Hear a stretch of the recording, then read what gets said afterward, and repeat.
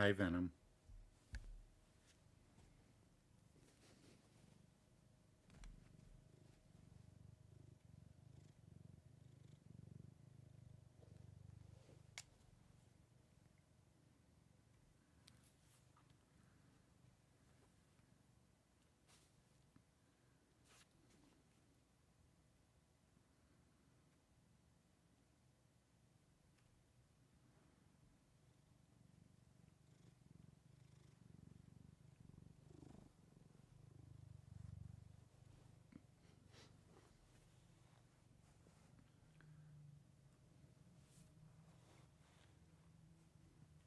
Hey, Josh.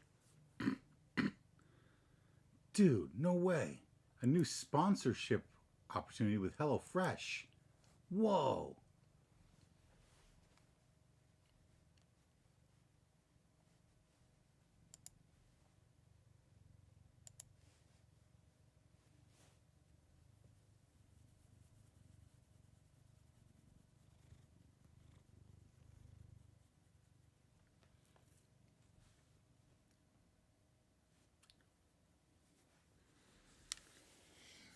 Man, I wish that it wasn't like Pokemon Legends ZA Nintendo Switch 2 edition. Like, I wish they fancied it up a little bit. 2 minutes. Perfect. All right. Turn off the keyboard. Move the mouse somewhere where Venom can't end my stream by accident. That's...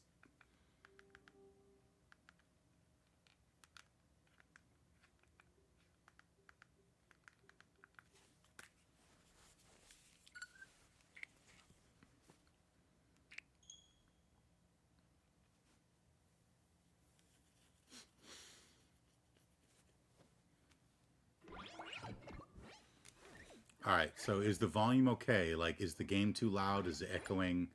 Can you hear me? All that fun stuff.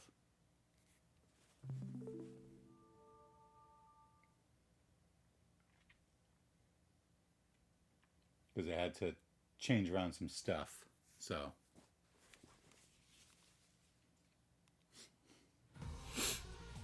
I want to make sure that it's not too loud. It feels like it's too loud. Oh, looks like Josh had to pop out, so I will check myself, I guess.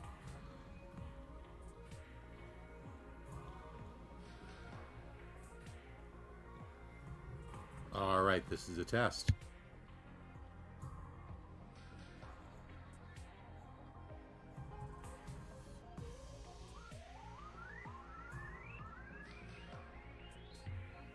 Seems okay.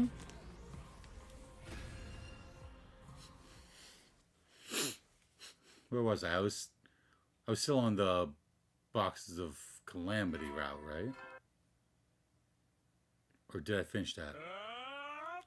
Where was I?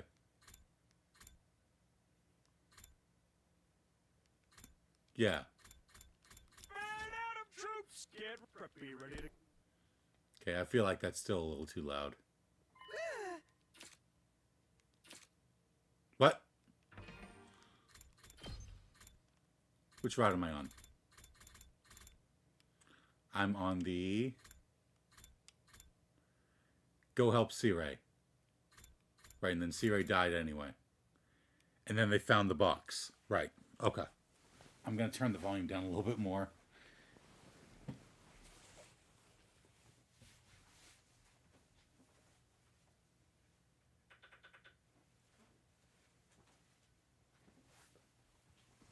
No, if I didn't get this soundbar secondhand, it might have come with like a remote. The remote does heaps of cool stuff.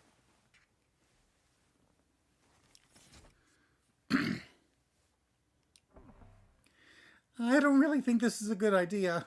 Hey! Shut up, man. I'm going. Don't try to stop me. Huh? I heard voices raised outside and rushed out to see what was going on.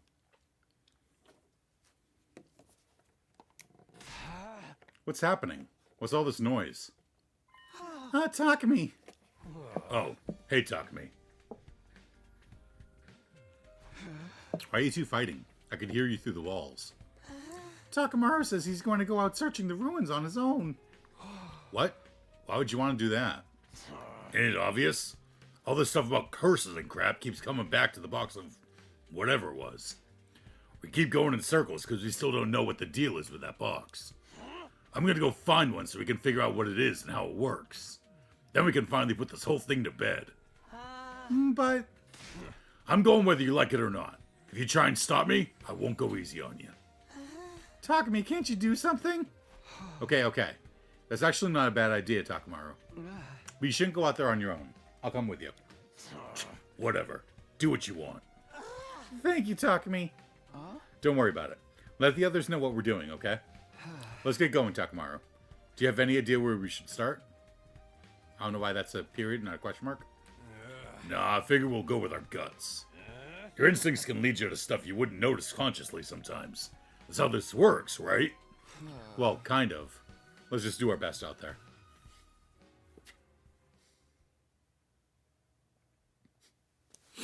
And so Takamaru and I spent the day outside school grounds, scouring the ruins for another box.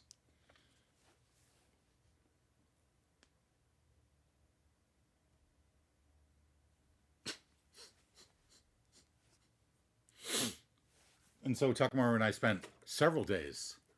Oh my god. Holy crap.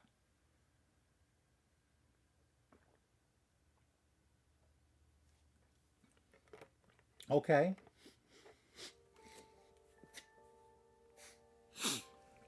For the past few days, Takamaru and I have done little else but explore the ruins outside the school. We checked the inside of the one containing the doll thoroughly, but hadn't found anything out of the ordinary.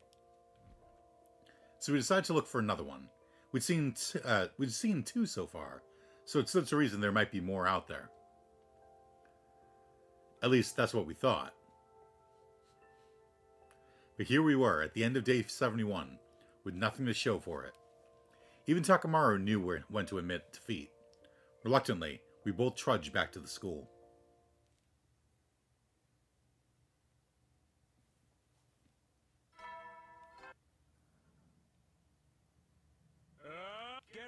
Be ready to get.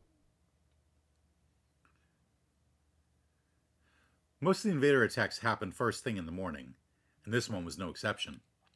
Hot on the heels of the morning announcement, the alarm sounded. Intruder alert. Defense.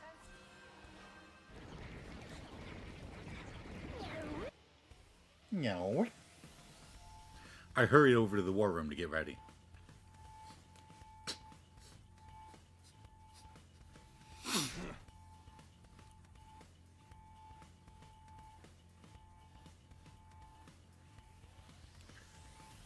Come on, man. Why you always gotta be the last one to show up?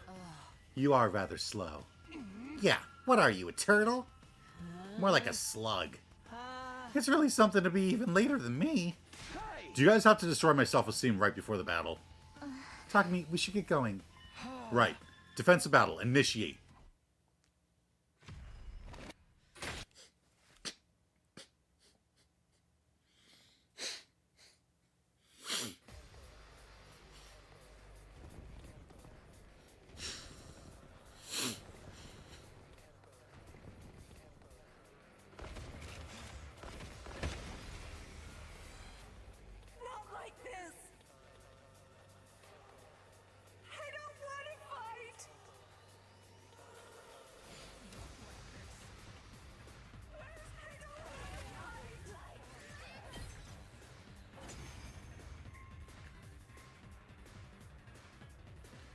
It's like the fact that we can still hear. Oh man, this is so easy. I don't even want to throw up like I usually do. We can hear their voices. Like that means that their consciousness is still in there.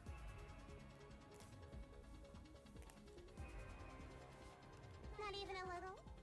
I tried dry heaving, but I just coughed up an old scrap of food.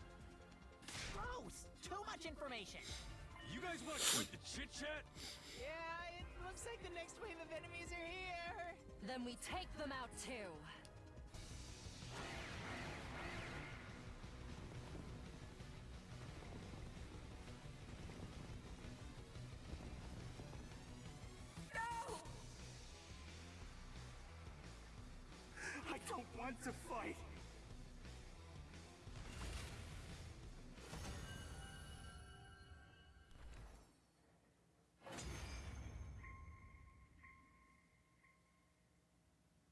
It's over? That was it? When things are this easy, it feels like the floor is gonna be pulled out from under us any minute. Ugh, don't be such a paranoid little pessimist. We had an easy win. That's a good thing. I guess so. Good work, everyone! I kind of wish it was always this easy. Let's just take some time to enjoy and appreciate this victory. Yeah, you're right. We won, and that's what's important. Thanks, everyone. You did a great job today. Despite the relaxed mood, my thoughts were still racing. Hi, Venom. Bye, Venom. Did these invaders feel hatred and resentment towards us for killing them? Could these feelings, could those feelings be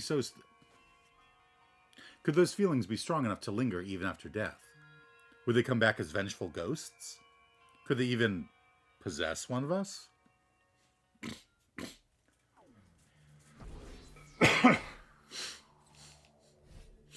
Oh yeah, this is the timeline where we find out that Kiriko is a time traveler. Or a timeline hopper. It was early, before the morning announcement. I was woken up by Gaku calling for me at the top of his voice. What are you doing, Venom?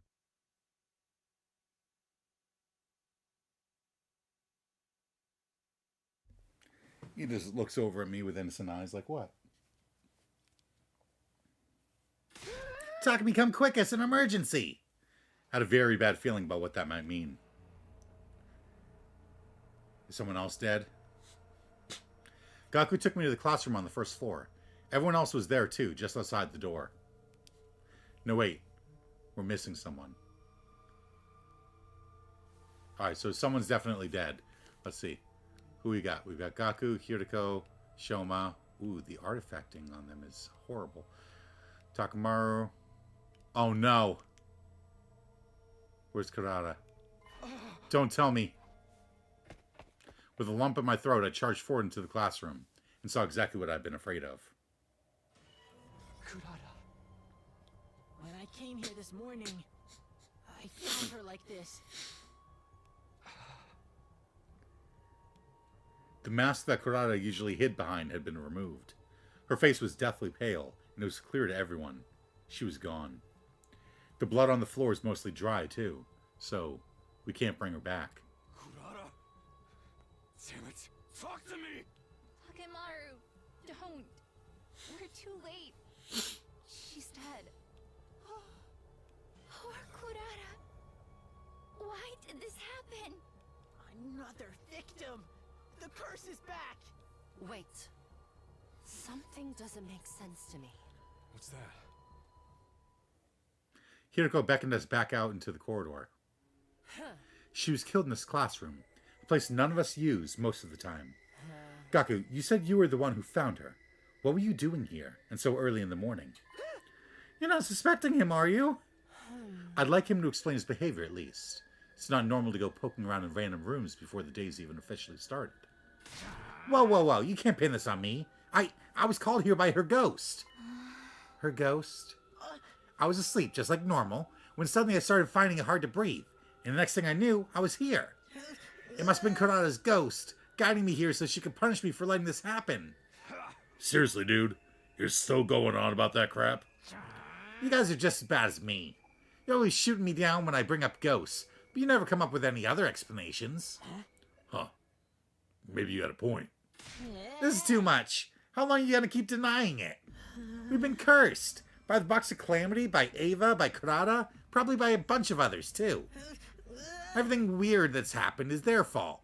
We need to exorcise them or we're done for. I refuse to accept that way of thinking.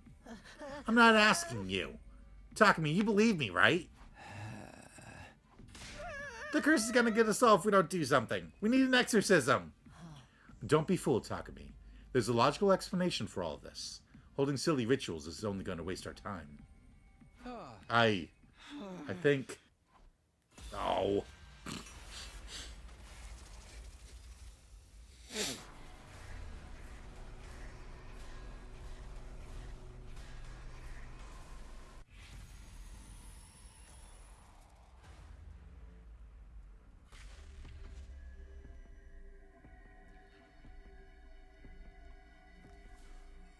Okay.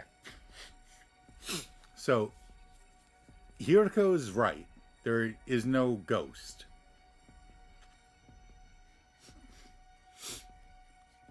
And it would be a waste of time. But we need all of our team together. And Gaku's going to keep doing this until we have an exorcism.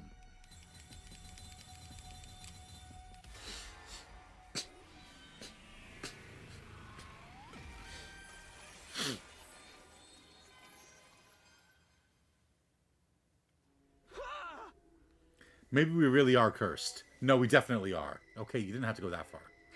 There's too much that doesn't make sense otherwise. Right? I knew you'd come around attacking me. Please tell me you're not serious. Of course I am. Everyone's been killed in such bizarre, malicious ways. It only makes sense that some kind of bizarre, malicious presence is behind it.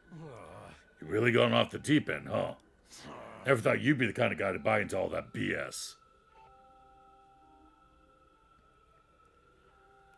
Do you guys have a better explanation for who the killer is then? That's what we're trying to figure out. And how many people have died while we've been doing that? How many more of us could still die before we find an answer? We don't need to know why this is happening. We just have to find a way to stop it.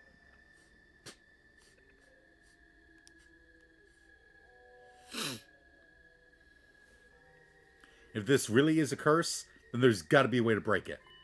You tell him, Takumi. We've been way too reactive this whole time.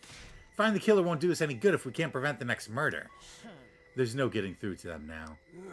For once, I agree with you, Hiroko. Please, everyone, just calm down. That's right. Kurata's still hanging there. This is no time to be fighting among ourselves. Yeah, we should get her down at least. I can't stand the idea of leaving her like that. I guess you're right. She might come back and haunt us if we don't. Hold on a minute. This is a crime scene. We need to preserve it until we've had a chance to investigate it. No, we gotta treat her body with respect. Have some decency. That's your concern here? Must be so nice to have a head as empty as yours. You just don't understand people's feelings. Can't you see you're making this worse? I think we should leave things here for today. Enough has happened already. I don't want us to fight on top of that.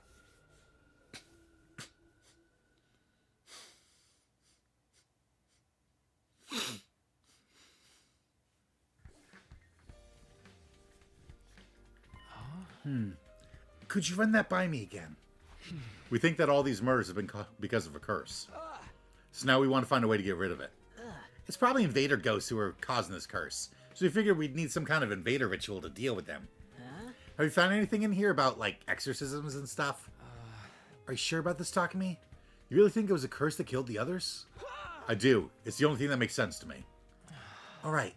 In that case, I'll make that my priority too. There are a few things I've already read that might help. They should be in this pile over here.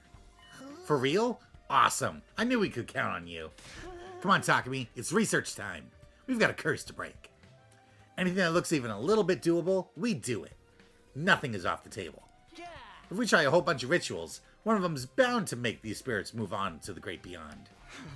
Right, and if we do that, the curse will be broken. We can take back control and stop having to worry about all this weird stuff.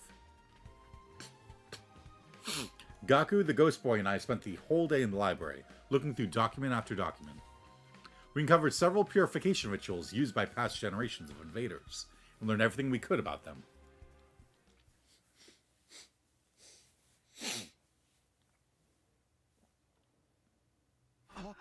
This music.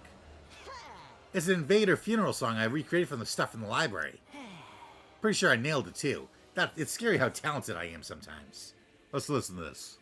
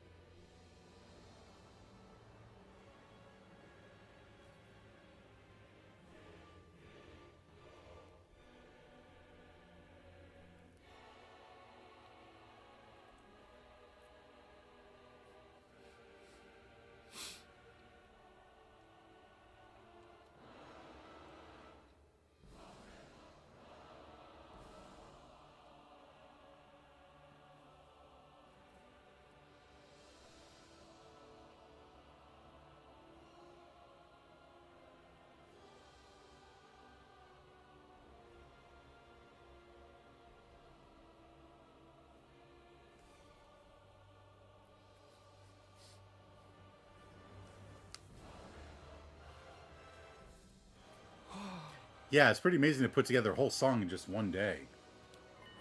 Well, well. I was wondering what all this racket was. I should have known you two would be responsible. Laugh all you can, Hiriko, but this track is gonna save us all. If that's what makes you feel better, then by all means, do whatever you want. I'll even let this disturbance of the peace slide. I don't care anymore. Hey! She really hates our guts. Forget her, man. She's the one who won't open her mind to the truth. Come on, we've got more composing and arranging to do. Really? Yeah. This isn't the only song I found in those old documents. We gotta try all of them just in case the first one doesn't work. I'm also gonna put them all together into one big ultimate funeral dirge megamix. Sounds good. Let me know what I can do to help.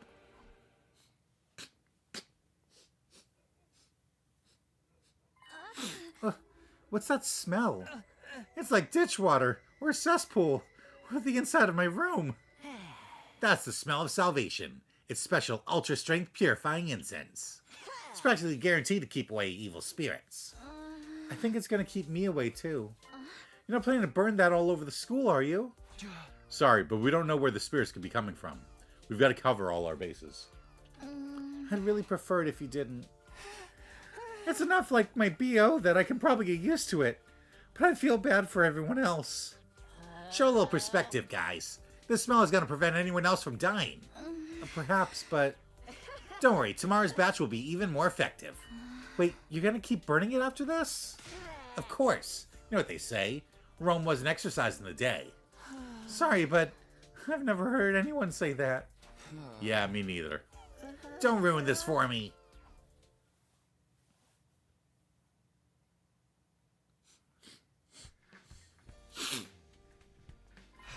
A higher order exorcism?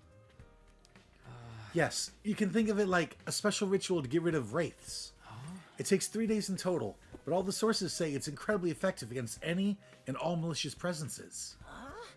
It's really that powerful? This is it. This will solve all our problems, baby. Perhaps, but considering how strong it is, it needs a lot of preparation. You need holy water drawn from a particular spring, and coals for the sacred fire. Also, a medicinal herb that only grows on the highest mountains in this region. Unless you can get those things, we can't even start the ritual, let alone see it through to the end. It does sound like that'll be hard to get our hands on.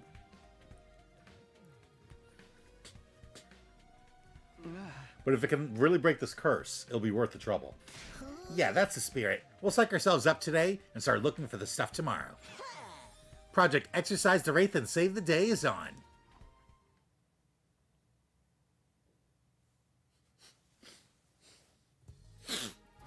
Hey Gaku, you ready to go?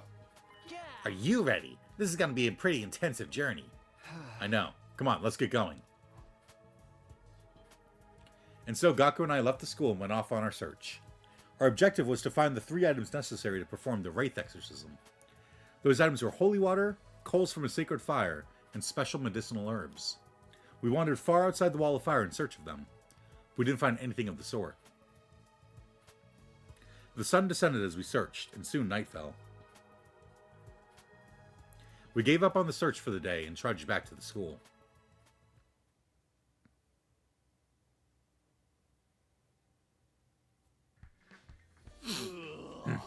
Guess you guys are still around, huh? Do you even care about how potentially screwed we all are right now?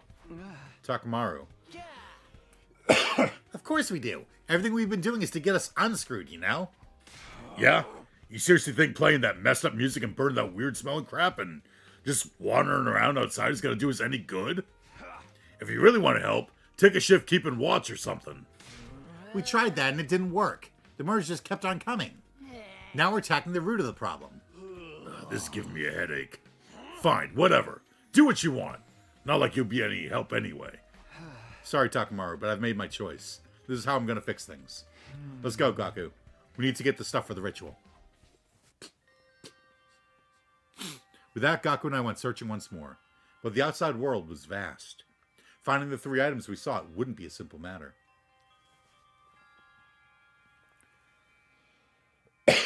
Our attempts were as fruitless as the day before, and it soon grew dark.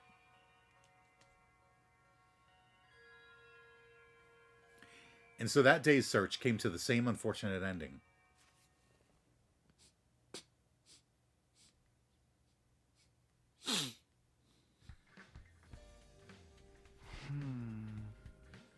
Come to think of it, haven't seen that ghost woman in a while. Maybe all these countermeasures are starting to take effect. I like to think they are, but I can't let my guard down. Oh, yeah, and since we know that it's actually just a manifestation of his own guilt, since he feels like he's doing the right thing and trying to fix it, his guilt would be weaker.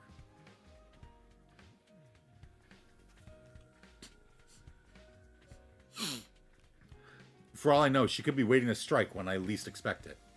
For now, I have to concentrate on getting everything we need for the ritual.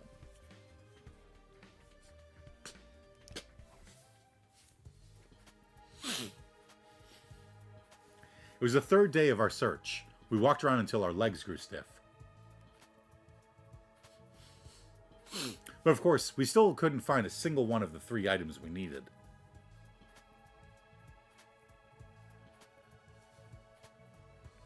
As the darkness of night set in, Gaku and I dejectedly returned to the school.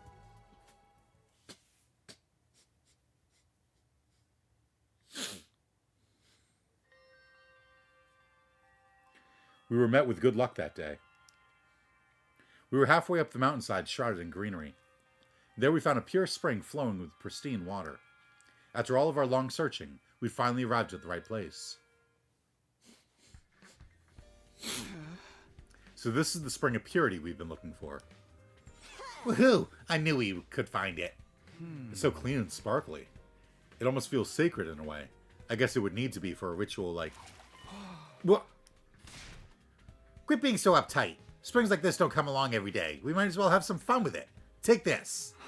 Oh, now you've done it. You think the sacred water is here for you to play around in? You're doing the same, aren't you? You started it. Man, I wish we had some girls here. Let's just get the water and get going. Right.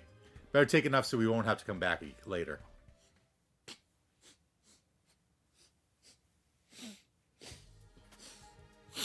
It was Gaku who first suggested that the other 2 items could also be in the mountains. Trusting that idea, I followed him to the same mountain we made our way through the day before. We went past the spring we'd found, and after a few hours, Gaku's guess turned out to be right. We found the second item in a slight clearing in the deep thicket.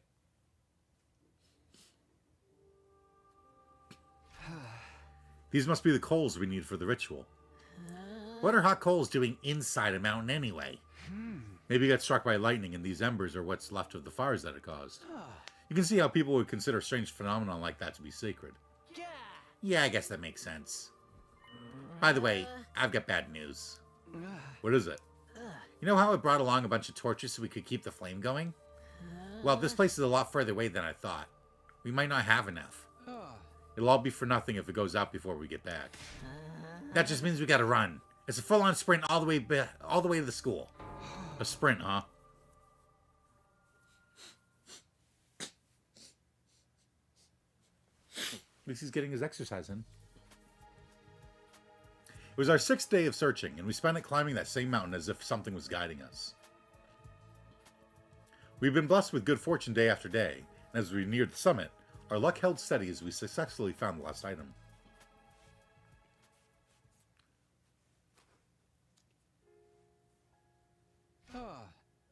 This is the herb we need, right?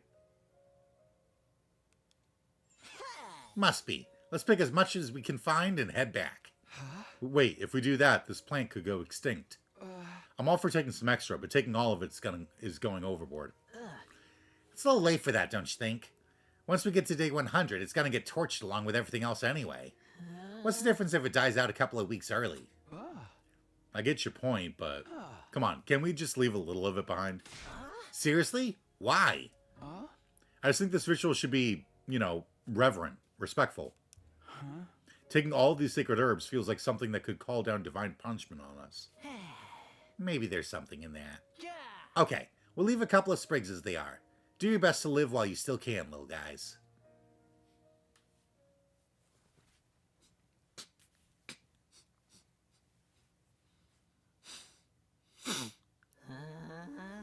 Alright, we've got everything we need. Are you ready?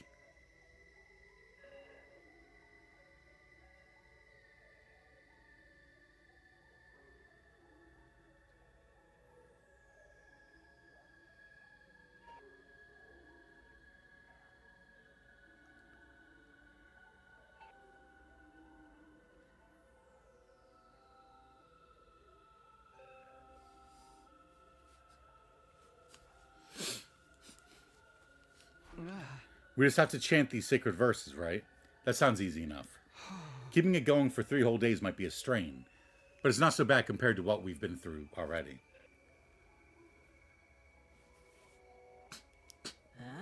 We better get started. You never know when the curse might strike next. Yeah! Let's do this! Isaf sit i vel, stirrips livet. Isaf sit i vel, stirrips livet.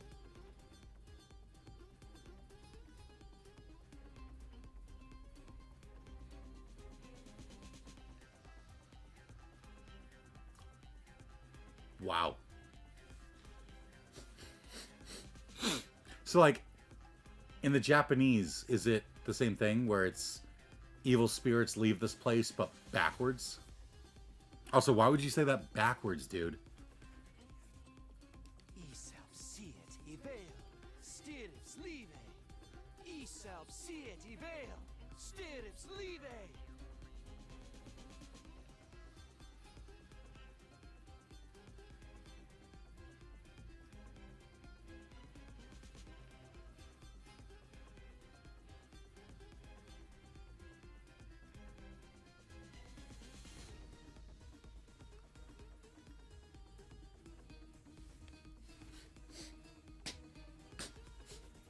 Disturbing the peace again, you two. What are they doing? Beats me. Just ignore them. Isaf sit i vel, stirrips livet. Isaf sit i vel, stirrips livet. Isaf sit i vel, stirrips livet. Isaf sit i vel, stirrips livet. Isaf sit i vel, stirrips livet. Isaf sit i vel, stirrips livet. Isaf sit i vel, stirrips livet. Isaf sit i vel, stirrips livet. Isaf sit i vel, stirrips livet. Isaf sit i vel, stirrips livet. Isaf sit i vel, stirrips livet. Isaf sit i vel, stirrips livet. Gaku and I continued chanting all the rest of the day. Again. The sun set and rose again and set again. We didn't stop. We couldn't let anything interrupt the ritual. We kept it going for 3 days and 3 nights, and then...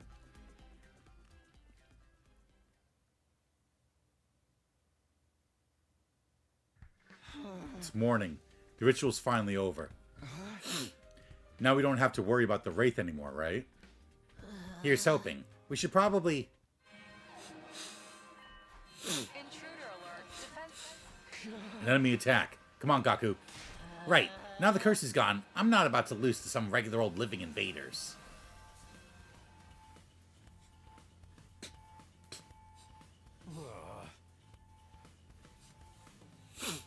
You chumps actually decided to show, huh?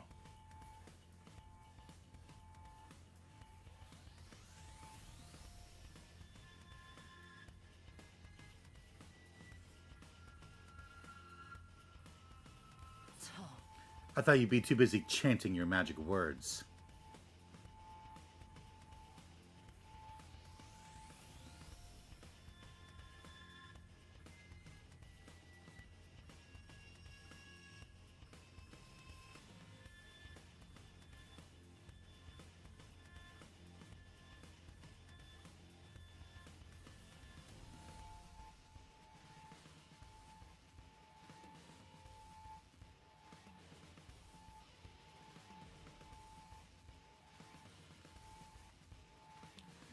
It would be so much easier if that worked to get rid of invaders, too.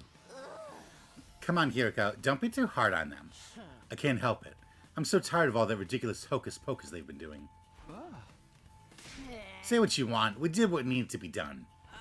Yeah, anyway, the invaders are almost here. Right, let's focus on the battle for now.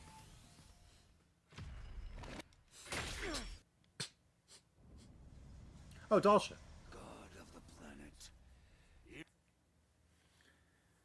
I know it's probably just repetition, but it's cool how I'm learning all these invaders' names.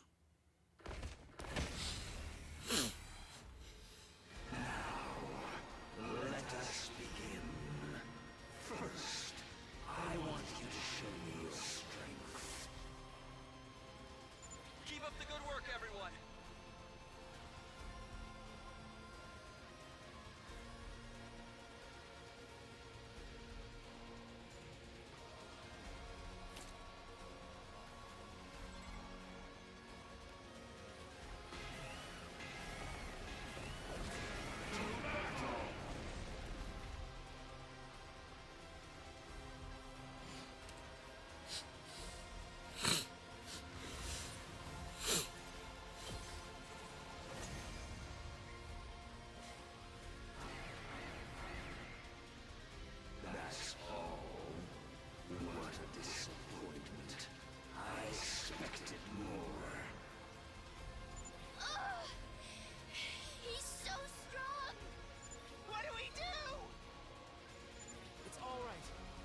it to me. You.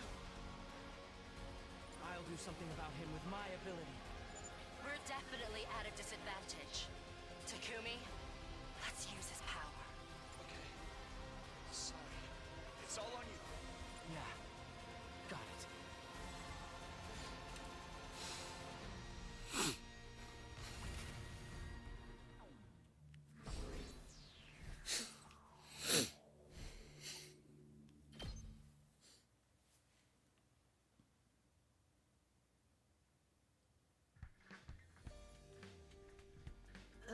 So I've been wondering, do we really... Whoa! I thought I got rid of Otto. So I've been wondering, do we really get rid of the Wraith in the end? Don't tell me you're having second thoughts. Holding all these rituals and stuff was your idea. No, don't get me wrong. I haven't changed my mind about the curse being to blame for all this. But like, we only did what we could figure out from those old documents, you know? What if there's some kind of detail or nuance we missed? How can we tell if we actually did the whole thing right? I got to thinking that last night, and now I can't get it out of my head. Maybe you're right. There's only so much we know about the invader language and culture. Even so, there's not really anything we can do about it. Of course there is. It's easy. We just have to carry out the ritual again. Except we'll do it a little different to account for anything we missed, or got wrong the first time. We still have some of the materials left over, so we should be good to go. If we keep doing it over and over, it's bound to take effect eventually, don't you think? Hey, you're right. In a situation like this, we can't be too careful. Then it's on. We'll rest up tomorrow and make a fresh start the day after. Sounds good. If this is what it takes to keep everyone safe, you can count me in.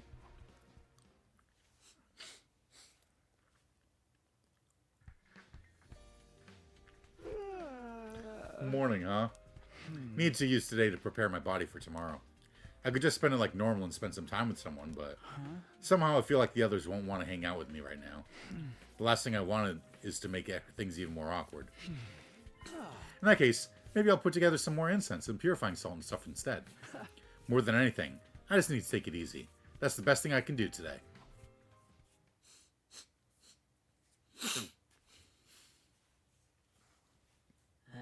Okay, time to get the ritual started. This version is going to be more severe than the last one. I hope you're ready. Who do you think you're talking to? I was born ready. That's the spirit. Let's do this.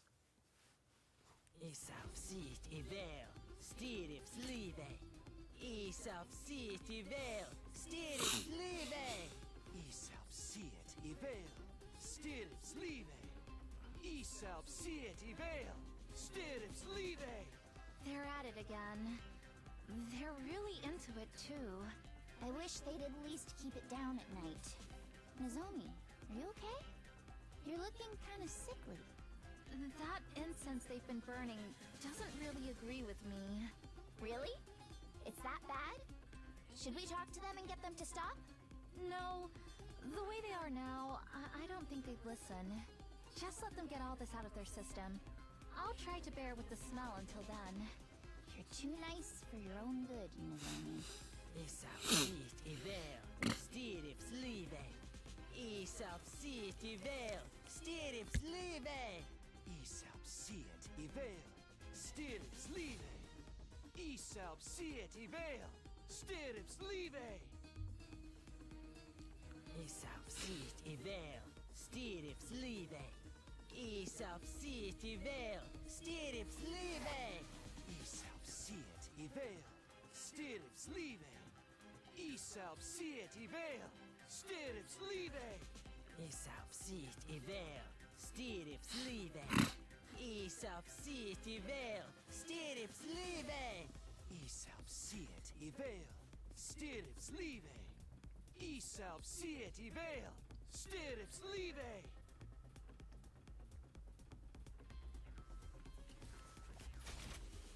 Gakko and I continued chanting all the rest of the day. Again. The sun set and rose again and set again. We kept it up for 3 days and 3 nights, and then...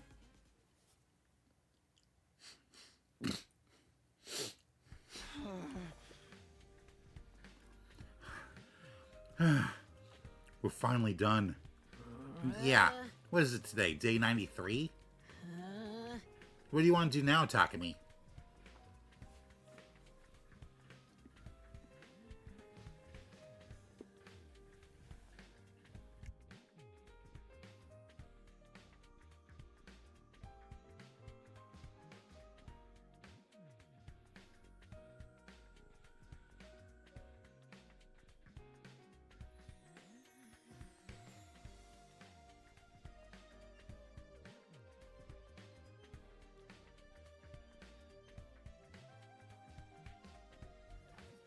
I knew what Gaku really meant by that question.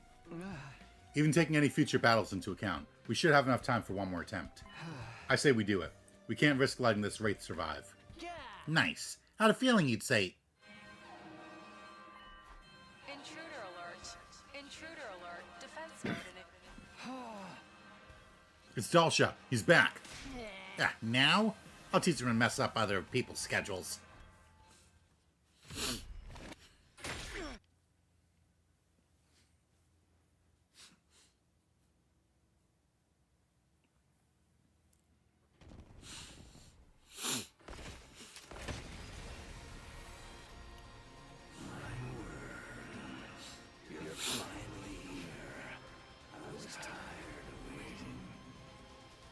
You brought friends with you this time. I wanted to come home, but that woman went and sent them with me. That woman? Do you mean Vashtas? That hardly matters. More importantly, let us begin. Okay, here goes.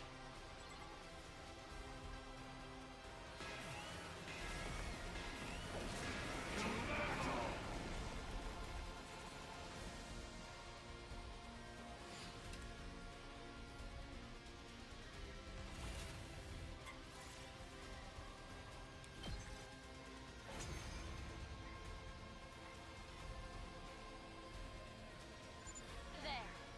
That's all of the cannon fodder dealt with. Now, just the old man. Then let's finish this.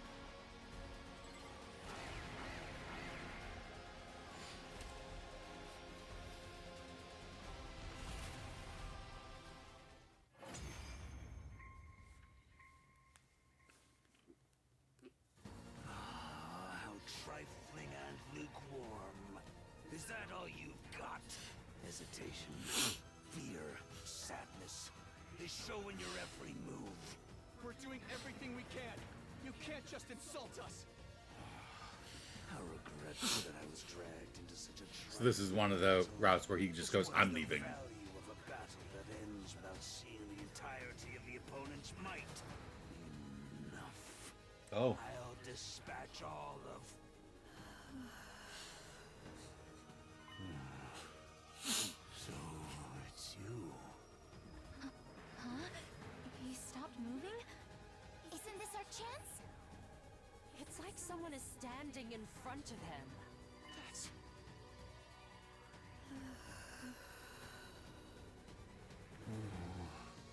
But, say what you will, I have my own goal. You have a point. You indeed have a point. I will leave. What? I said I will leave. Whether I kill you or you kill me, it seems the death I seek is not here. I've lost interest. This will do. I shall leave. You're abandoning the battle? Coward. This should be preferable for you. And it doesn't change the outcome. That you cannot beat her. At this rate, you will be killed. Farewell.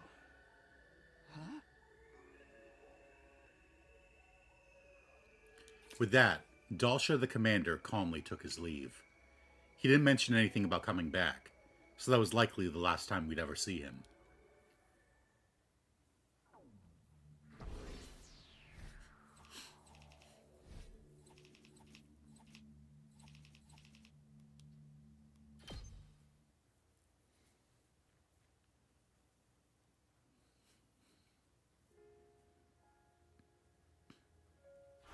Phew. Everything's back in its proper place now. I thought putting the stuff away would be easy, but I guess I underestimated how messy it all was. Sorry to make you help me with this. The final attack is coming soon, so I have to stay put and save my strength. It's fine. I'm glad to help after all the research and translation you did for us. Gaku's still finding new ways to set up cleansing charms all around the school. I see. I don't know whether that will help, but you seem happier at least. And if you're happy, I'm happy. We're planning to try that 3-day ritual one more time, so this will be my last chance to clean everything up. There's no telling what'll happen when the final attack begins, so it's all just a matter of settling our nerves now. I spent most of the day cleaning up the library and chatting with the ghost boy. Just a nice, quiet day.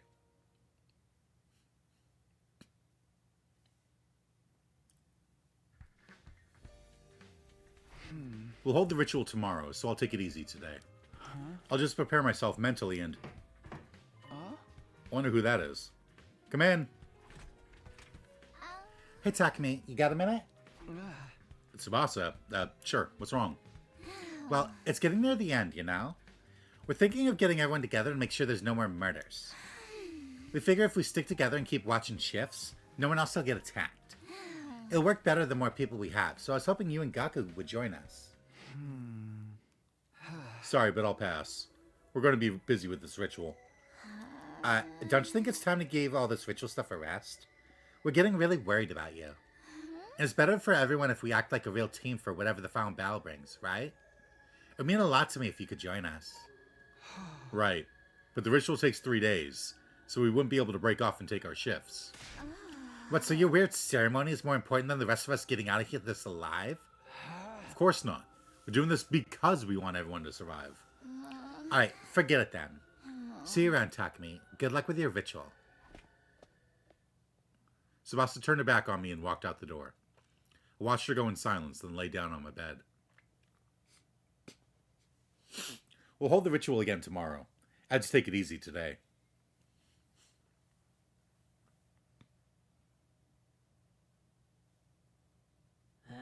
This is it. One way or another, this is our last chance. Let's exercise this wraith once and for all. Yeah, we have to protect our friends.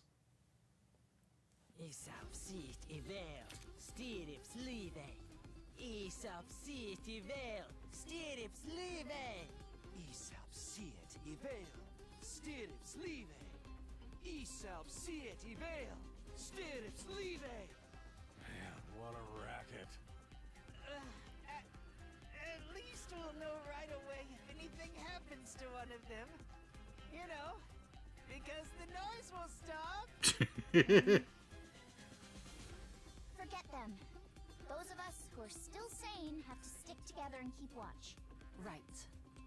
Let's all do our best for these last few days.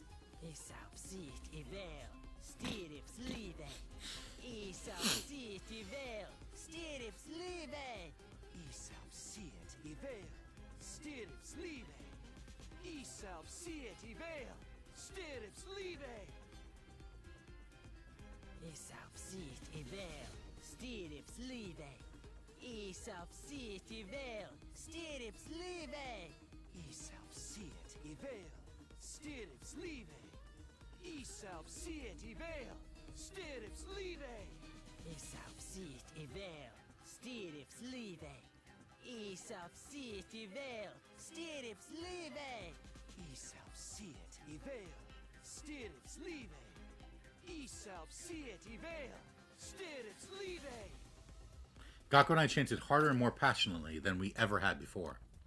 Eventually, we reached a state of hyperfocus where we weren't even aware of the passage of time anymore. The next 3 days went by in a flash.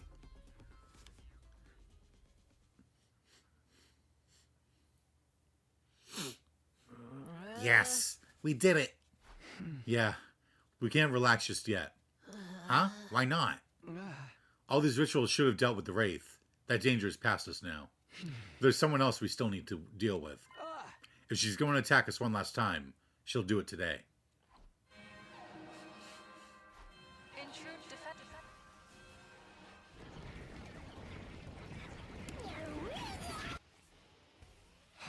See? It's Veshnis. She's here.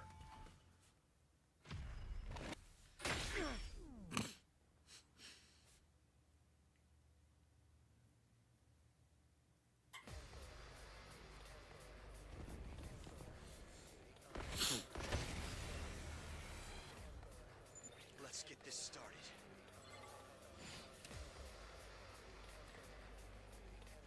Subseed. Vel. Stirrups. Lieve.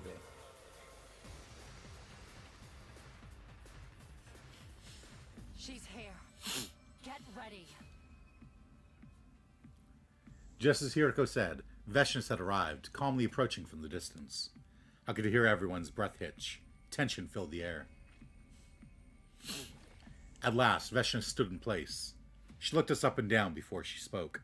Your power and the power of the Second Coming are mine. I shall devour all.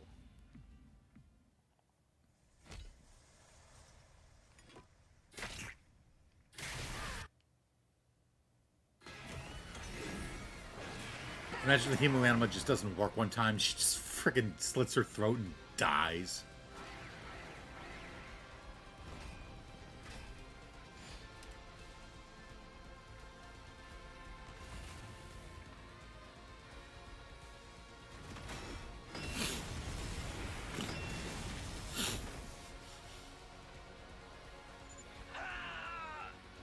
This attack, it can't be. Undying flame attack. Now, put yourselves back together and come at me again.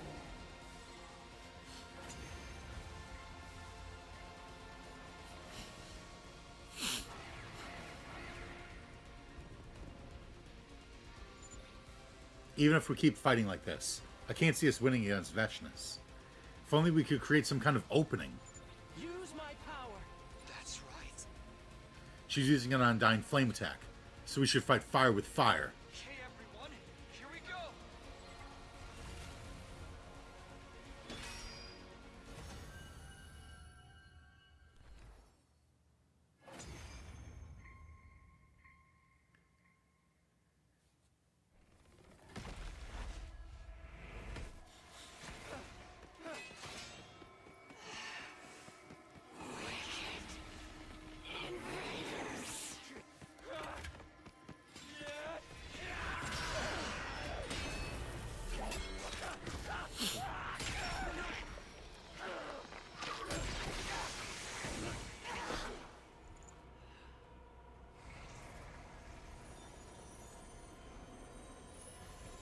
Now that you've won, there is only despair in this planet's future. This truly is the worst of all time.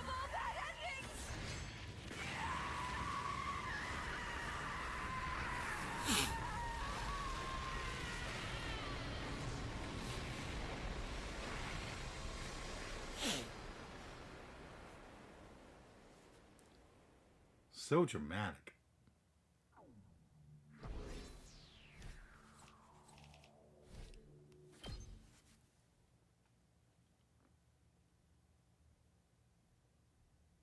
An omnidirectional attack will launch in 300 seconds. Special Defense Unit members, please board the escape pod in the schoolyard immediately.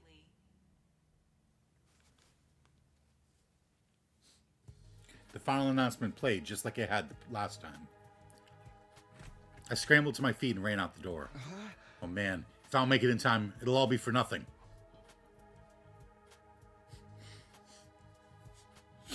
The pod was waiting for us in the schoolyard when I arrived. The others were there too, all except Gaku. Now that it's finally over, it feels a little anticlimactic. Think so? Damn, girl, you really are badass. Me, I had a hell of a time just dragging myself out of bed this morning. Don't worry, Takamaru. We all know how hard you fought yesterday. It's obvious you're still tired from that. Are you feeling alright, Nazmi? You're looking even more pale than before. I'm just a little nervous about the idea of flying in this thing. But I'm sure I'll be alright. The war's finally over, so everything will work out fine. I certainly hope so. Even if the fighting is over now, I wouldn't want you collapsing or getting sick. None of them even looked at me as they stepped into the pod. And honestly, I didn't blame them. I turned them down when they asked for my help, and prioritized the cleansing ritual instead. They wouldn't stop me from getting in the pod with them or anything. We were clearly no longer friends. I'd irrevocably tarnished my relationship with these four. Yo, Takumi, what's with that sour look on your face? Now that we've reached the end, I can't help wondering, Did I make the right choice? Was there a better way to resolve all this? You just love beating yourself up about stuff, don't you? Think about it. Ever since we started performing those rituals, the killing stopped. There hasn't been a single new victim. Our plan worked. Our hard work paid off. What's so wrong about that? Besides, our fight's not over yet. Huh? We killed Veshnus, and now we're about to wipe out all the invaders left on the planet. Just think of all the curses and vengeful spirits something like that's gonna create. Our fight against those malicious forces isn't over. It's only just beginning. So I went to the library and grabbed all the books and old documents I could carry.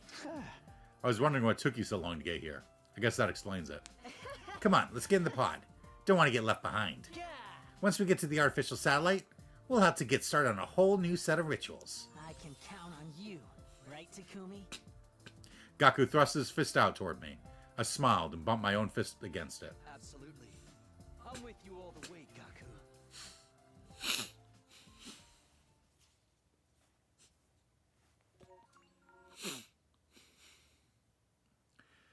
Ending 36, Box of Calamity Route, Exercise Plan.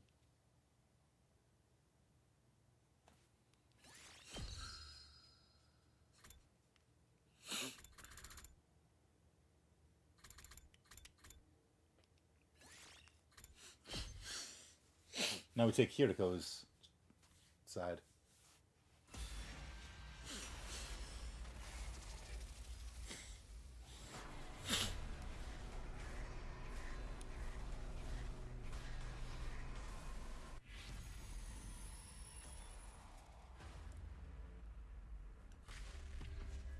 And, like, it makes sense that if we're stuck doing the ritual, there would be no more killings because we wouldn't have the chance to kill anyone.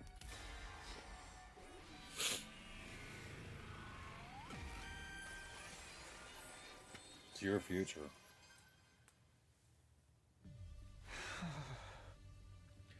People don't become ghosts when they die. They become statistics. Yeah, that's right. Kurata wanted us to think that. She said, when I die, remember that I'm just a statistic. Huh? We don't need an exorcism, because there's no way Kurata would come back to haunt us from beyond the grave. There has to be an explanation for all of this. Something that we're missing. Has to be. You're not even fully convinced yourself.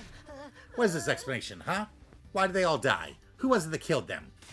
I don't know, yet. But I swear, I'm going to find the truth and explain everything.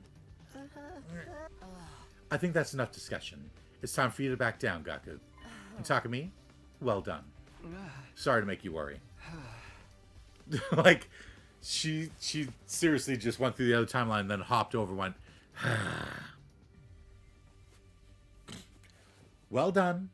Good job. I saw what you did in the other timeline, so... Anyway, we can't leave Kurata like this. Let's get her down and put her body to rest. Of course. We can mourn for her properly once this is finally over. We cut Kurata down and buried her next to our other fallen comrades. A storm of different emotions swirled around inside me. Rage, sorrow, remorse. But one thing I wasn't feeling was doubt. It was like the miasma that had been weighing down my thoughts for so long had finally been dispelled.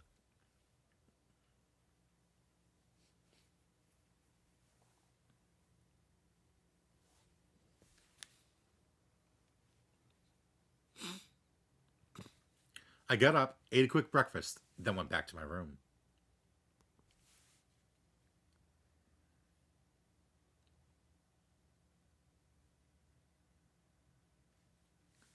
I need to get my thoughts in order. Let's go over the incidents one more time. Yagami was killed in the bathroom. He was hanged and had his ankle slit open so he'd bleed out as well. We found Moko in the cafeteria, where she'd been stabbed multiple times. Imu was stabbed too. His body was still inside the cage we'd locked him in. The cage was still locked when we found it too. Why'd the killer lock it behind them? Were they trying to create a locked room mystery? But why do that when all of Ima's injuries were clearly, very clearly pointed to murder? Did they just want to mess with us?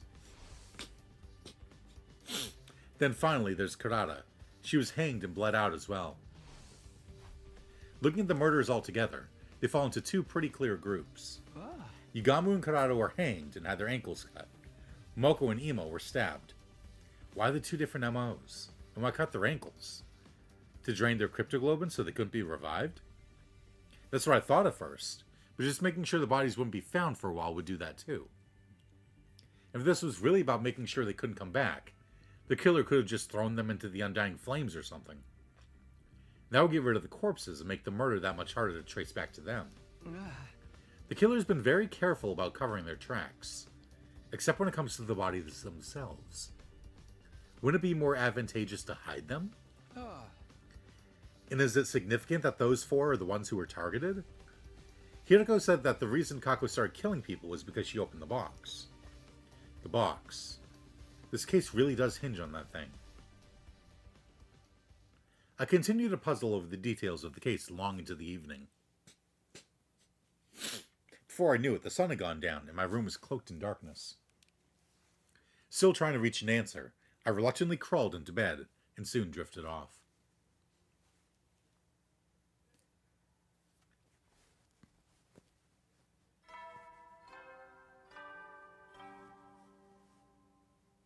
Up and out of troops! Time to rise and shine! Get ready for your 75th day of active service here at Last Defense Academy! Prepare to spend another day enduring the unendurable and suffering the insufferable to pave the way for humanity's future greatness. Be ready to give your lives to protect our beloved school from the vile and barbaric enemy!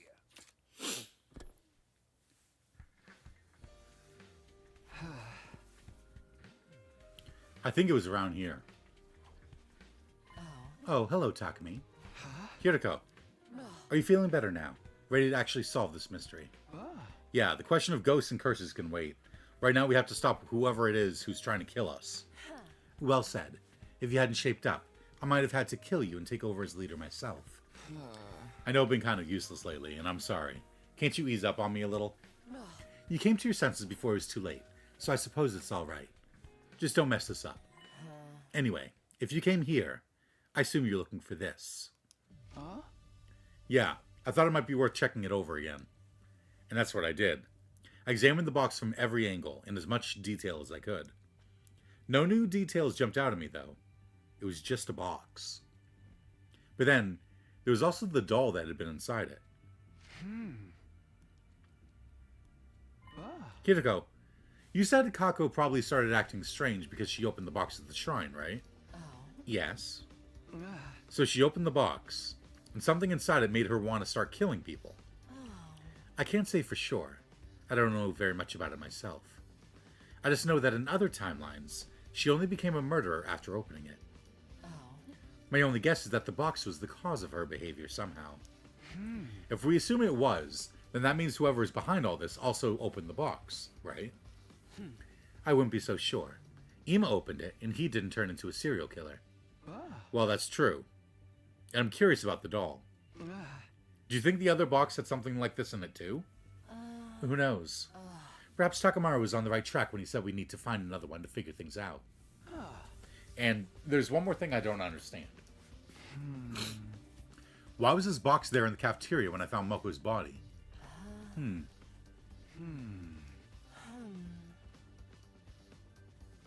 Hiroko and I discussed things some more, and threw around a couple of theories. We didn't come to anything conclusive, though.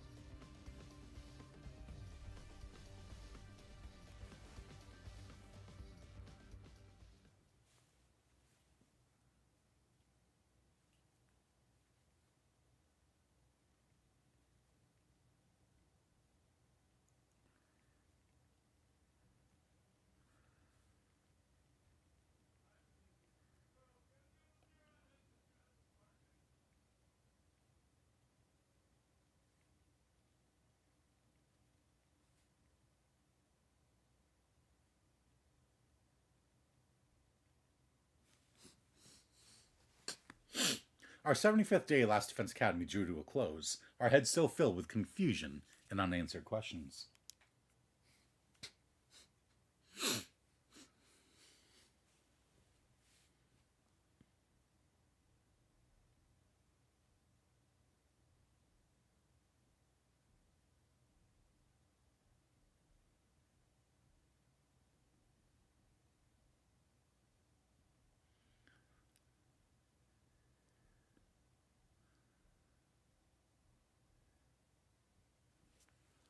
Day 76. I spent most of that day mulling things over. I walked around the school looking for clues, too. I re-examined all the crime scenes, hoping to find something I'd missed the first time around. My search didn't yield any results, though, and all too soon, the day was almost over.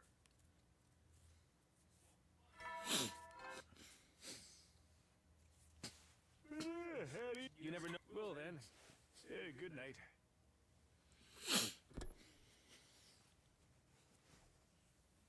The nighttime announcement played like usual, and then he appeared. Hello, it's been a while. I think I finally have something to report. What is it? Before I tell you, I'd like to get your thoughts on what's been happening here. Okay, but I haven't really come up with anything definite yet. I proceeded to tell the ghost boy everything I'd managed to figure out so far. I see. Kako changed because of a strange box, and now you need another one to move things forward. In that case, I think you'll find what I have to say helpful. Really? What'd you find out? Well, most importantly, there seems to be a legend regarding the Box of Blessings in Invader Society. Supposedly, there are 7 of them scattered around the world, and anyone who finds one will find happiness. So what Ava said was true? I don't think so. There's also a corresponding legend about the Boxes of Calamity. This was mentioned in even older sources. They say there are a total of 6 of these boxes hidden around the world. So, what does that mean? Both of the legends seem to be legitimate, but there's one other important detail. Apparently, Boxes of Blessings and Boxes of Calamity look almost the same. The patterns on the boxes are also the same, but their number of symbols is different. So, first glance, one likely won't be able to tell if a box is one of blessings or calamity. It had a particular design on it. Imagine if you were able to, like, use meta information. Like, you come across a box, and you can look at it, and be like, ah, that's a box of blessings. Or, ah, that's a box of calamities. Like, since I've gone through the timeline where I find out how to tell the difference between the two. In your culture, I think you call it a moon. Yes, it was a little wooden box adorned with a moon design. I'm pretty sure Ava mentioned the Box of Blessings had a moon design on it. That's right, but the same is true for a Box of Calamity. However, it seems that the Boxes of Calamity have a certain order to the number of moons. Unfortunately, I don't know anything about that order. In any case, I think Ava intentionally said nothing about the existence of the Boxes of Calamity. As I said before, Boxes of Blessings and Boxes of Calamity bear a striking similarity. So if anyone were to find a box and not be aware of the Boxes of Calamity, that person would be certain it was a Box of Blessings and open it without hesitation. Supposing it was a Box of Calamity in which a wraith was sealed. So that was Ava's goal. I believe she planned to let you guys open the Box of Calamity in order to wipe out the Special Defense Unit. And she came up with that plan so quickly. The point is, this wraith is something Ava genuinely thought could do us harm. It's not something abstract like bad luck, but a genuine tangible threat. The box Kako opened at the shrine, and the one you found in the cafeteria. Sorry, the box Kako opened at the shrine, and the one you found in the cafeteria. Even if we count those 2 separate ones, there's still 4 boxes of Calamity out there somewhere. If we can find one, we might just be able to figure out what happened to Kako. You're right. We thought so too, but this confirms it. Thank you. Was I able to help you out a little? I'm glad. With a smile, Ghost Boy faded away. Finally, we had some new, definite information. I was so excited that night, I could barely sleep at all.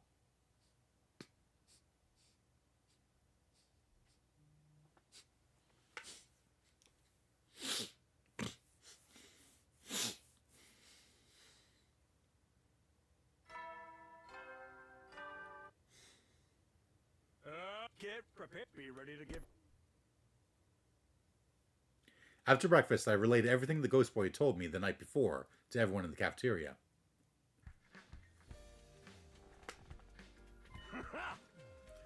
Gotcha. That makes things a lot more simple. We just gotta find the box, and that'll show us the bastard who started this whole mess, right? Whether or not it'll get us that far, it's certainly a solid lead at least.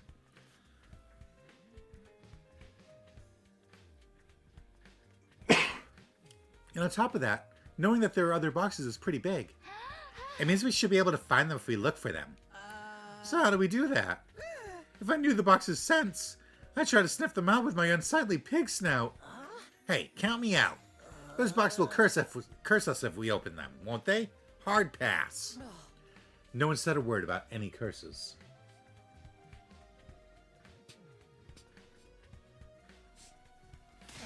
So, you think you know what'll happen if you open them?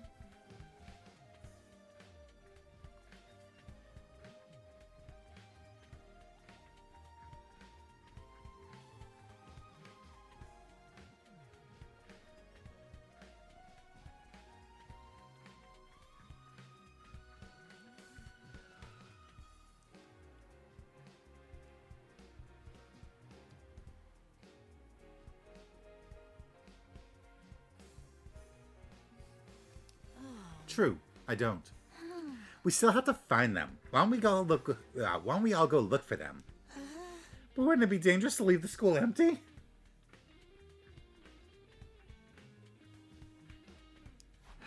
Yeah, maybe we should just stick to a group of 3. I'll go on my own. Takamaru. It's like I told you before. Right now ain't the time to hole up back here. The only choice we got is to split up and search.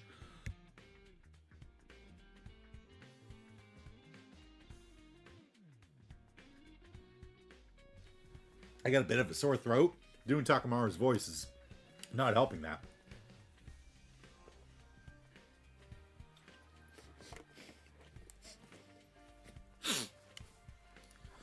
What, and leave the school empty? I don't know about that. Until we find those boxes, we'll keep getting picked off until we're wiped out. We gotta do this together and make sure to find them fast as possible. You get that? But still, I told you, you can count me out. Calm down, Takamaru. Whatever, I'm going. And I'm bringing home a box. Split up the rest of the work however you like. Hey, Takamaru, wait. Let him go. He's not the kind to get himself killed. Even so, what's wrong with him? It's not like him to be so reckless.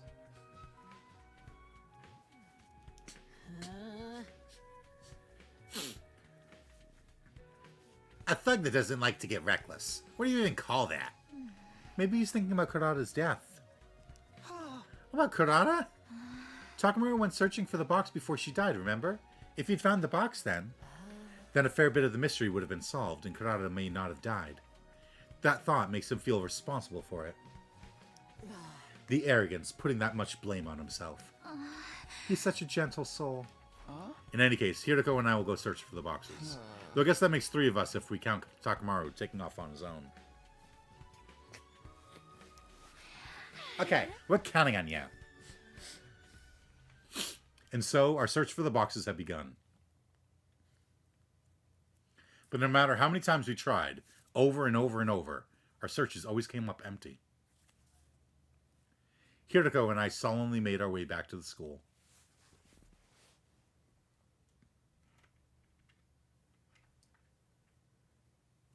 Oh boy, here we go again. Okay, 80.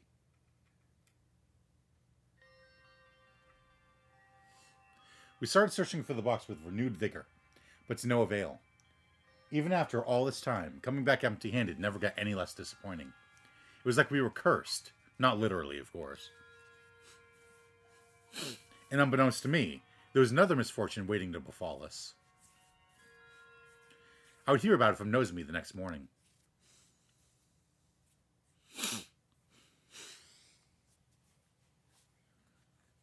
What? Takimaru still hasn't come back? No, he went off on his own yesterday morning and no one's seen him since. Could something have happened to him out there? Come on, this is Takamaru we're talking about. He can handle himself. See, this is why I said we shouldn't act alone anymore. We're gonna get picked off like victims in a horror movie. If we were in a horror movie, I think you'd be the 3rd one to be killed off. Shut up, you're gonna jinx it! You don't think the invaders got the jump on him, do you?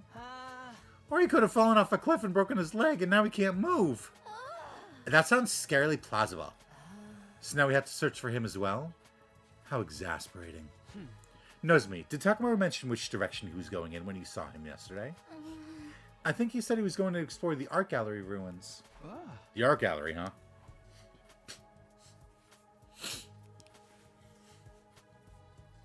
Hiroko and I paired up for the day to search the cavernous building we decided was once some kind of art gallery.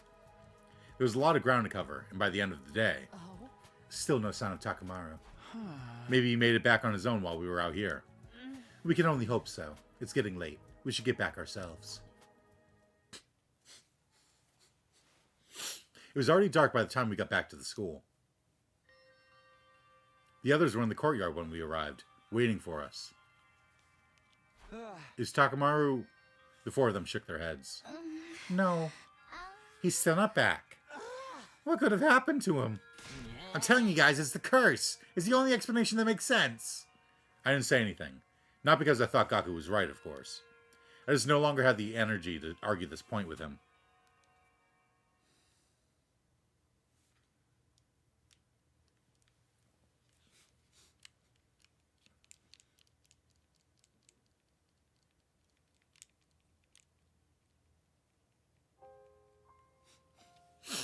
All through day 82 and 83, Hiroko and I kept up our search for Takamaru.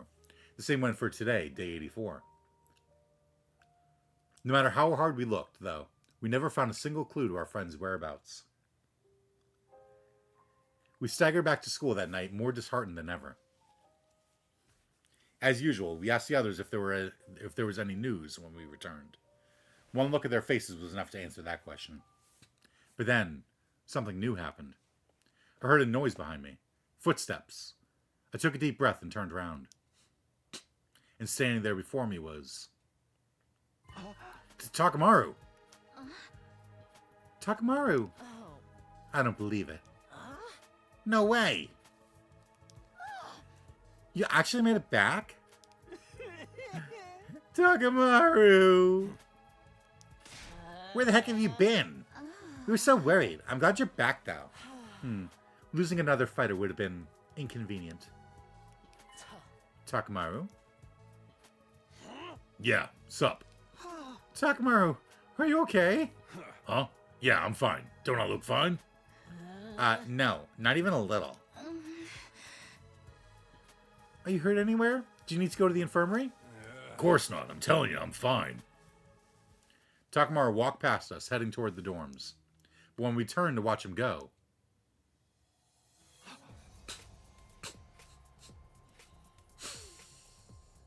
Takimaru, what happened to your back?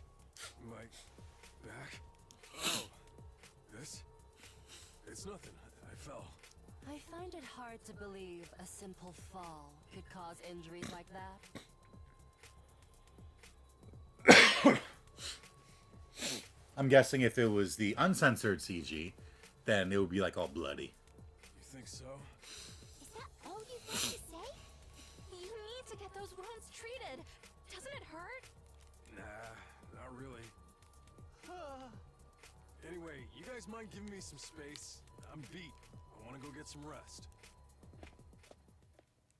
Takamaru began moving again and disappeared into his room.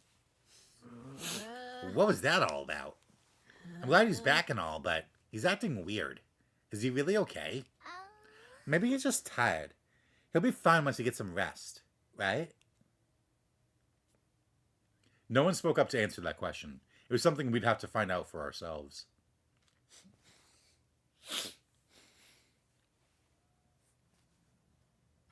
Zenta's already dead, right? Band out of troops! Time to rise and shine! Now, everything hinges on all of you. Long live!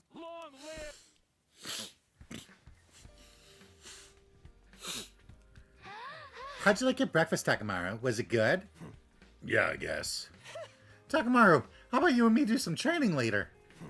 Yeah, I guess. Takamaru, is it cool if I punch you right in the face? Yeah, I guess. Okay, he is so not okay.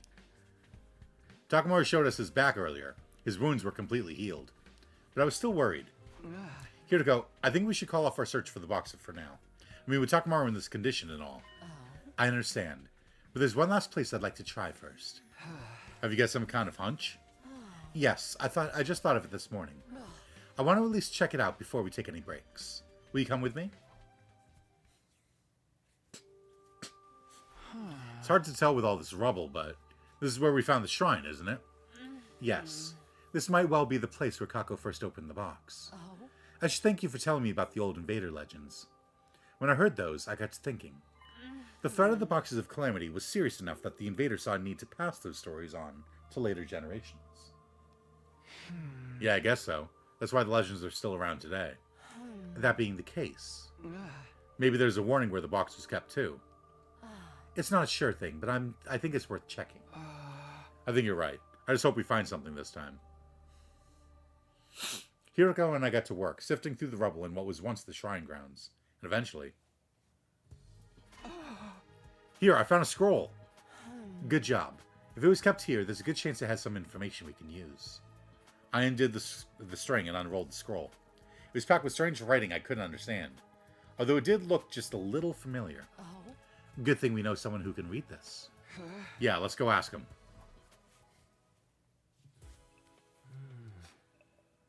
I see.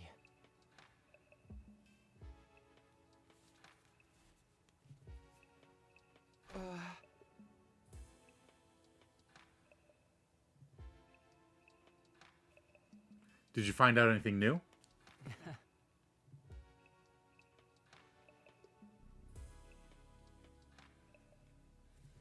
Sort of. This is definitely a document about the Box of Calamity. I'm sure of that much, but... But what? It's written in code. In code? Yes, it's been deliberately made more complicated and difficult to read. They went to all that trouble to keep this information secret. It must be important. It'll probably take me several days to completely decipher it, though. I'm sorry. Don't worry about it. We know you're going to be doing your best. That said, the faster you finish, the better. Here to go. I understand. I'll get it done as fast as I can. Thank you. We'll leave it with you, then. This is progress, right? We can't say for sure until the scroll's deciphered. At the very least, it does feel like we have a chance to move things forward now. All because of you. Thanks, Hiroko. I didn't really... Oh? What's the problem? I saw something streak across the sky just now. Huh? Oh, was it one of those shooting star things? Perhaps. It was gone before I really knew what I was looking at. So, are we still taking a break from looking for the box? I don't think searching blind will do us any good. Let's wait and see what the scroll says. Why was there a shooting star? It's got to mean something.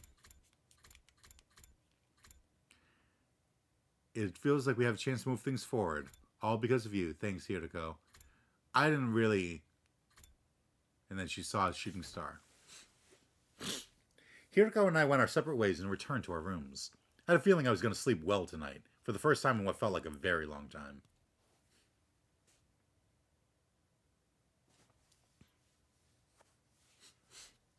I must have been pretty tired from the last few days, because by the time I woke up, the sky was already sinking below the horizon.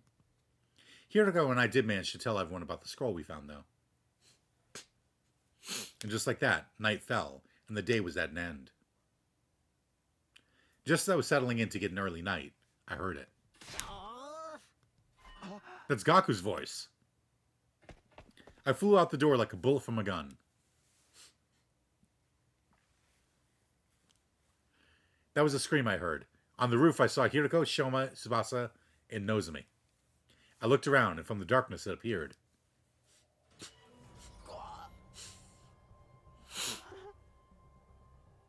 Oh. What is this? What's happening? No way! Quiet. Don't talk. Just get your infusers and... You idiot! He's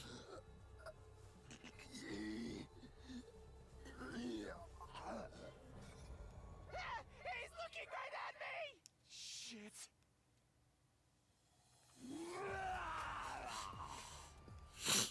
Takamaru charged at him in a bizarre manner, clawing his way there on hands and feet. He found a box and opened it.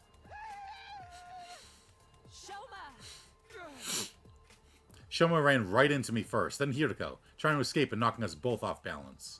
Because of that, the one who ended up shoved to the front of the pack was Tsubasa.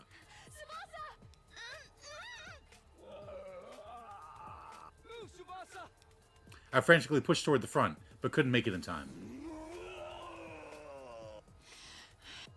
Takamaru ferociously charged towards Tsubasa. I'm sorry, Takamaru. And in the next instant, he blew up.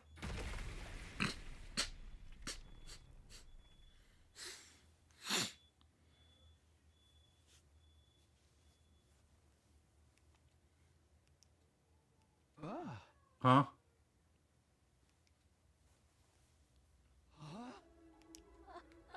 What was... Takamaru's body just blew up? Tsubasa had the detonator. Tsubasa? Did you? Yeah, I blew him up. You? But how? With this? A remote control? I made it from Sura and Nigo's disassembled bodies. This remote has a switch to activate the bombs implanted in our bodies. I made it without knowing if I'd ever need it. But I never imagined I'd have to use it. Like this. And you walk around with something like that on you? Then perhaps the most dangerous one among us is Tsubasa. Hiriko, stop. I'm sorry. I'm so sorry. Takamaru, I'm sorry. Wait, what about Gaku? We rushed over to the fallen Gaku to check his condition. We knew immediately that he'd lost too much blood to be revived. Shit, now even Gaku? Hey, what do you suppose that is? What? Hiriko was staring at Takamaru's body, or rather, what was left of his head. My eyes followed her gaze. There, nestled amongst the brain matter, among the strewn bits of flesh, I saw what she was talking about. It's a parasite. What is that? It's moving. Does that mean it's alive? I can only guess that it was inside Takamaru's head. And that would explain why he acted the way he did. So, it's some kind of parasite? We can't say for sure.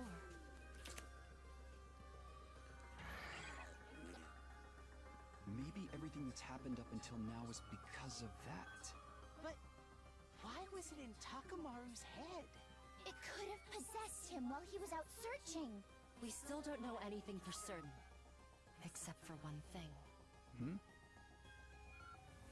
We can't let it live. So, With that, Hiriko marched over the strange creature and stomped on it with all her might. Yup.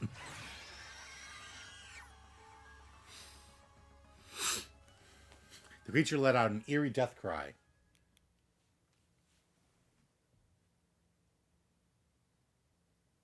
I wasn't done reading that.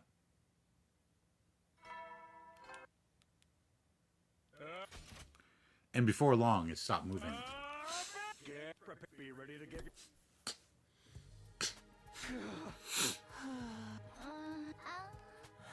Our team's certainly looking a lot smaller now. You don't have to be so mean about it. I'm just stating the truth. And honestly, I'm ashamed that I've allowed the killer to run free for so long. We stopped Takamaru, or whatever was possessing him at least. That doesn't mean this is over. Takamaru only started acting strangely on day 84. Like, couldn't he have come back?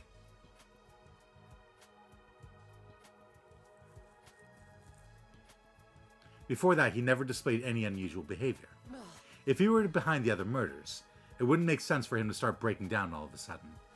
Furthermore, he used sheer brute force. It was nothing like the other methods of killing we've seen so far. Are you saying what I think you're saying? I'm still not 100% certain. We'll come back to this later. The scroll we found should give us some answers. There's no use speculating about it now. Either way, I think it's too soon to say that the killer is finally out of the picture. Hey, Hiriko, why'd you ask us to meet up in the courtyard anyway? Because we're about to get a visitor. A visitor? We all followed Hiriko's gaze. Sure enough, there was an indistinct figure in the distance, getting closer and closer. God of the planet, hear my plea and lend me thy strength. Blood of my bond, release. Wait, but we're not in infusers. We're not in cryptical open mode. I have come. A commander? You said Veshnus was the only one left, Takumi. I thought she was. I've never seen this guy before. There aren't any other invaders around either. Hiriko, how do you know he was coming? Women's intuition. For real? Just get ready. We need to fight him. Rallying us together, Hiriko handed us our infusers, which she just so happened to have brought along.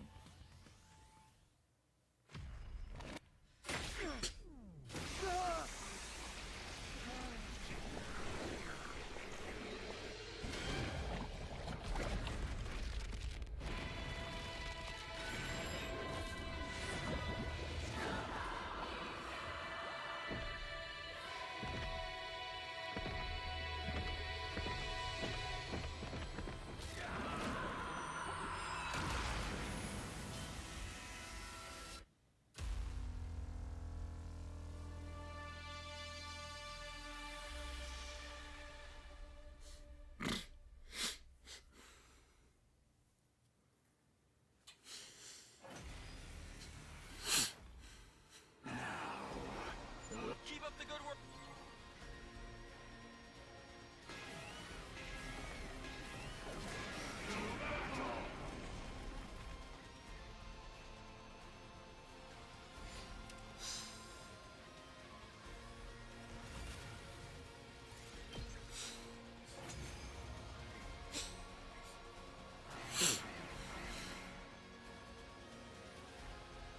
That's all. What a disappointment. I expected more. He's so strong! What do we do? It's all right. I'll do something about it. We're definitely... Yeah.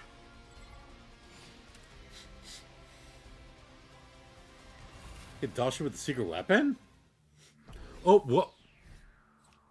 It didn't even say, like, you win.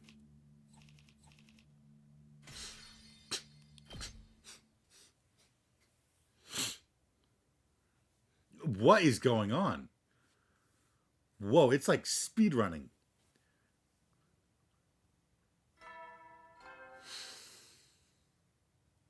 Get prepared. Be ready to give your.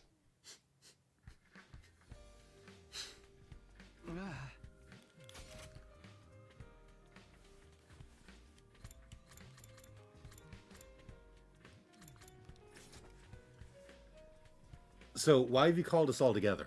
Did you learn something new? Yes, I've finished deciphering the scroll you brought me. Really? Wow, good job getting it done so fast. If you wanted all of us present for this, I'm assuming it has something to do with the other instances as well. I think so. I'll do my best to explain everything. This could take a while, so I'd be grateful if you could hold any questions until the end. We won't get anywhere if we have to stop and discuss everything that seems strange. Also, it was quite an old document, but I wasn't able to preserve the archaic feel of the language in my translation. I appreciate the sentiment, but I don't think we really need that. Please, just tell us what it says. Okay, here I go. The scroll contained a legend passed down in this region about a certain life form. They arrived on the planet a long, long time ago inside a flaming meteor. It crashed near a small village, and all the villagers came to investigate it.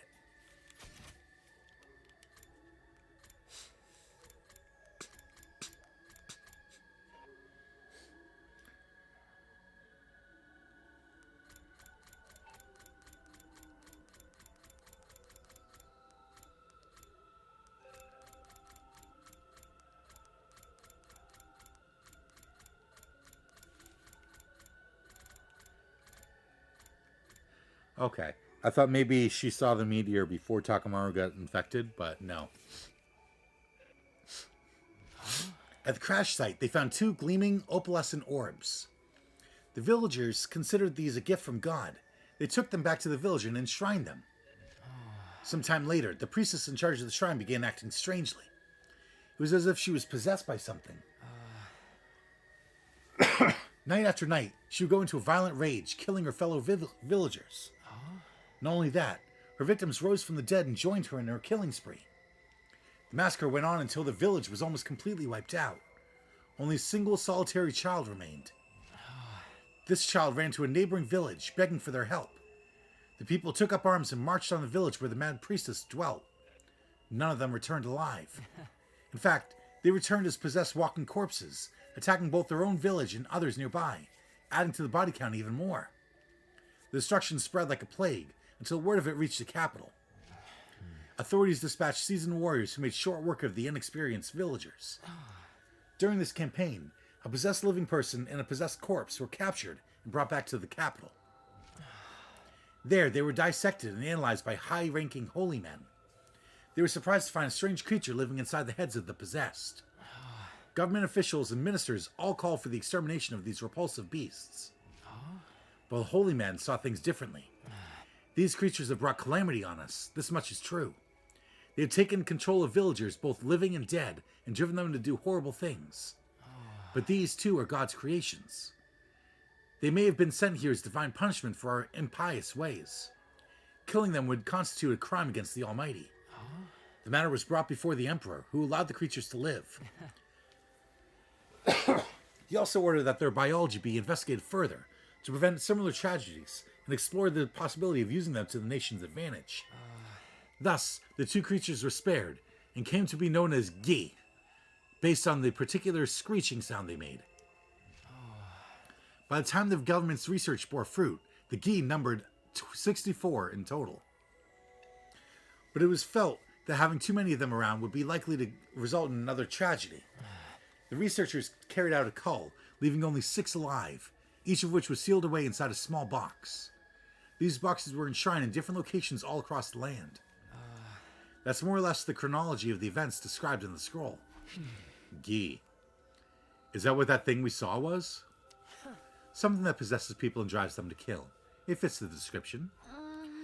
The boxes they were sealed in must be the boxes of calamity, right? Do you have any other information about these creatures? Just a moment. Apart from the initial episode with the Gi, the scroll also recorded what the people of that time learned from their research. I'll take you through the main points. Gi are parasitic creatures with a societal structure based around multiple males serving a small number of egg-laying queens. Both males and females can control other organisms. The females exclusively possess meat-eating creatures, never herbivores.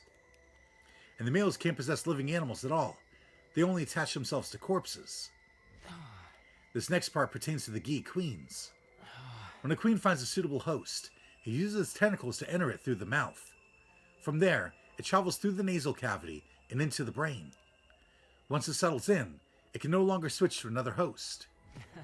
The queen extends its tentacles into the host's brain tissue, allowing it to influence their behavior. It can even access the host's knowledge and memories to some extent. On their own, Gi are simple creatures, but bonding with another creature lets them considerably augment their intelligence. The queen's goal is to provide corpses for other queens to lay eggs in, producing more males. In other words, the killing spree that Gi hosts go on is to create a suitable breeding ground.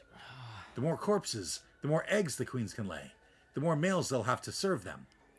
They can keep this up generation after generation in an endless cycle of killing. Now about the Gi males. When the eggs-laden corpses hatch, the male larvae emerge. Each of them seeks out another corpse and attaches themselves to its brain. Crawling over it allows them to stimulate the nervous system and reanimate their hosts. And of course, once they have a host, they make it kill other creatures to create more breeding grounds. In that sense, they're just like the queens. They kill endlessly and indiscriminately. The main difference is that males can't control their hosts for very long. They're possessing corpses, after all, creatures that are already dead and decaying. The larvae then become pupae and leave their hosts once they reach full maturity. Because they resemble flying insects, they inevitably get eaten by small animals like frogs and birds.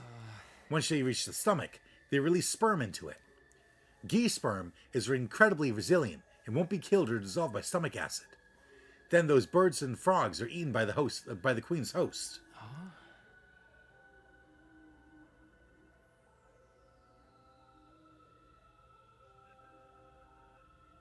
What? Those birds and frogs are eaten by the queen's host. And people keep saying at random, they're like, man, I'm really hungry for frogs.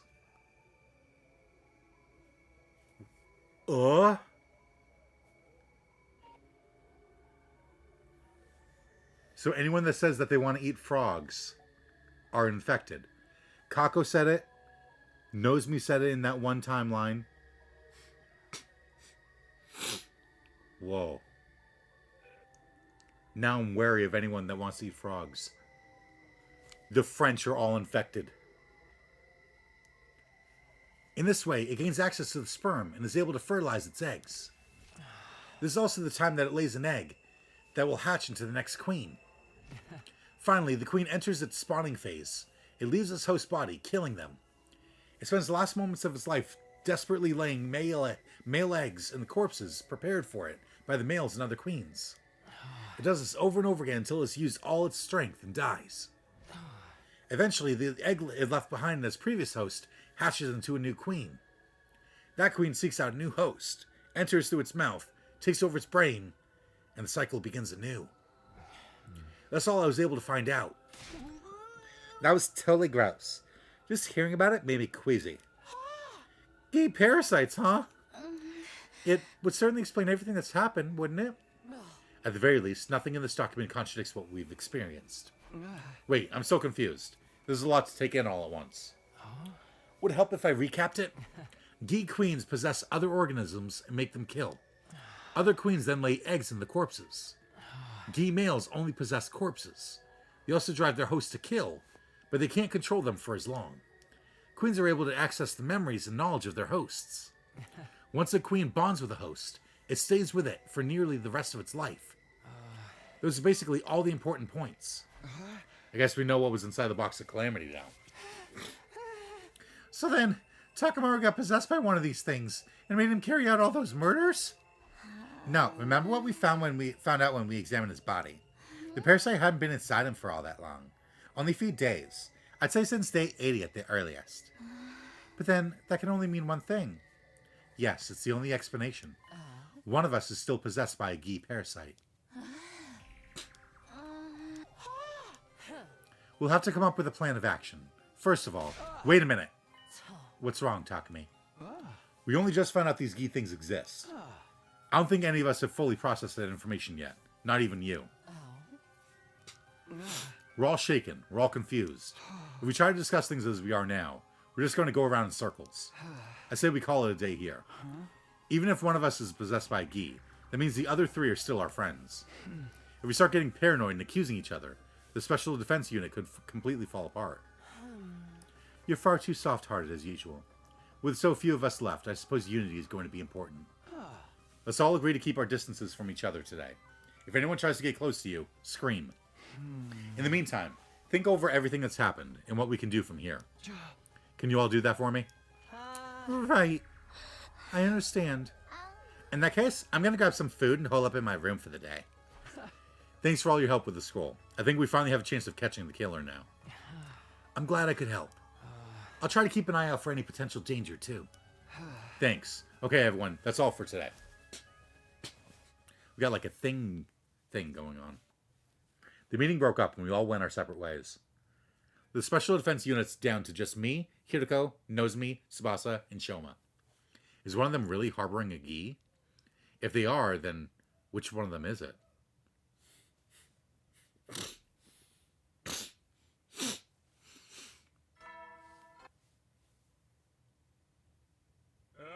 What the t- It's intent. Well then. Well then. I think sleeping on the problem has helped me come to terms with some stuff.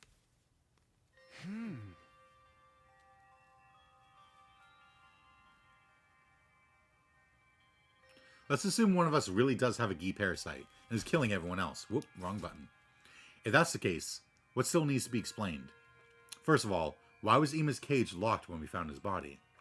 And why have there been two distinct methods used in the murders? What we learned about the Gi yesterday helps, but it still doesn't answer all our questions. Also, whatever happened to that box I found in the courtyard? I never really found out whether it was another box of Calamity. It could have just been some kind of hallucination. I hope that's all of it. I hope that's all it was anyway. It's probably better to put that issue on the back burner for now. It really just leaves one last question.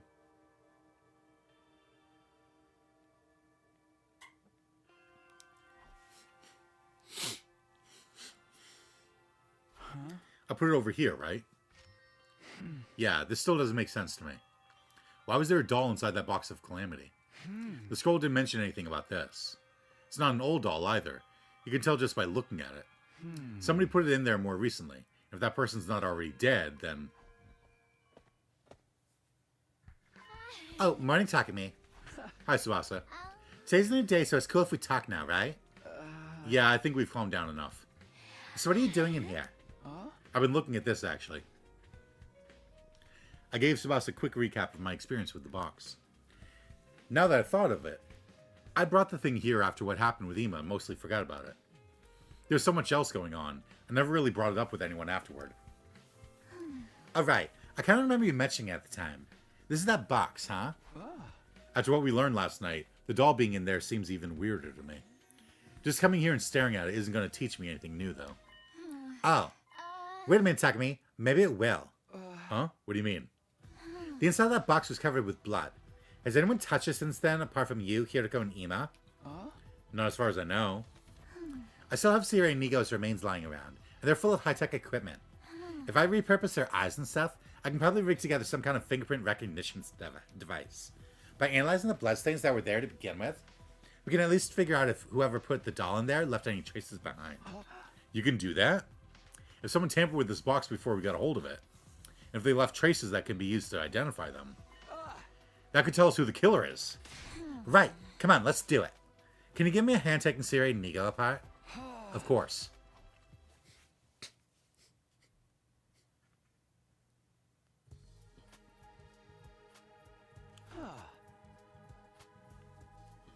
So, Tsubasa is going to be working on her device, and I'll be on guard duty. A fingerprint recognition device. That sounds so cool. Once it's done, we should make considerable progress in our investigation. If I'd known Siri's parts could be so useful, I'd have destroyed it myself a lot earlier. I think that could have led to a whole different set of problems. It would have been fine. We had a spare. And don't say that. Nigo was more than just a spare. Anyway, was it okay for you to tell us that's what she's working on? I mean, if the killer really is one of us, they know all about it now. The killer's among us. Don't worry, Tsubasa agreed to it. I'll be keeping watch here the whole time, so if the killer tries anything, they'll just risk exposing themselves unnecessarily. Yeah, I can just imagine Takumi being all, "What are you doing sneaking around? You're the killer, aren't you?" It should only take me a day or two, so everything should be fine. That said, I'd like you all to stay away from the garage until Tsubasa's finished. If I catch you trying to interfere, that's as good as a confession. Alright, we'll leave you two alone then. Wait, I actually came up with a good idea myself. Before we go, will you at least hear me out? A good idea? Yes, one that's practically guaranteed to catch the killer. The fingerprint recognition device kind of makes this redundant, but I want to suggest it anyway. Okay, I guess there's a chance the device won't turn up any useful results. Okay, let's hear it. Well, why don't you all just die? Huh? No, she like, it's the same thing that I was saying with Takamaru. If everyone dies and they come back, the parasite will be gone. Wait, let me explain. I didn't mean like that, you know? I just mean, all of you can be revived and reconstructed when you die. What do you think would happen if the person with the Gi inside them died? They'd be revived like normal, but without the parasite. Then we really wouldn't have to investigate any further. Don't get me wrong, dying is still scary to me. But these are extreme circumstances and all. So, should we come up with a way for us all to kill each other at once? No, we can't do that. This plan won't work the way you think it will. Oh, are you sure about that? First of all, the idea that the Revive-O-Matic would bring us back without the Gi is speculation on Nozomi's part. But it makes sense. It's designed to bring us back, not any parasites that are attached to us. The machine always uses our most up-to-date records for the revival process. That's why none of us ever come back with longer or shorter hair than when we died. If any of us changed our hairstyle, it would revive us with that new style too. So if the most recent record included you having a Gi parasite, it would revive the parasite as well. Is that what you're saying? I believe that's how it would work, yes. I wish we could check to make sure, but Sirei was probably the only one who really knew how it worked.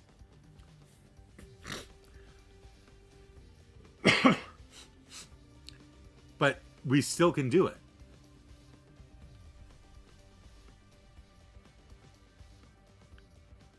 Because if we blow up, like if we do the same thing Takamaru did, although I'm not sure why Takamaru didn't come back.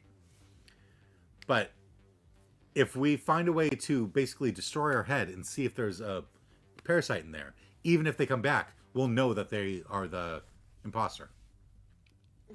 Highly responsible of him to die while he could still be useful to us. Weren't you the one who said he was more useful dead just a while back? Alright, but even if that is how it works, we could still find the key inside the killer's body. If we take it in turns and examine each person's brain before reviving them, couldn't we find out that way? I really don't want to be cracking any skulls open.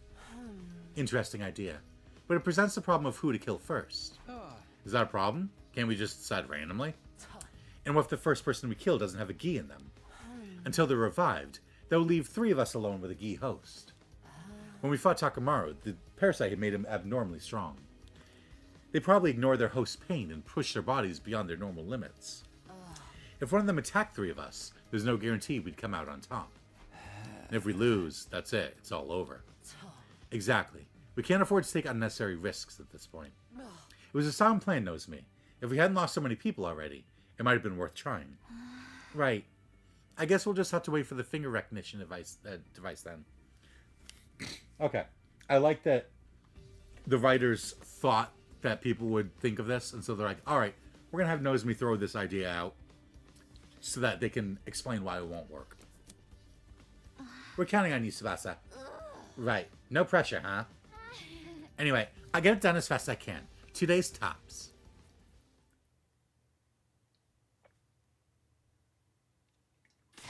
Takumi! I did it. I found out whose fingerprints were inside the box. Whoa. You finished the device? And you figured it all out already? I thought it was going to take you a couple of days. Why didn't you tell me sooner? I've checked over the box with you. Well, you know, there was still a chance you might have been the one with the parasite. I inflated my estimates so I could finish and check on my own, just in case. Then if it turned out it was only your fingerprints in the box, I'd have time to get away before you tried to take me out. You have a frighteningly active imagination sometimes. Anyway, that's not important right now. You found fingerprints, right?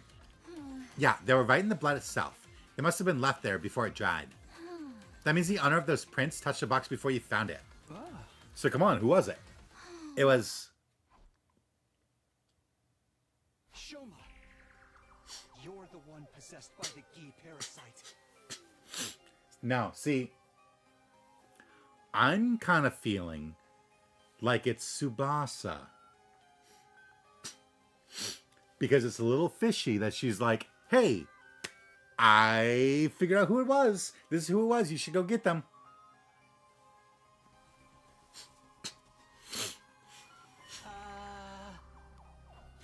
No way. Shoma? Are you sure about this? You can come to the garage and see the results for yourself if you want. The fingerprints inside the box are Shoma's. You can tell even with the naked eye. I'll look into that later. For now, I'll take your word for it. Shoma, what do you have to say about all this? Answer us, Shoma. Shoma.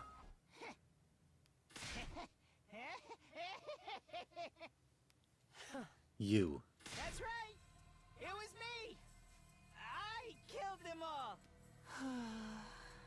There was a voice inside my head telling me to kill. Kill. Kill.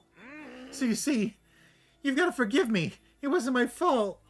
It was all that voice. It must have been the Gi. It made me do it. It's not my fault. It's not. Are you kidding me? There's no way we're letting you off that easy. You're the killer here. There's no doubt about it. We've got proof and everything. Just how long you've been picking us off like this. Pretty much the whole time. It all started on day 26. I went out exploring the ruins and found a strange little box. I opened it up and there was the gi. I brought it back to the school with me, box and all. Don't ask me why. I was probably already under its control by then. First of all, I killed Yagamu. It was so easy. Everyone was nowhere near as careful as they are now. I hit him on the back of the head and that was that. How'd you reach? Moko's murder went pretty much the same. I just had to tell her, I think I found the box. Will you come open it with me? She was happy to come along and protect me from whatever was inside. I'd already put the doll in there. It was something to surprise her and take her attention away from me. Once she dropped her guard, I stabbed her in the back. But then I messed up. I heard footsteps coming toward the cafeteria and panicked.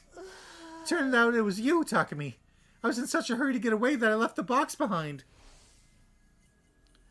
After that, well, you know the rest.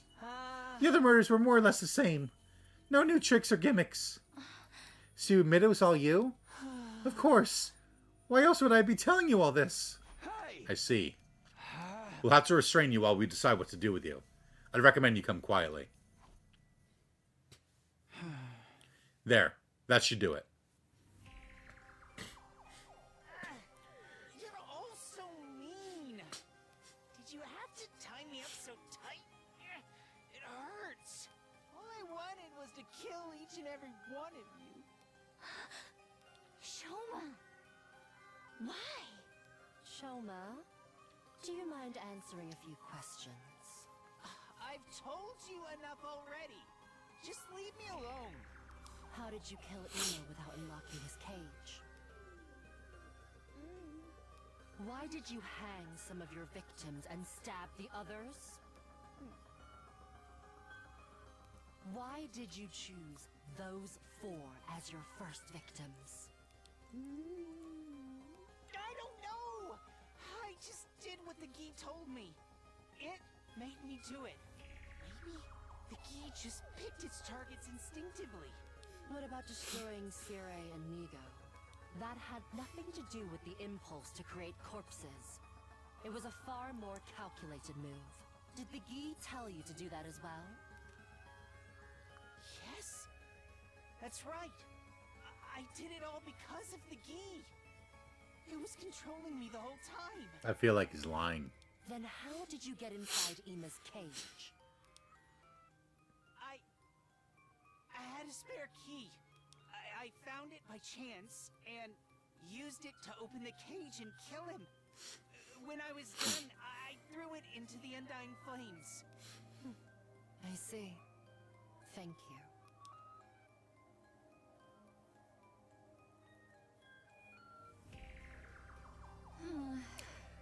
What'd you guys think of what Shoma said just now? He is the one who did it, right? It's all over now? There's no doubt that Shoma was involved in some way. Oh, sorry. There's no doubt that Shoma was involved in some way. Restraining him will reduce the chances of further incidents. For now. I don't think we should rest easy just yet, though. We left Shoma tied up in the parking lot. He couldn't possibly get out of it on his own. We caught the killer. So why did I still feel so uneasy? Is there more than one Gi? Is he lying? Is Tsubasa lying? Up and at 'em, troops! Time to rise and shine! It's your 93rd day of active service here at Last Defense Academy! The goal is right in front of you. All of humanity is cheering you on!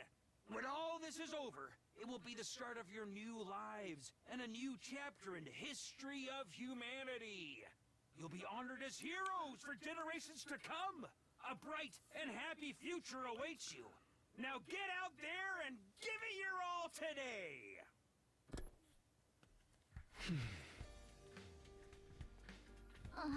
Why the long face, Takumi? We finally caught the killer. You could act a little happier. There's no way I could be happy about this. You get that, don't you? Yeah, it doesn't feel as satisfying as I'd hoped. But worrying over it won't help us now. We've got more important things to think about. Right. We still need a strategy to deal with Dalsha. The words were barely out of my mouth when the alarm sounded. Intruder alert. Intruder alert. Unauthorized personnel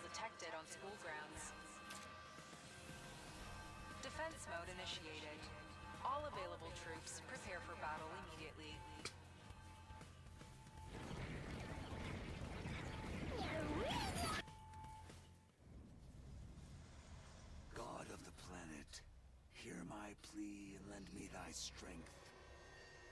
Blood of my bond release! Damn it, he's here already. Come on, Takumi, we have to hurry. Right.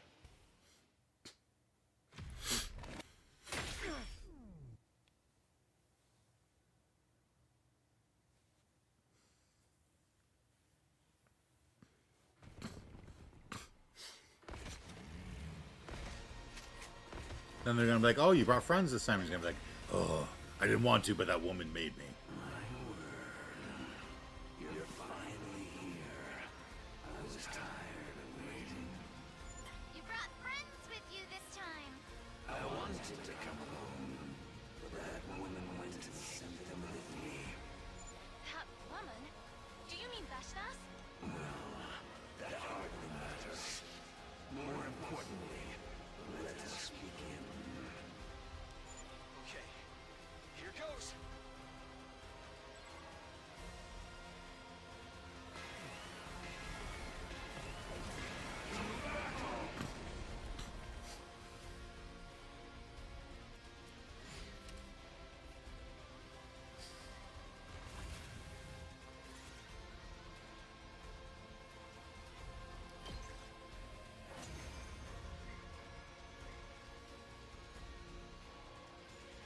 There.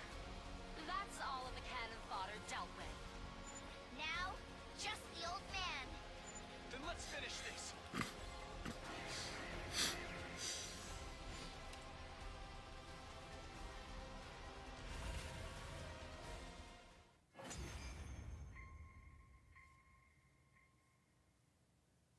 How trifling and lukewarm. Is that all you've got? Hesitation, No breathing. sadness. They show in your every move. We're doing everything we can. You can't just insult us. How regretful that I was dragged into such a trifling battle. Just what is the value of a battle that ends without seeing the entirety of the opponent's might? Enough. I'll dispatch all of... So, it's you. Huh? He stopped moving? Isn't this our chance? It's like someone is standing in front of him. That's...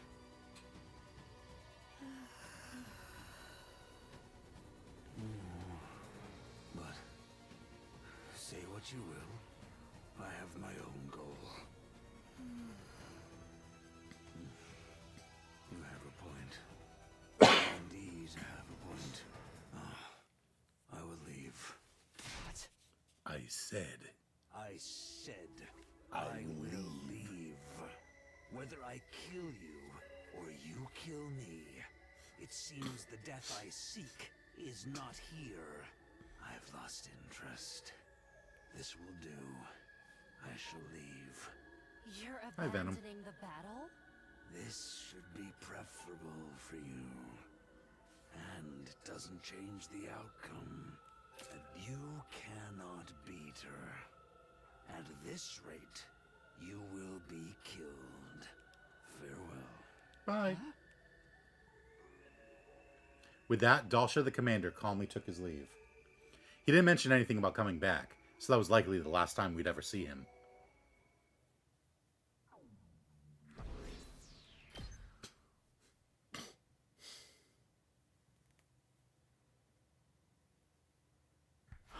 Morning. We made it through yesterday's defensive battle, in a sense. It feels more like Dalsha spared us again, and I still have no idea why. None of this makes sense. What made him give up and leave so suddenly? You shouldn't overthink it, Takumi. Here to go. It's true we didn't defeat that commander through strength or skill. Just think of it as a stroke of good luck instead.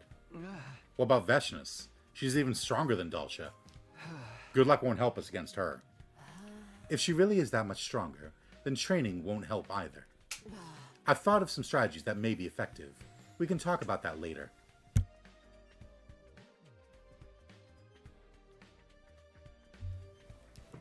There's something else I'd like to clear up first. Will you help me? Sure, I guess. What is it? While things are still quiet, I want to see if Shoma's been lying to us. Whoa. I'm all for fact-checking Shoma's story, but how exactly were we supposed to do that? It's simple enough. We're going to look around inside the wall of fire. Inside the wall? But the fire extinguishers can only put out a little of it at a time.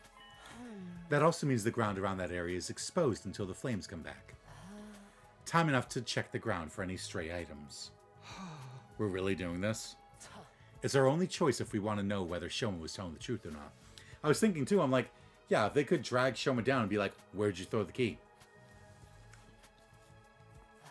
The undying flames only burn organic matter. If Shoma really did toss a spare key into them, it should still be here now, complete and undamaged.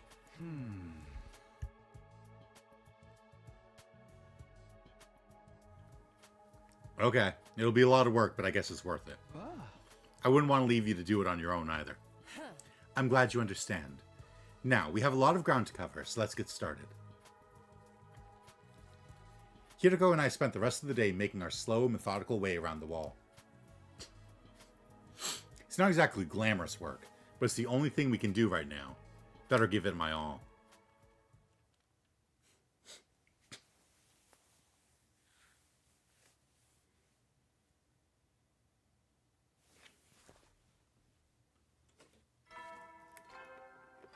Up and at 'em, troops. Up and at 'em, troops, time to rise and shine. It's your 96th day of active service here at Last Defense Academy. The goal is right in front of you. All of humanity is cheering you on. When all this is over, it will be the start of your new lives and a new chapter in the history of humanity.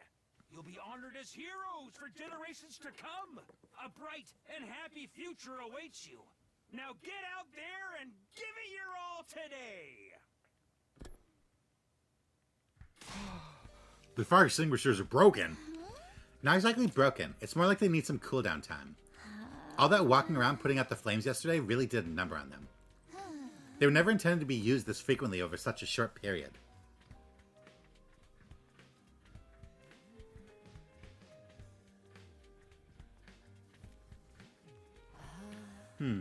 This is unfortunate. Is it though? We pretty much know that Shoma was the killer now. Takumi said you guys were looking for the spare key to prove it. Was that really worth the risks at this point? Honestly, probably not. But it still bothers me. I just can't let this go. Alright then. I'll do some maintenance on the extinguishers for you. I'll try to have them ready for use again by tomorrow. That's not another inflated estimate, is it? I got no reason to lie to you now. Okay guys, take these back to the garage for me. Siri and Nigo. Since when are they operational again? It's really just their outer shells. I figured I could fix them up enough for them to be useful again, so I gave it a try. Their personalities are gone, but they can follow simple instructions. It makes lugging stuff around a lot easier. Can you really just fix up crazy advanced technology like that? Anyway, you two should get some rest. You look exhausted. It would take more than this to tire me out. But if we can't use the fire extinguishers today, I suppose it's best to rest up instead. Sure thing. Just tell me what to do.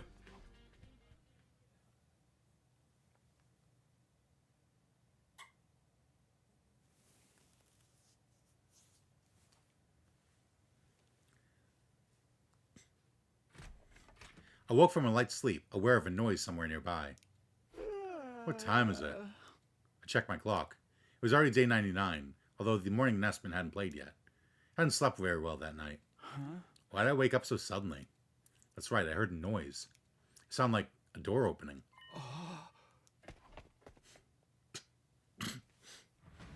I jumped out of bed and rushed out the door. My heart was pounding, a vague sense of dread catching in my throat. I was desperately hoping I was just hearing things, but when I looked around, Hiroko's door is open. I don't see Hiroko anywhere in, though. Does that mean she wasn't the one who opened it? Who did then? What's going on? Hiroko? Hiroko, I'm coming in, okay? Hiroko? Hello? Are you awake? Tell me if you're... The doll was moving. It was moving like it was actually alive. It was holding a knife. There's no time to stand around. Take this! I scrambled forward and kicked the doll right in the abdomen. It went flying like a soccer ball and smashed through the window. What? Who's there? Hiro, I need you to come with me. I found the real killer. The real killer? It's the doll. The doll we found in the box was behind it all. Damn it, where did it go? The rooftop was dark, with way too many places to hide. A doll that size could be anywhere, lurking in the shadows just out of view. Where is it? It can't have gotten away already. What? Where did you... I never saw it coming. By the time I noticed it, it was right on top of me. Uh-oh. Yeah.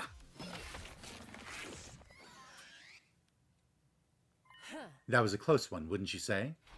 Here we go. Thanks. You saved me. You did the same for me a minute ago.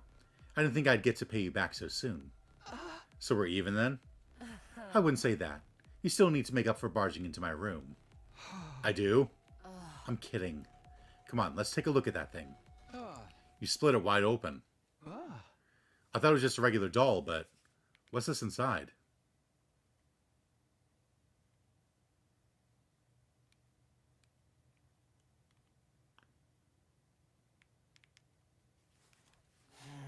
Looks like a rotten corpse to me. Not a human one, of course. Some kind of small animal. And here inside the head. Recognize this? It's a Gi. Probably not a queen. I guess this is one of the males, still in its larval state. These things really creep me out. Let's finish it off, quick. I don't get it. Why would a dead animal be inside a doll? And one with a Gi inside it, too. I guess this explains how Emo was killed from inside his cage, though. Something this size could have slipped through the bars without needing to open the door. This raises a whole new set of issues. We know there was a Gi inside that box to begin with. Either a male or a queen. We killed a male just now. Males are only born when the queen lays its eggs. It can't just create males all on its own. Do you understand what this means? If it was this male Gi inside the box that Shoma opened, he was never really possessed. Let's go see what he has to say about this. I knew it! I knew he was lying. Shoma, we have some questions for you. What is it now? It's so early. Besides, I told you everything already. I've got nothing more to say to you. Is that so? What about if we were to show you this? No. Leo Jr. Leo Jr., are you okay? Answer me. No. It can't be.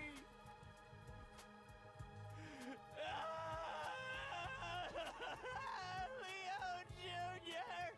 He's gone. He's dead. Leo Jr.? Who in the world are you talking about? Whoa, just calm down, Shoma. We found a knife on this thing. This is what actually stabbed Moko and Ema, right? What was it you called it? Leo Jr.? It's really true? Leo Jr.'s dead? In that case, I might as well come clean. So it was Leo Jr. that killed everyone and he was just trying to cover for it. That's right. This little guy is Leo Jr. You've been keeping a Gi larva as a pet? You even named it? I didn't know he was a Gi at first. When I met him, he just looked like a regular old dead animal. Tell us everything.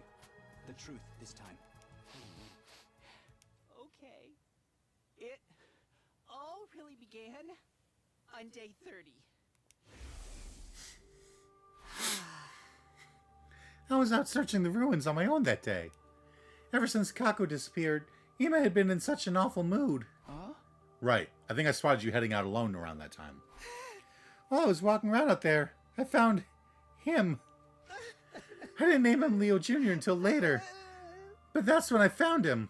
What the hell is that? He was almost dead. He could barely move, and parts of his body were already decaying. Something about him reminded me of Leo, my dog back home. I couldn't just leave him to die alone. This rotten piece of meat reminded you of your dog. What, just because it also has 4 legs? There's other stuff too. I mean, they're both just so cute. Let's just call that a matter of taste. So then, you brought this animal back with you? Yes. I brought him back to the school and named him Leo Jr., after Big Leo.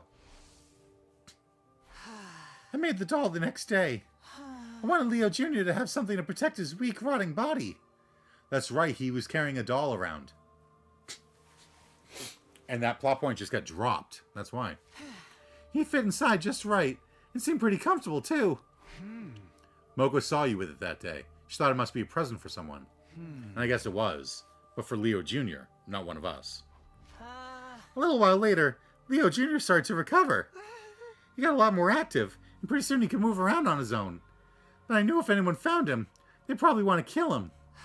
So I went looking for a box. A box? Just a little box I could hide Leo Jr. inside for a while. It didn't take me long to find one. I found it in that place, and took it. That place? What do you mean? I cleaned out the box and put Leo Jr. inside it. I thought everything would be fine then. He'd be safe even when I wasn't around. But then one night, while I was asleep, he got out. I grabbed the box and went looking for him. And then... You found Moko's body, yes? That's right. I put him back inside his box as fast as I could. But then I heard footsteps. I was in such a hurry to get away. I didn't even notice I dropped the box until it was too late. And those footsteps were mine. That must have been when your fingerprints ended up in the blood inside the box, too. I found out later that the box had been put in the garage, but I couldn't exactly go in and take it, so I just went along to see him there sometimes. Leo Jr. is the one who killed Ima, I'm sure of that. There were even more bloodstains on him than usual that day. That settles it. Moko and Ima were murdered by... Leo Jr. Or more accurately, the Gi larva possessing the animal inside him. Everything you told us before was a lie then? It's a lie. Yes. I opened my worthless mouth and spewed out a bunch of filthy lies. You're not possessed by a Gi parasite. You never were. Right. I still don't get it. Why lie about all this in the first place? That's because somebody threatened me. Somebody... The person who threatened me was the one who killed Kurata. I happened to walk in on the murder. I saw everything. You saw the other killer? If you told us this sooner, we could have saved a lot of time and effort. Like I said, I was threatened. The thought of that hard, cruel voice still sends a chill down my spine. I could kill you too if I wanted to. But you might be useful to me. I'll let you live for now. Just stay quiet about what you saw today. Otherwise, I'll have to tell everyone about the little creature you've been keeping a secret from them. So the real killer also knew about Leo Jr.? Yes. I wanted to protect him, so I had no choice but to keep quiet. I see. You still don't have any right to act like a victim, though. You've been protecting that doll that killed people. If you hadn't picked up that strange creature in the first place... You don't understand. Leo is more important to me than anything.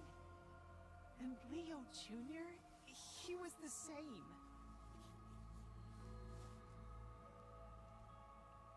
From the moment I found him, he's been my rock.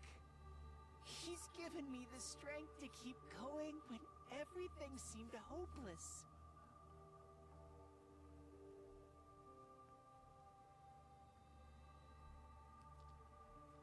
I don't care.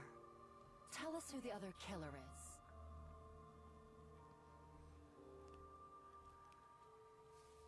Well... Whoever it is, they must be possessed by a Gi Queen, right? I think so.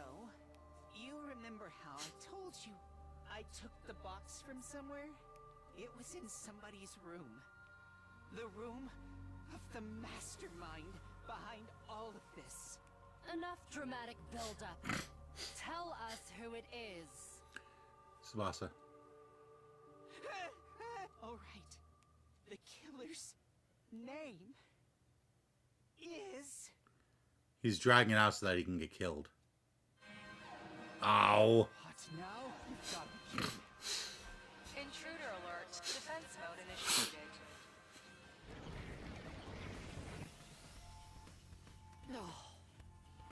This is it. It's got to be Veshnus. Come on, Takumi. We need to hurry. But what about him? Make sure his chains are still securely fastened. We'll get back to questioning him later. Like, why couldn't we just go, hey, Shoma, tell us the name before we go. Hey, everyone. Sorry I'm late. Same here. Sorry. Don't worry about it. Now, it's time for the final battle. Right, let's finish this, everyone.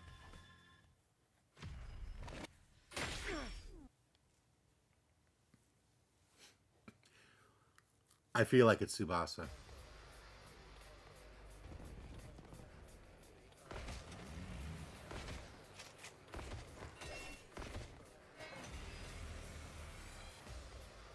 Let's get this started.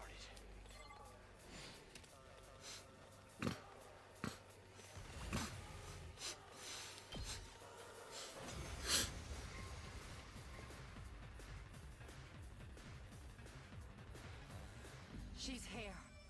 Get ready.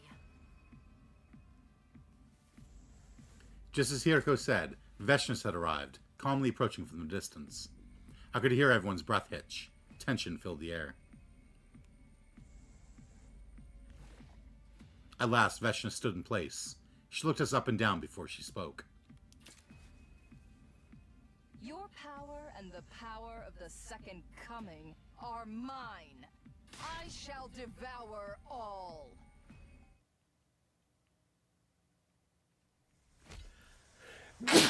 Oh, excuse me.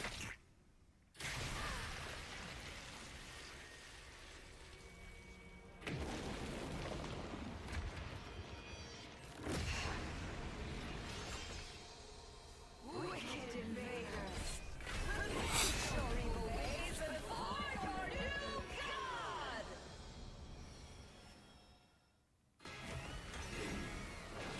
Bow down.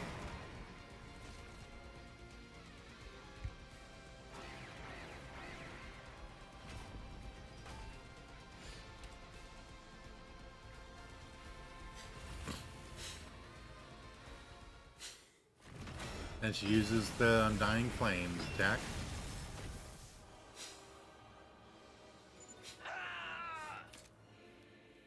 This attack, it can't be. You'd call it an undying flame attack. Now, put yourselves back together and come at me again.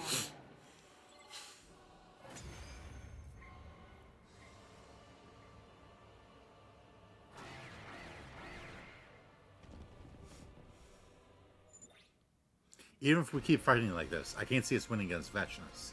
If only we could create some kind of opening. Use my power. That's right. She's using an Undying Flame attack, so we should fight fire with fire. Okay, everyone, here we go.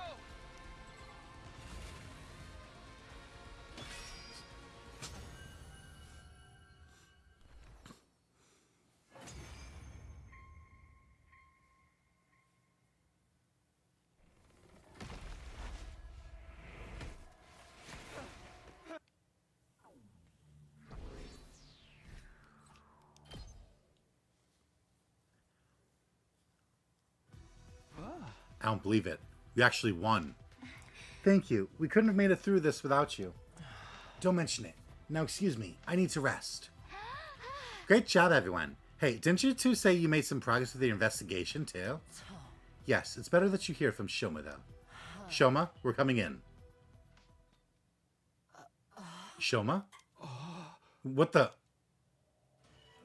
Shoma's dead? No. This can't be happening. Shoma was the killer. Catching everything. He's had his ankle slit. That means this was the work of the other killer. Yeah. There's one other thing this tells us too. Shoma died before he could tell us who the other killer was. That person was still on the loose. This still wasn't over.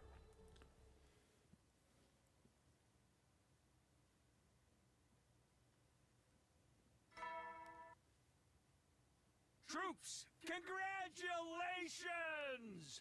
This is your 100th morning at the Academy! On this auspicious day, the long-held wish of humanity will finally be realized! The most important battle of all will be upon us momentarily. Please follow the orders provided through the announcement system quickly and without delay. Okay then, be seeing ya! Alright, everyone's here. The school is going to start its final assault soon, isn't it? We have one more problem to solve before it does.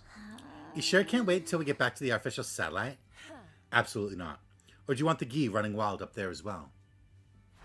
Right. One of us still has a parasite inside them. Let's go over the facts one more time.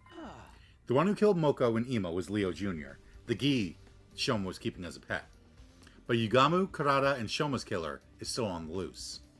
Although technically you could add 2 more to the body count. We know for sure that me and Hiriko aren't possessed. Because neither of you had the opportunity to kill Shoma? Right. We both left the parking lot together, and were never apart until after the battle. That means it was one of you, Nozomi or Tsubasa. You're both late getting to the war room when the alarm sounded. What if there's a third killer and they were both working together? Not possible. If that were the case, the victims would have come back from the dead. Remember, it's other queens that provide the queen with corpses to lay its eggs in. Or to put it another way, if none of the corpses have had eggs laid in them, that means there can't be more than one queen here. It's only males that can reanimate corpses.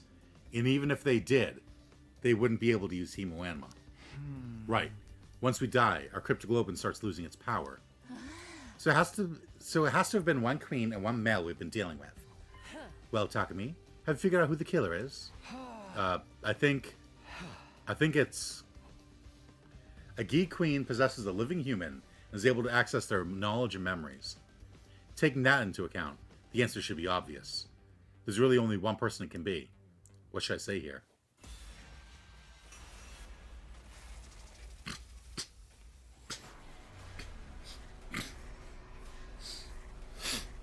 It's gonna suck to have to implicate my girl Tsubasa.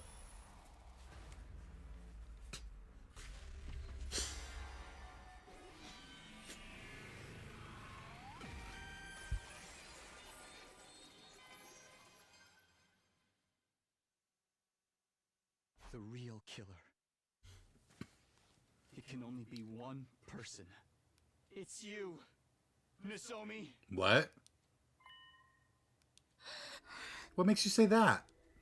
It's the only logical conclusion. It all points to you. You're wrong. It wasn't me. But maybe you could tell me your grounds for suspecting me anyway. I already explained how it couldn't have been me or Hiriko. But that just narrows it down to me and Tsubasa, doesn't it? No, it can only have been you. We're not just looking for Yugamu, Karada, and Shoma's murderer, but Sirei and Nigo's as well. Sirei and Nigo? Why are you bringing them up? They were both destroyed the same night Moko was killed. The real killer probably wanted them out of the way so they could pick the rest of us off more easily. I don't think Leo Jr. could have thought of that on its own. He was ordered to do it.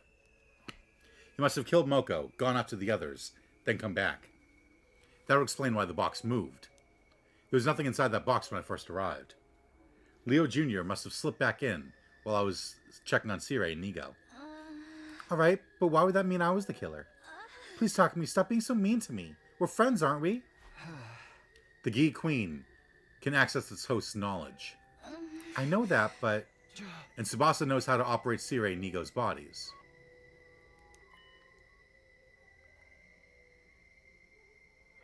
Okay. Huh? So what does that mean? If you could control those two, there'd be no need to destroy them as well. But you only learned how to control them after they were destroyed. It would be a lot less effort to keep them intact and control them remotely. That'll probably make committing future murders easier too. Oh, I get it now. I knew how to operate them, so I didn't need to destroy them. That means I'm innocent. I'd have hoped you didn't need us to tell you that part. There you have it. It wouldn't make sense for Tsubasa to be the one with the parasite. That only leaves you, Nozomi. Or should I say, the Gi Queen. You're so cruel. That's all it takes for you to turn on me? Alright. I can see that approach isn't going to work now. It's true. I am the Gi Queen. So you admit it. I've had a hard time too, you know? It's no fun being stuck with a brain that's so unsuited to killing. Even deceiving people isn't in this one's nature. She made it so much harder than it needs to be.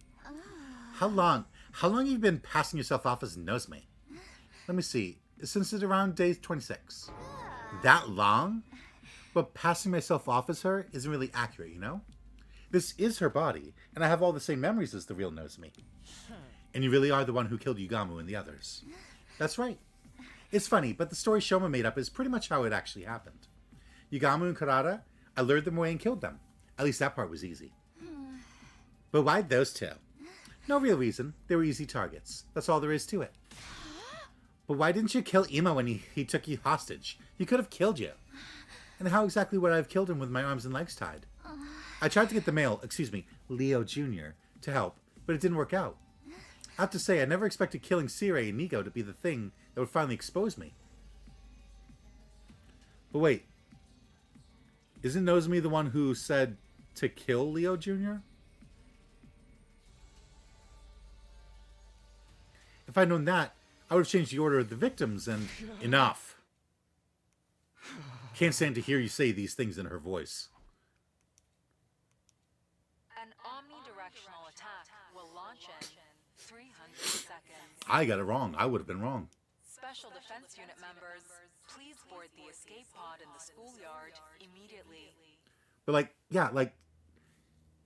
Tsubasa only learned how to control Sirei and Nigo after they were destroyed.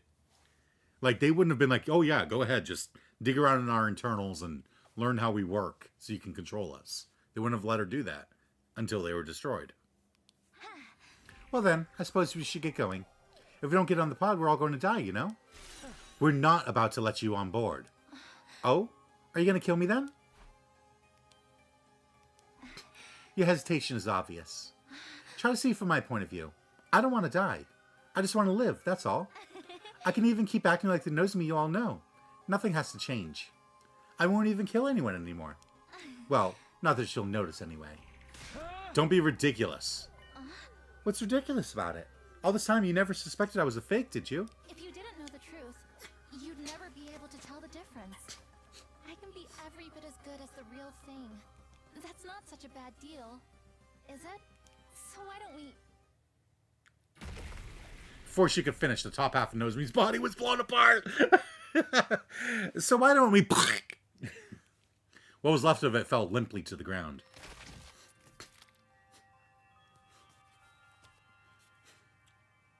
This is... How far up is it going to pan? I'm sorry. She sounded so much like Nozomi, it felt like we might end up agreeing with her. And I couldn't let that happen. Hey Josh, were you surprised by the reveal? I was. I thought it was Tsubasa. Like, I knew it was either Nozomi or Tsubasa, and for a moment I was like, maybe it's Nozomi, and then went, no, it's got to be Tsubasa. Like, Tsubasa just, she raised so many suspicious flags. Because she's like, she was the one who implicated Shoma. She lied to us and was like, oh yeah, I'll handle this.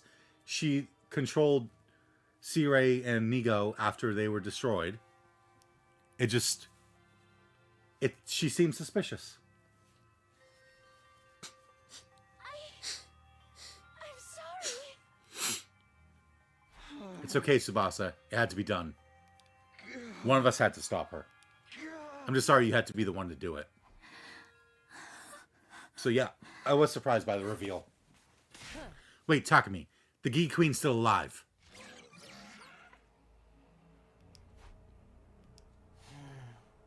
What now? It'll die in the final attack anyway, even if we don't do anything.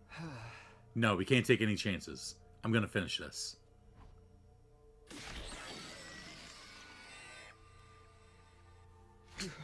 It's over, Your Majesty.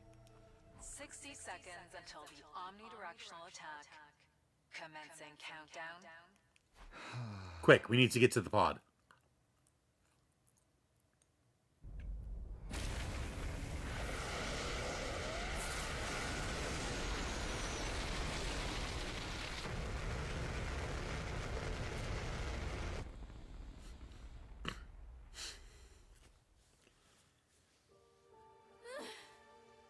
So this is the end.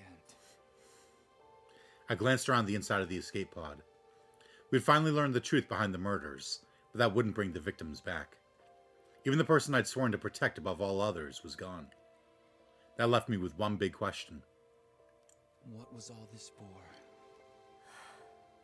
I can't answer that question for you. But what you did here wasn't meaningless. I can tell you that much.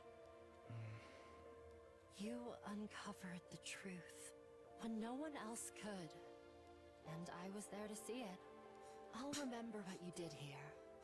And another me, in another time, will remember too. Wouldn't that be so cool if it was like, hey, you just unlocked, like, extra dialogue. Like, now Hiriko, at some point, is going to look at us and be like, you destroyed the Gi Queen. I remember. Hideko. Because of you, a tragedy like this won't occur again. You won, Takumi. You defeated the Gi. And you overcame the tragedy they tried to cause. Yeah.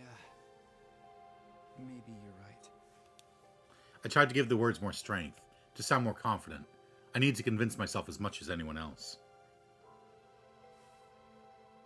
We did it. We won.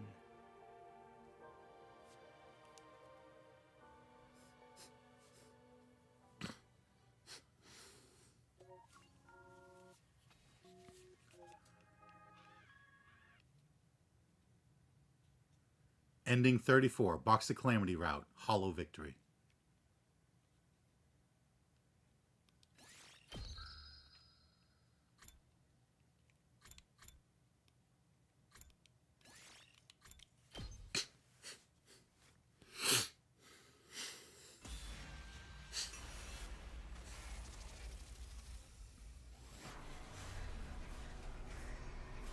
Why would you not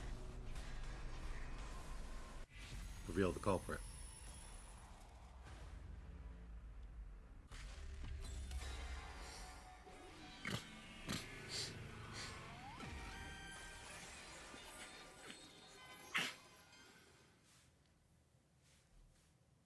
The real killer.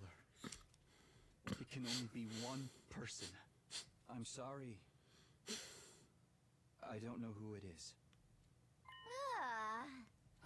Takumi. I'm sorry. I really don't know. I can't figure it out. We can't go back to the artificial satellite like this, huh? I guess I'll go to my room then. Huh? Hey, wait a minute. What's going on?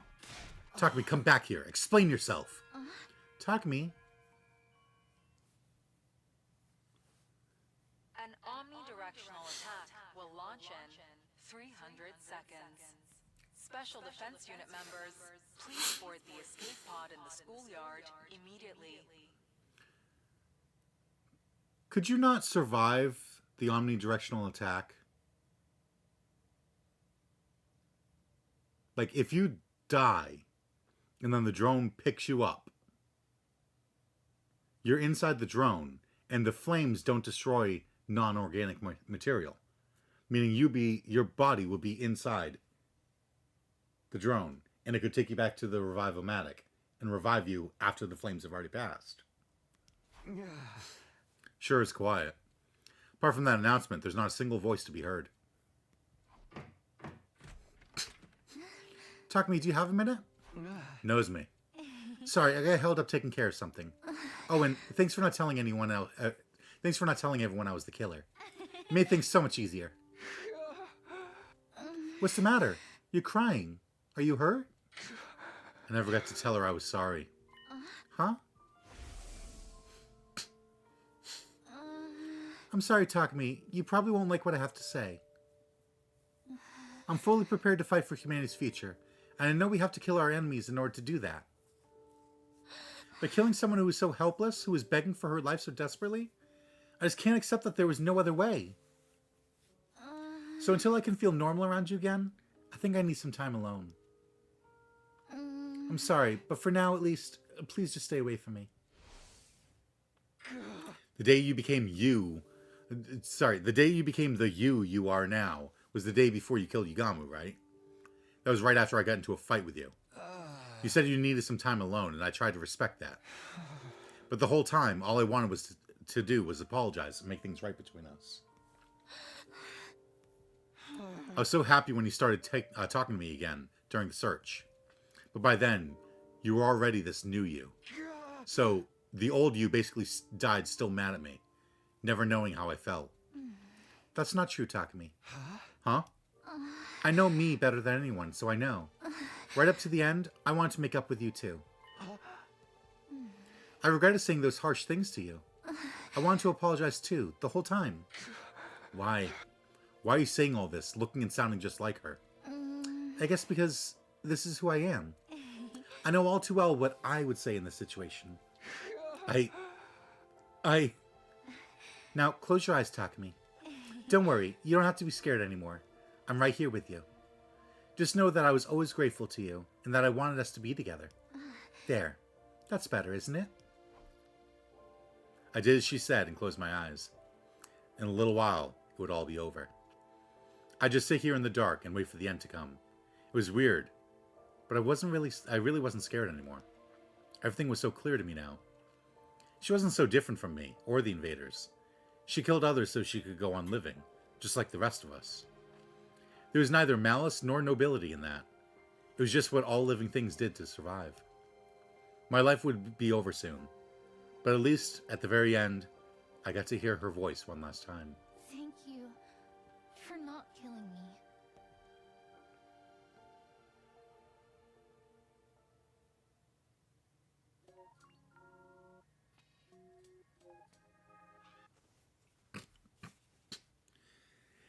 Ending 35, Box Calamity Route, Misguided Pity.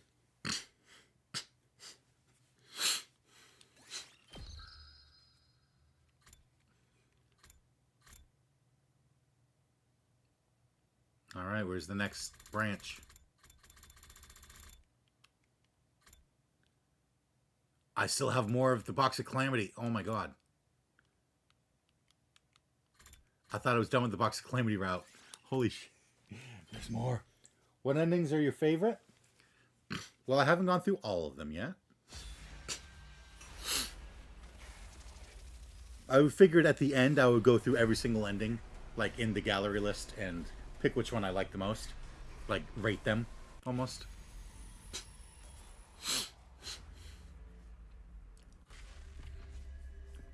But I'll attack the shadowy figure. So far, I still really like Retsnam.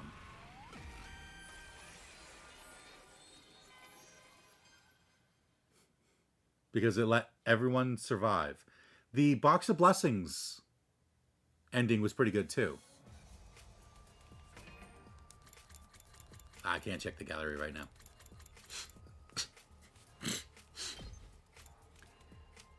Yeah, the Box of Blessings route was pretty good too. Because it did get everyone back at the end. But it feels a little... I don't know, a little, like, cheap. It's just like, oh cool, you made a wish and now everyone's back and everything's hunky-dory.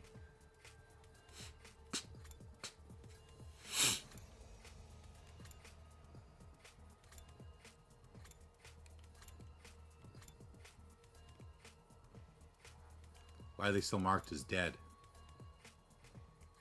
They were alive. They were brought back.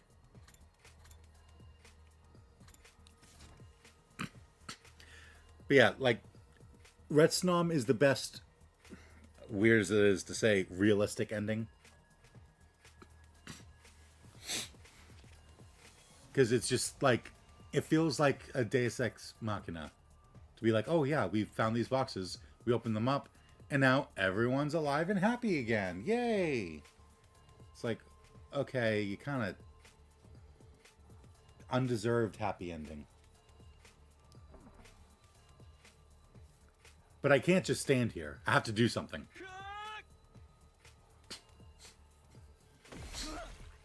Takumi! Takumi! Wait, isn't this the ending where I go into a coma for like until like day 90 or something? No, don't do this. Don't do this.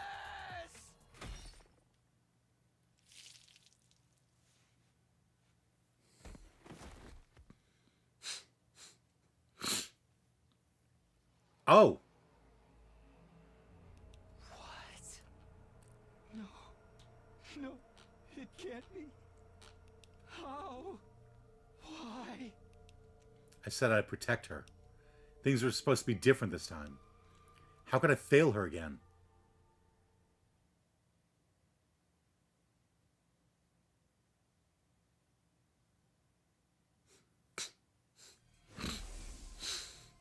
How could I fail her? How?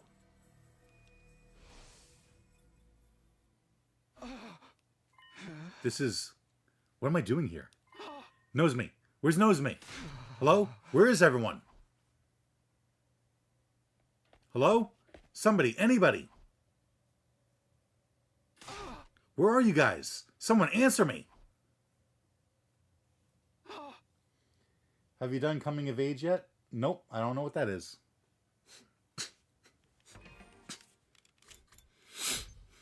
I have done Retsnom, Serial Battles, Rebellion, the second scenario, Eva Route, Box of Blessings, Box of Calamity is what I'm on. Is that it? Really? Yeah, no, there's more. The Cult of Takumi.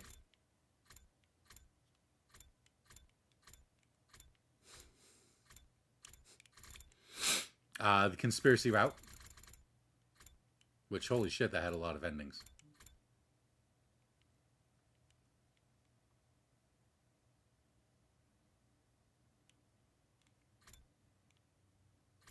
So yeah, those are the routes I've done. So what happens if you pick not to... Oh, yeah, no, I've revealed her secret. As you probably recall, I'm going back in time through all of them. And revealing Hiroko's secret... Nozomi's secret is way back here. Which means I still have to sacrifice Tsubasa. Oh, I'm pretty close to it. Let Hiroko destroy Nigo. Sacrifice Tsubasa. And then whatever's on this route that I'm on. And then I'll be back to revealing Nozomi's secret. And then after that, I go back to the very first choice in the entire game. And then I get the other half of the game, probably. Oh, God, it's so weird to think that I'm not even halfway through this game. Why won't anyone answer me? And why is the school so quiet? Don't tell me. It couldn't be. Takumi? Was that... I'm on my way. Hiroko, what happened to you? You're quite the sleepyhead, aren't you? It's been more than 70 days since I last heard your voice. You slept through everything else. And woke up.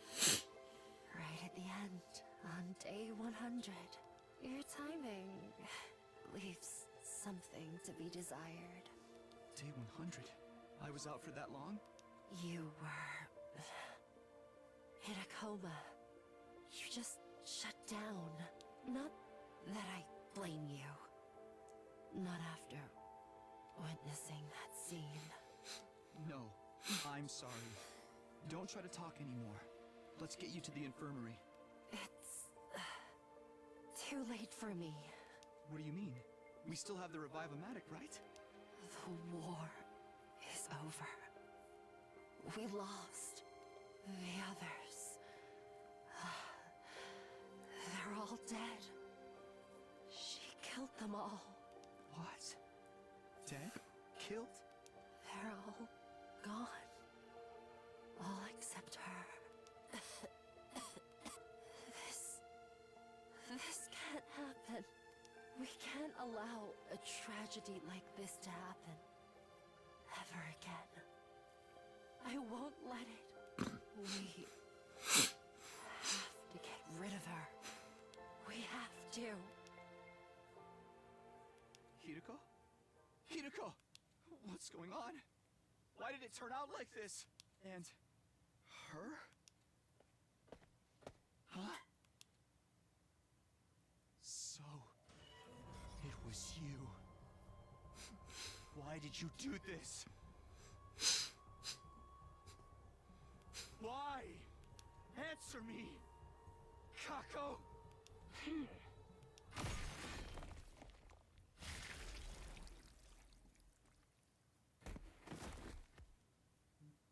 The scythe came down and everything went black. And this time, I knew I wouldn't be waking up again. Right as everything was fading away, I could have sworn I heard her voice. I'm hungry. Someone bring me a frog.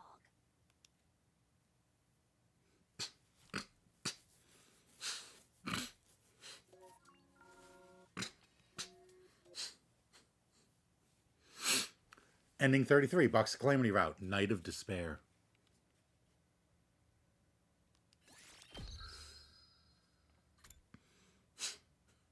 Wow. Just, wow. Skip over everything. Alright.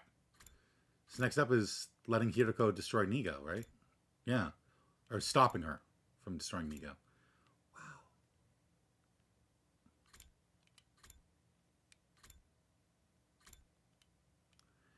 Yeah, and it feels like,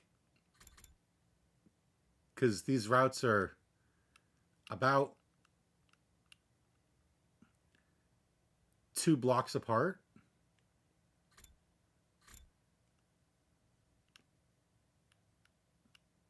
And the same route is 1 block apart. Which means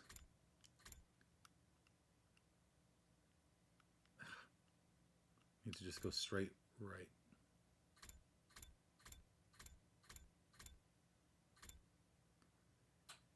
Yeah, which means I don't think that sacrificing Tsubasa can get past letting Hideko destroy Nigo.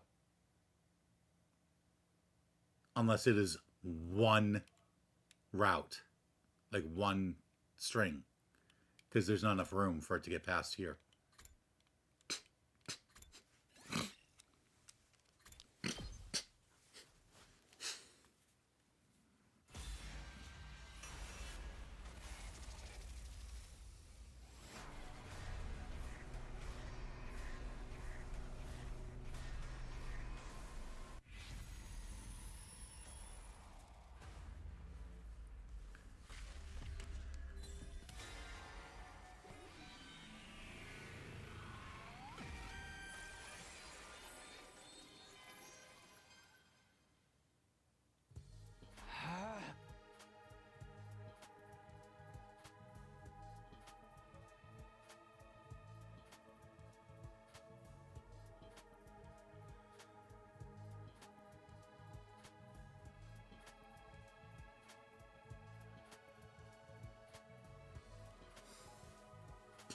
Hold on, Hideko. I can't let you do this.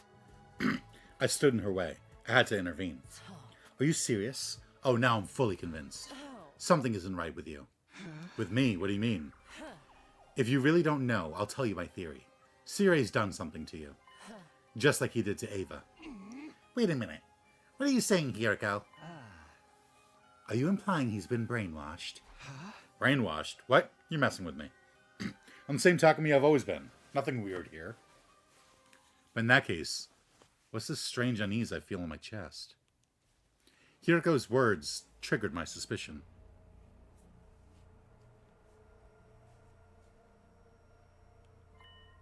Why was I so ready to believe Sirei? I didn't even question what was going on with Ava. Hey, you good, Takumi? You don't look so good. I figured as much. That's all the more reason for you to just stand back and watch. It'll all become clear once I destroy Nigo. Hiriko adjusted her stance and took aim at Nigo. Oh god, she's really gonna destroy him. I can't let that happen. Stop! I tried to stop her, but my body wouldn't move. It was just then. What happened? When I came to, everyone was laid out on the ground. I couldn't so much as move a finger. That flash, that impact. Could it be? Cripes, Nigo, what are you doing? I wish you could just keep things together for 2 minutes without needing me to intervene.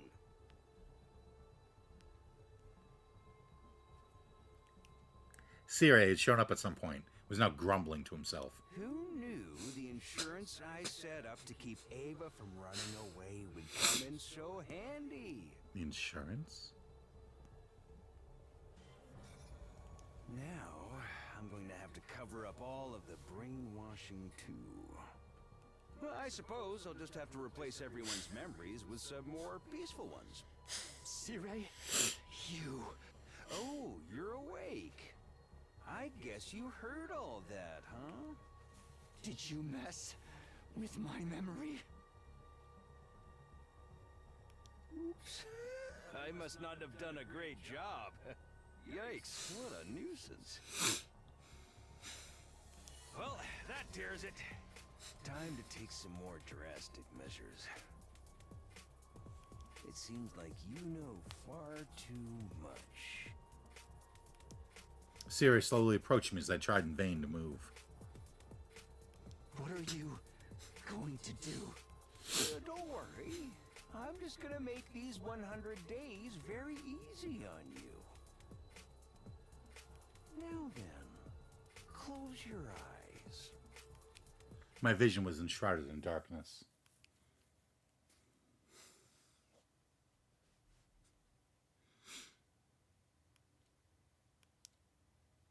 Hey.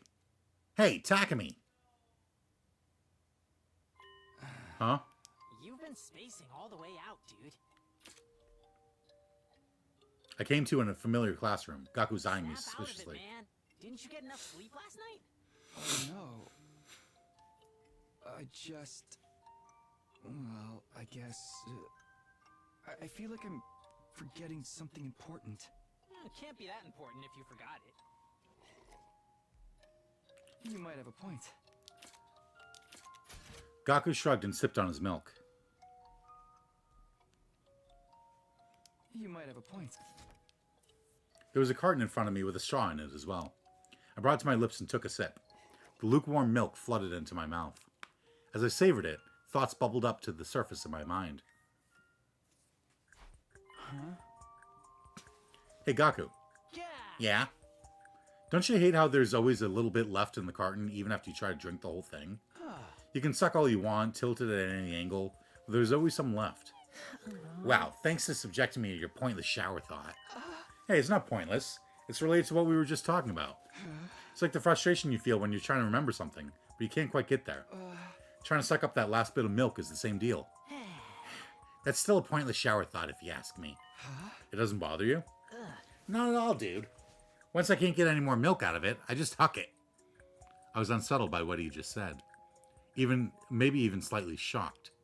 I was so sure Gaku would know what I was trying to say, but... That doesn't feel like a waste to you? Dude, I might be poor, but I'm not desperate for 2 drops of milk. The juice isn't worth the squeeze, if you know what I mean. It's not about whether or not it's worth it. It's about the feeling.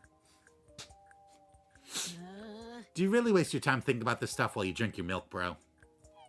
Sorry, but that's kind of real freaking lame. Hey! Shut up. I know I'm not alone in this. Yeah! Oh yeah? Who would agree with you? Okay. I'll try to imagine what all of them would say, starting with Takamaru. No freaking way. He'd flip out and be like, I ain't got time for dumb shit like that. Yeah, it's pretty hard to imagine him trying to methodically extract every last drop. same for Kurata, Tsubasa, and Hiruko? I don't even think Kurata would deign to sip milk out of a carton. The twins and Yugamu wouldn't do it either. In fact, nobody with a good-looking face would be caught dead doing it. Cause you end up looking real dumb and ugly trying to forcibly suck stuff through a straw. That sounds like Gaku's own personal twisted reasoning. And I think he's trying to insult me. Okay, then what about Shoma and Moko? Sure, I guess Shoma would agree. But I'm not sure about Moko. She's surprisingly sensitive. I guess she could go either way. That sounds about right to me. Next, I thought of Darmi and Kyoshika and found myself at a loss for words. How would they have responded? They're gone now. I'd never get the opportunity to pick their brains over meaningless stuff like this ever again. Something bothering you? Oh, no. That leaves Nozomi, right? Nozomi seemed like she would cleanly and neatly drink the entire carton. What about Karuha? Nozomi. I think she's the least likely to do it out of anyone. Why's that? The more polite and nice a girl is, the more she's likely to secretly be totally nasty. You know, like the type of girl who'd throw out a cake you gave her with a smile. No, Nozomi would never. You don't get it, man. Girls are terrifying. I'd know. I've seen some wild stuff. Why does it sound like you're bragging? Where'd you get these ideas about women anyway? I mean, I guess from my part-time jobs and stuff. Gaku's eyes darted around. Anyway, Shoma's the only one who would for sure. Which means you're in the minority. Felt strangely irritated seeing how smug Gaku looked about this. What are you doing, Venom?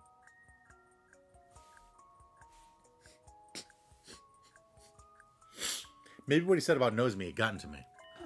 Hey, we don't know for sure. We have to ask. Pretty sure the results aren't going to change. But do you want to bet on it? If 3 other people say they try to drink everything in the carton, we'll say you win. Or if 2 or less people agree, I win. Getting 3 people to agree with me feels achievable. Fine, what are we betting?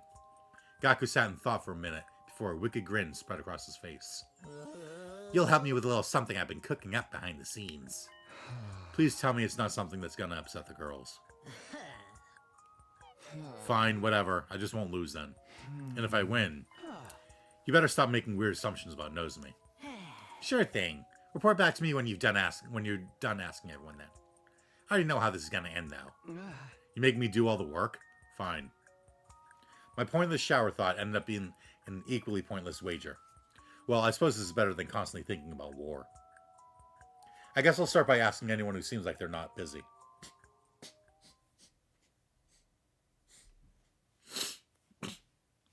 I started by asking Takamaru in the parking lot if he went out of his way to try and drink every last drop in the milk carton, but... Huh? I ain't got time for dumb shit like that. Got it. Thanks. Wasn't the answer I wanted, but it was the one I expected. I don't know what the hell you're talking about, but that's my answer. So Takamaru's a no, then. Looks like you get what you see with him. On to the next. There's Moko. I should ask her. She seems health conscious, so I have some faith she'll be on my side. Milk cartons? Sorry, but no thank you. Oh, you don't like them? I'm surprised. It seems healthy. I mean, if I want to add protein, I have to get it out of the carton, right? Oh, I guess so. But my recent fave is honey and liquid sweetener cocktail. It's an efficient way to get 20 times the calories of a normal person. Is that even a drink for humans? I guess that's a no for Moko. Too bad, I had hope. On to the next person. Hoping this would be my moment to score victory, I asked Shoma the same question. Oh, you want to know if I drink every last drop in a carton of milk? Yeah, hearing you say it makes it sound so pointless, but I'm sorry to ask. But that's okay. Nothing out there is more pointless than I am, so... But back to the question. I don't drink every last drop. Huh? I'm kind of surprised. I mean, doesn't milk carton drag sound like an insult? I feel rather sympathetic to the milk that's left behind to rot. Can't bring myself to drink it because of the guilt I feel. I'm sorry for this pathetic answer. I'm worth less than moldy carton scum. No way. Shoma was the one person I was sure I had on my side. This doesn't bode well for me. Anyway, I'm getting hungry. I'll have some lunch and then ask around some more.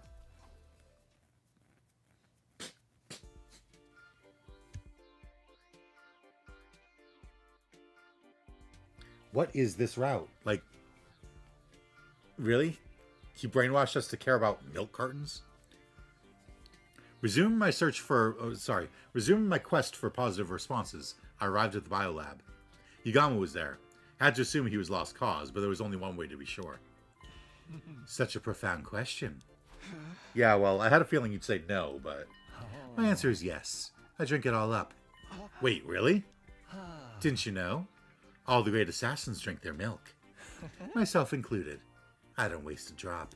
It was my first time hearing about the milk situation in the murder business, but I guess I shouldn't have made assumptions. Even if this is just a single vote for yes, it's an important one. Glad I could be of help. Well, since you're here, how about a little bit of massage? I really wish you wouldn't just casually throw that out like a friend offering a beer. Yugama's weirdness aside, I'm starting to have hope. I just need to keep this momentum going. I went to see the twins, hoping that at least one of them would give me the answer I needed. Every drop in the carton. I don't go that far. It's embarrassing when you suck on the straw too hard and it makes that weird noise. Same here, Mr. Sumino. Do you always go... same here. Mr. Sumino, do you always go out of your way to polish it off completely? Don't look at me like that. I'm starting to feel like a weirdo. Well, it's no big deal. Everyone has their quirks. Speaking of milk, I have an utterly wild story to tell you that I heard from a host I know. Or should I say, an utterly wild story. Hey, Hima. I probably don't want to hear whatever it is. Anyway, let us know who wins the bet. Do your best, Takumi. I wasn't sure how exactly I was meant to do my best, but I moved on to the next location. I held out hope and questioned Tsubasa, unfortunately. I never really thought about it, but trying to get every last drop seems a little annoying to me, I guess. I see. Sorry for the weird question. That's no problem.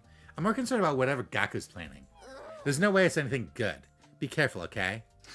Yeah, thanks for the warning. I was starting to get more worried about what would happen when I lost.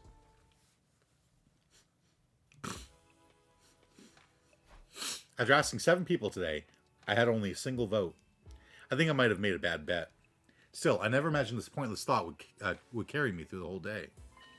I had a feeling I'd been thinking about something more important before I got onto the subject, but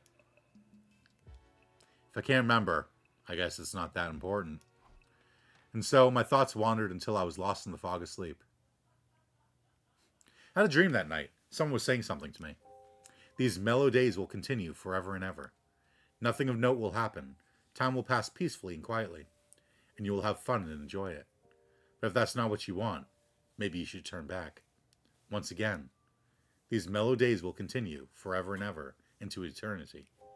Proceeding means you've accepted this. You're ready, right? Then the voice disappeared into the darkness, and I fell further into a deep, restful sleep.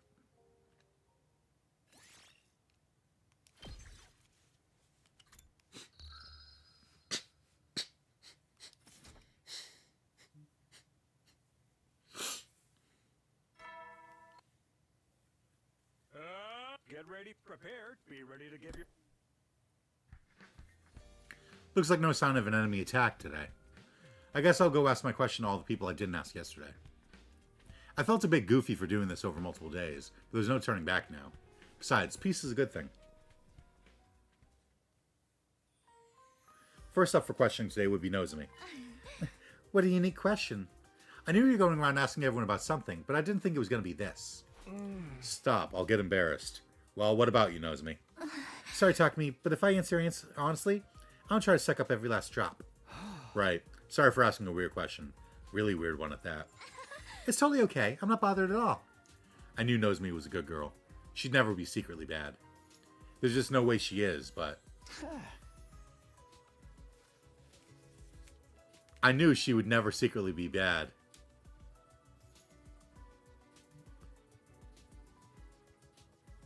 Knowing now that it's 6 days after she got infected.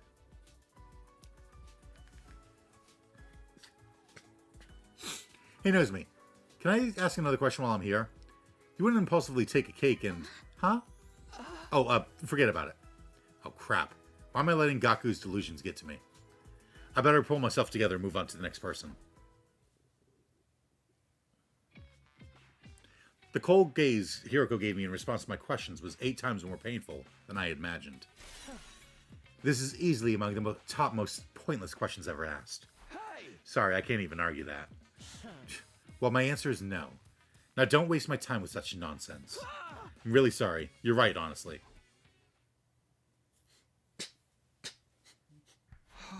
Damn, I haven't even gotten one more vote today. This isn't looking good. Who haven't I asked yet? Ava? Thinking of Ava made me feel a twinge of discomfort.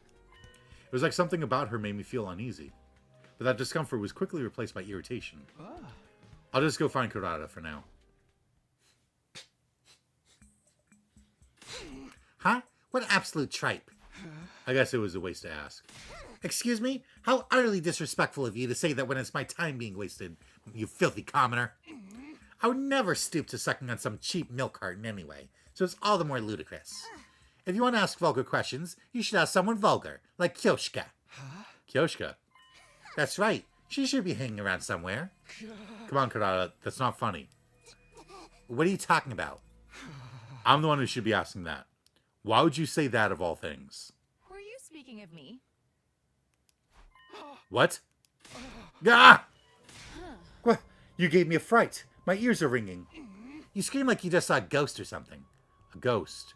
Right, this only makes sense if she really is a ghost. Yeah, isn't this...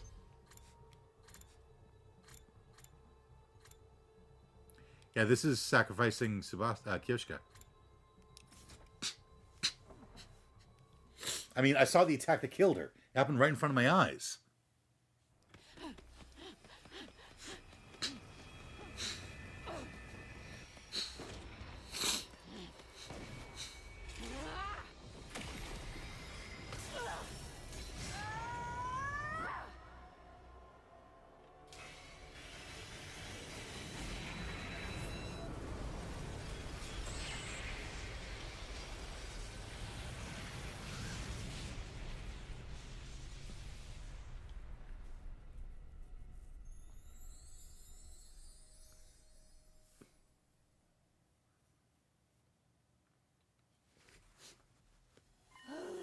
If you keep yelling in the common area, I'm seriously gonna kill myself. What is going on?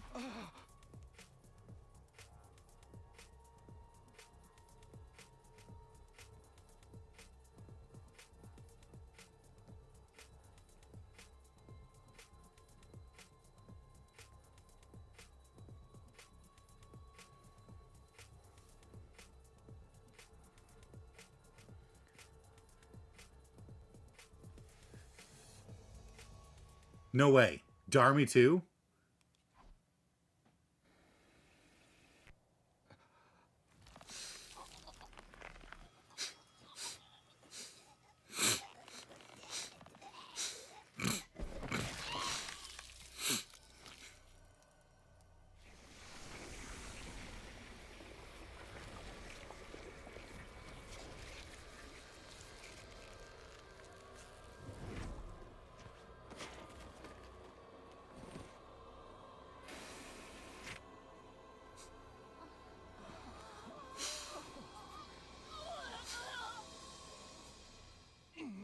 Kyoshka, try to keep the yelling restricted to the times you're taking care of yourself in your room. Oh? What's she sound like? Is she a grunter? I stifle myself with a pillow. What's going on? Am I dreaming? The two dead girls are here, speaking and breathing right in front of me, as if nothing ever happened. Oh, you two seem to be faring much better. Now we're A-okay in terms of fighting power.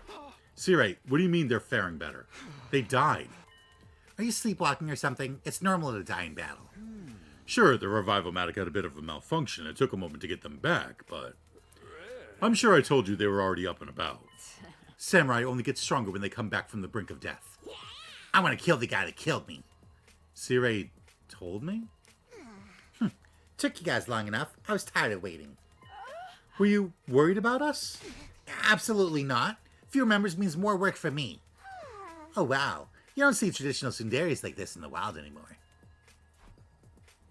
Seeing the scene playing out in front of me made me feel like things were as they should be.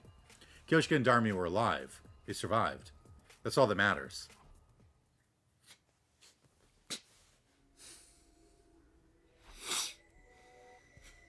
After asking everyone, I found out Darmy tries to drink every last drop of milk too, scoring me a total of 2 votes. But that was the end for me. I'd lost the bet. The idea of telling Gaku the outcome was really weighing me down. Or it would have, if I didn't have other things on my mind. I was more concerned with how I'd drawn such a horrible conclusion with what had happened to Darmy and Kyoshka. I feel like every time this happens, I should be doing this. I was more concerned with how I'd drawn such a horrible conclusion with what happened. It's no use. I'm too tired to get my thoughts in order. My consciousness faded, pulling me into a sleep that felt like white haze.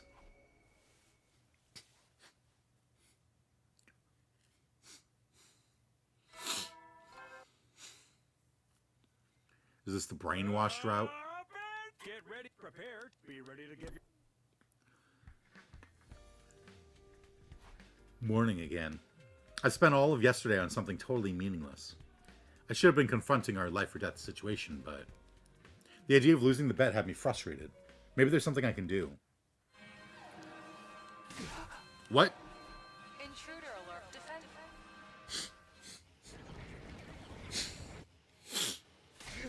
Damn, that was practically on cue. The familiar sound of the alarm snapped me back into cold reality. I could worry about milk cartons later. I need to hurry to the war room.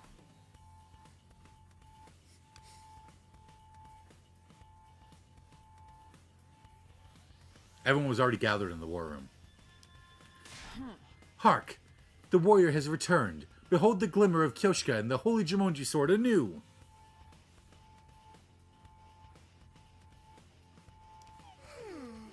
I'm so tired, though. I wish I could have stayed dead for another 3 or so days. Kyoshka and Darmy. There they are, alive and well. I guess I really did just misunderstand what happened. What's the matter, Takumi? Are you gonna pussy out? We need a real leader right now. No, I'm fine. Let's go, guys. Yes, I will kill and then kill some more.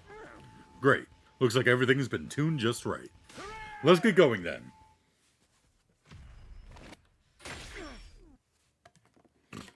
Oh, I actually should watch that cutscene because it's got everyone, including Ava.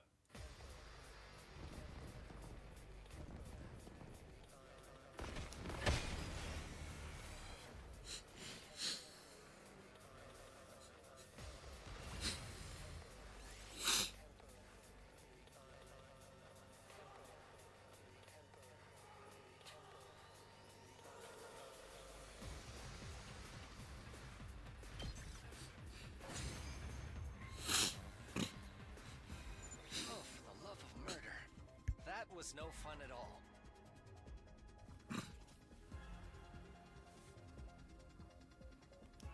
Be careful. I've detected a powerful enemy presence approaching. Is the headliner about to step into the ring?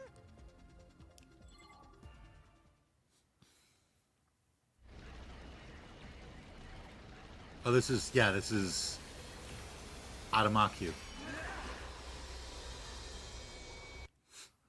Whoa, he's so fast. It's gonna be hard to hit him. If we could just stop him, he'd be no more than rust on my holy Jumonji sword's blade. Takumimi! We need the next chapter of your official strategy guide. I'm pretty sure traps were effective last time. Then leave it to me. All fools who would dare oppose the old Suzukis will spend all eternity regretting their decision in hell!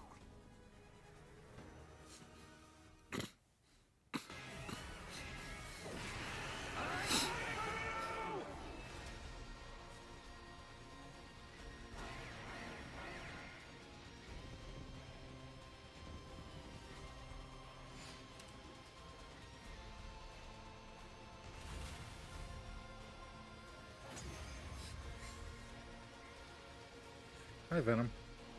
Once we stopped him in his tracks, there was no issue at all. Then let's kill him already. Yo, when this is done, we have to settle our bet, Takumi. Huh? What's that? Something shining in the sky. The sky?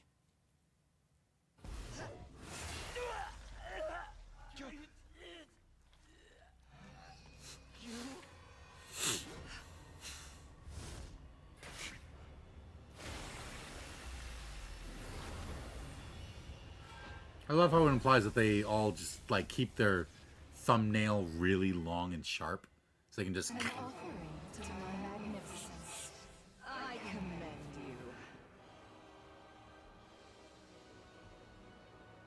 you. With this, I am one step closer to becoming a god. But you're dead. I mean, Kyoshika, she... What did I do? I mean... That fucked up freak ain't one of her own! Careful. She'll be even stronger now that she has absorbed his power. We'll be in trouble if we don't stop her here and now. Take it from here, leader. Right.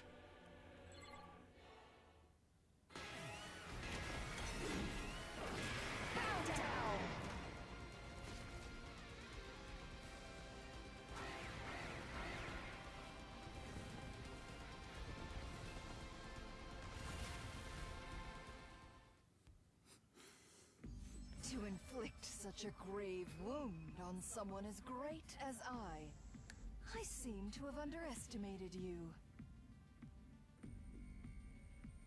Out of consideration for your effort, I will retreat.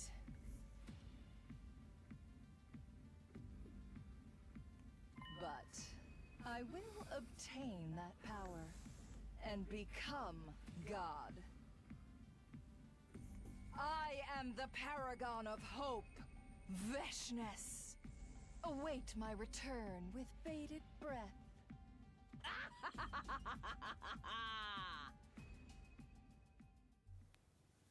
Don't mute me, Venom. The Supreme Commander simply turned and walked away, her high laugh echoing across the schoolyard.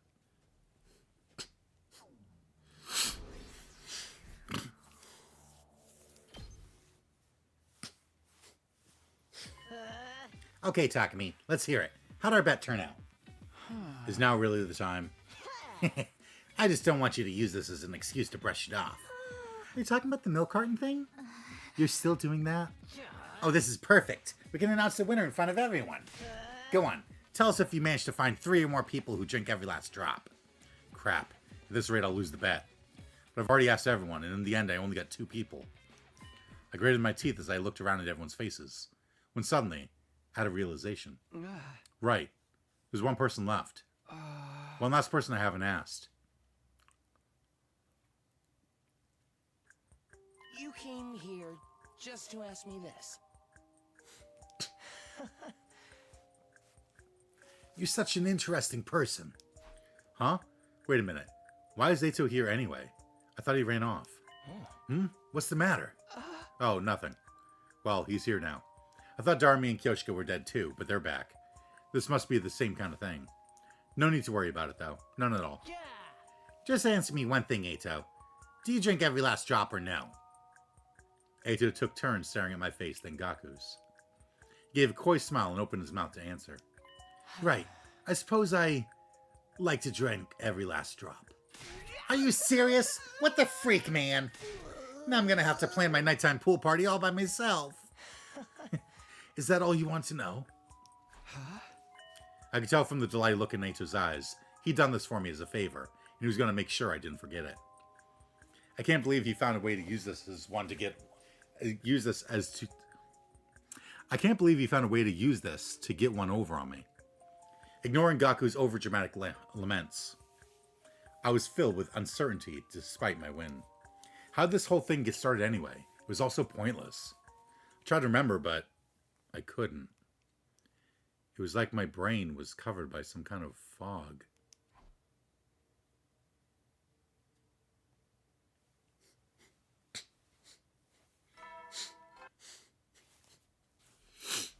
Up and Adam troops, time to rise and shine!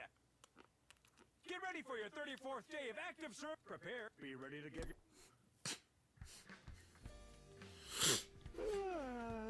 Morning already. At some point yesterday, I'd fallen into a deep sleep.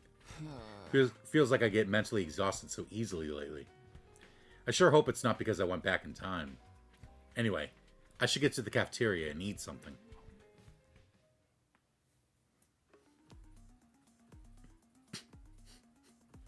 When I got to the cafeteria, I could hear some kind of argument. Kurata was screaming angrily at Gaku and Takamaru. Who did this? Give yourself up. Don't think you can hide from me. I seriously have no idea what you're talking about. Ain't some kind of petty thief. That ain't real man behavior. Really? Talk is cheap. Why should I believe that? Petty thief? Did someone take something from you? Oh, look who it is. Exactly the type of sullen loser who would do something like this. Kurata pointed at me with a quickness and shouted. Confess, where did you hide my socks? Huh? Socks?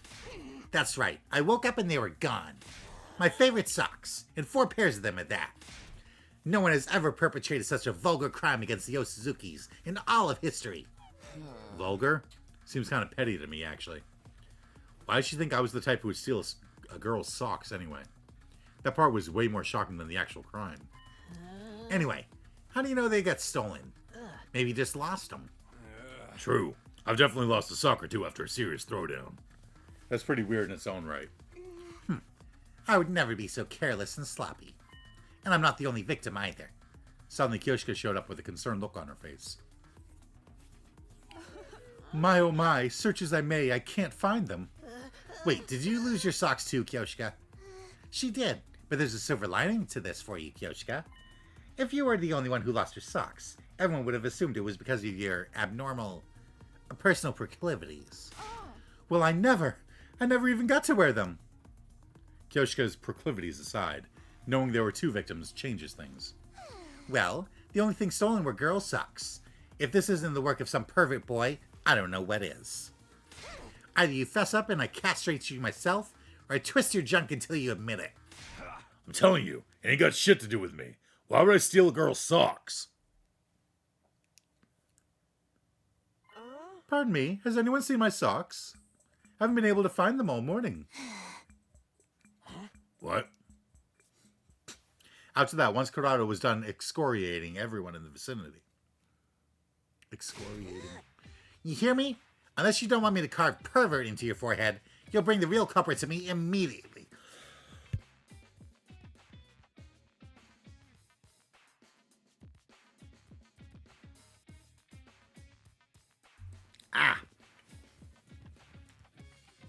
And with that, she and Kyoshika took off. Man, who would steal socks? I don't understand if it was a bra or something, but... I smell a case afoot. This fits perfectly at the intersection of slice of life and mystery.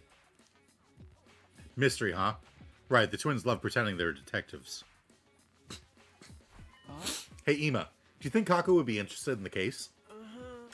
Oh, I suppose she might, but I'd really rather we keep her out of it. As her older brother, I can't have her getting involved in a potential sex crime. He has a point. I feel bad if it ended up traumatizing her. Then you're just gonna have to investigate yourself, ain't you, Takumi? Huh? Why me? Well, because Kurata suspects you the most. Hop to it, leader. You only address me as leader when you want me to deal with something. Well, fine. Ima, did you lock your door the night you lost your socks? I'm pretty sure I did. But I only noticed they were gone this morning. There's a chance someone might have snuck in a different day while I was out of my room. I'm pretty sure Kurata says something similar. Then that means everyone is a suspect. I guess I'll just have to make the rounds. Keep this a secret from Kako. I don't want her to find out and try to get involved. Got it. I'll just have to come up with something if she asks. I also suggest you don't make assumptions about the gender of the perpetrator when it comes to perverse sex crimes. One time, a coworker told me that a woman obsessed with the top host of our establishment snuck into his bathroom and... Whoa, I thought you were trying not to traumatize people. Kind of get the feeling I keep getting wrapped up in totally pointless busy work lately. I don't know why there was a comma there.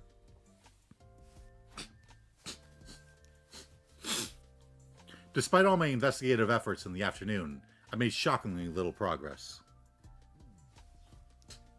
I'd inquired with every last person, but I didn't get a single clue. I would have taken anything, even a vague witness testimony of a suspicious person on the prowl, but everyone seemed like they were being honest. I had no suspects. As far as I could see, anyway. It's too late now, but I'm annoyed I'm being forced to do all of this legwork. Well, it's time to study. Understood. I look forward to this. Kako and Ava entered the library. They spread out dozens of encyclopedias and books on the desk as they chatted about something. What are you two doing? Oh, Takumi. Well, actually, Officer Kaku is providing me with military training. That sounds dramatic. Military training? That's what Ava seems to think, but I'm not actually going to teach her fighting strategies or anything. Ava doesn't seem to know much about us, so I thought I should teach her. Oh, okay. They're just studying Earth culture. On closer inspection, Ava had a bag full of something at her feet. It was full of what looked like junk. I guess they're teaching materials. Well, I don't fully understand, but I'm happy to see it. I'd hate to get in their way, and like Ima said, I can't let Kako get involved in what's going on. I exited the library and left the two of them to their fun.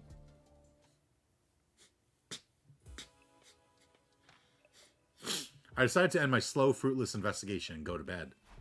First milk cartons, now socks. It's really been the most pointless things taking up all my time lately. Is this the pointless route? Well, I guess that's the price of peace. I better get some sleep.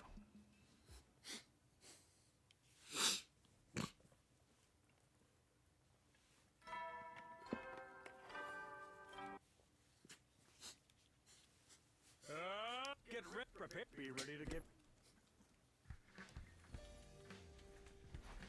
Back to investigating the Great Sock Caper, I suppose. But I don't see how searching aimlessly is going to get me anywhere. I need to find a way out of this plateau.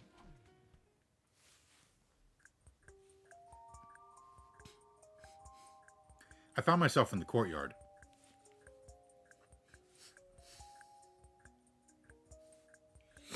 Eito was sitting comfortably in the cage in front of me. Back again. How nice to see you, Takumi. It's quite pleasant in here, but I do get rather bored. Pleasant? That cage? It's practically heaven to me. It means I don't have to see or hear any ugliness. But which means us humans. Then it's odd that you'd be happy to see me. It must be unbearable for you to hear and see me. You're special, Takumi. Your intrigue outweighs your ugliness. I felt like I was seeing something I wasn't supposed to, as Eito spoke to me with such passionate heat in his gaze. Now then, I suppose you're here because you have something to ask me. If not, you wouldn't want to see me. It was aggravating the way he saw right through me, but I swallowed my pride and explained the sock incident to him. I see. I envy you guys. How nice that you can afford to concern yourself with such trivial matters while we're trapped in a war zone. I didn't come here to listen to your sarcasm. If you don't want to engage with this, I'm out. Wait, hold on. I'm happy to play armchair detective for you. Give me a moment to think about it. With that, Eito began to contemplate. A criminal trapped in a cage assisting with investigation. I think that movie swept the Oscars.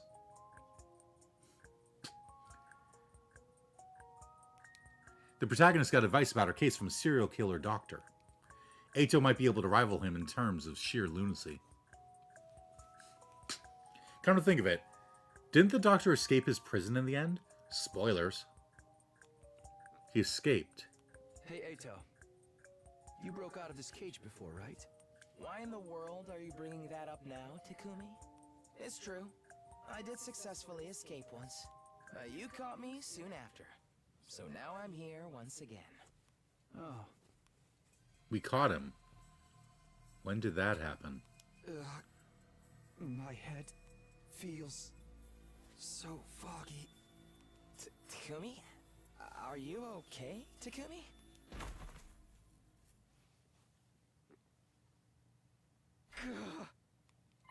Huh? Good morning, Takumi. I was so worried. You passed out so suddenly. I did? How long was I? Just shy of an hour. Your hideous sleeping face was quite amusing. Finding out I was being observed by Eito while totally helpless has to be the worst thing to wake up to. Anyway, I have something to tell you now that you're awake. A little bit of advice from my cage about your sock robbery case. Do you know who did it? Haven't worked out that much, but this might help. What you see is not always the truth. What you see is not always the truth. God, what a typically Eito thing to say. But in some strange way, it clicked. Keep that in mind and you might be able to solve your mystery. Got it. Thanks. Now I've done you 2 favors, haven't I? 2. Right, I owe him after he sided with me in my wager with Gaku. You want to make a point card to keep track? What a wonderful idea. What will I get when it's full, There's probably nothing I can do for you. I doubt that very much. Well, suit yourself. I'll be seeing you again, Takumi. In the meantime, I'll come up with a nice design for the stamp card. Is this guy serious?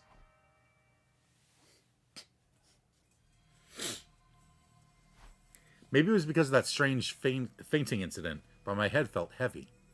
I decided not to push myself and went to bed early. Before returning to my room, I tried asking around about Eito. But they all told me the same story. He ran away, but we caught him. Everyone seemed so sure that was exactly how it happened. I guess I just misremembered after all? Why did I go to see him anyway? He's as dangerous as the killer in that movie. Maybe even more so. I shouldn't be having casual conversations with him. I don't want to keep owing him favors either. But still, the advice he gave me turned over and over in my head as I started to doze off. What you see is not always the truth. The truth. Where can I find the honest truth?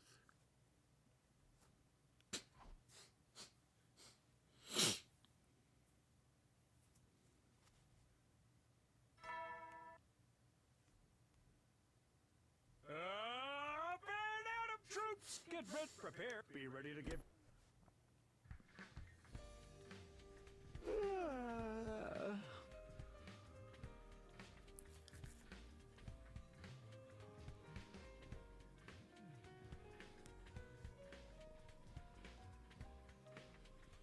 Morning again. I scratched my head and started to get out of bed when, voila voila, I was overcome by a bizarre sense of discomfort. Day 47. Something felt strange about the date in the announcement. Couldn't explain exactly what it was, but... Intruder alert. Defense mode.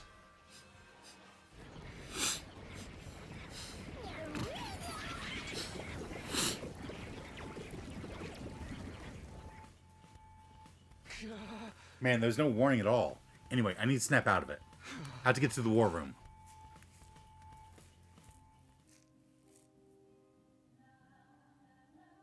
Everyone else was already there. Ah, it's Term Tammy. I explained what I knew about the commander behind the attack based on my knowledge from last time. An enemy that uses sound to induce hallucinations. Sounds like a horrible nuisance. Sounds like the kind of sneaky gimmick a supernatural heel would use. Yes, if this were a shonen manga, the power of this ability would vary greatly, depending on the importance of the antagonist who used it. Whatever it is, don't let yourself be fooled no matter what you see. What you see is not always the truth, as they say. Caught myself saying what Eito had said to me. It was strangely fitting. Do we have a strategy? We sure do, since Takumi warned me about this commander in advance. The music you hear right now is countering the enemy's hallucinatory abilities. That's why you're playing this depressing-ass folk song? I thought it was weird no one was saying anything about it. But I guess this means we don't have to worry about the hallucinations. Indeed you do. Now get out there and win. Understood. I'll kill them all post-haste.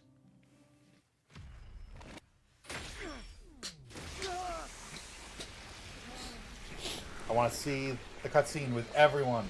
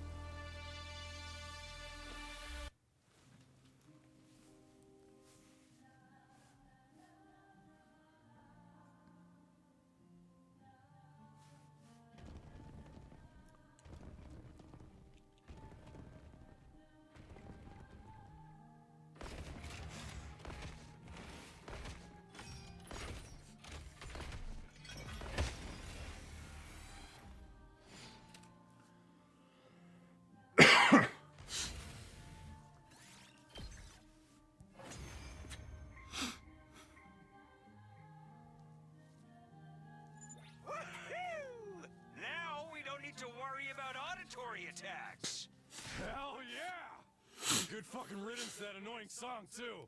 Once we knew how it worked, it was no problem at all. Way to go, team leader! What about me? I'm the one who actually countered it. Wait, everyone! Something's coming!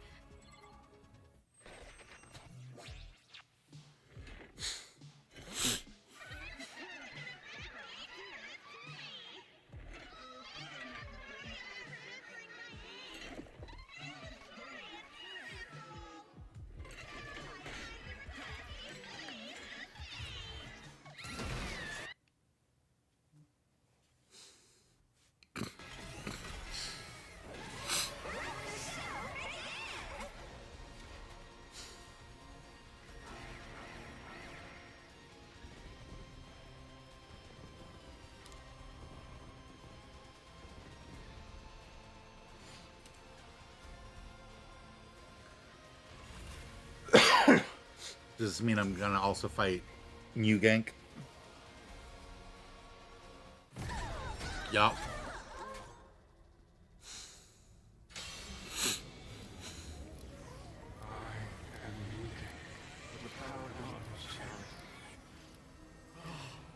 I was too late.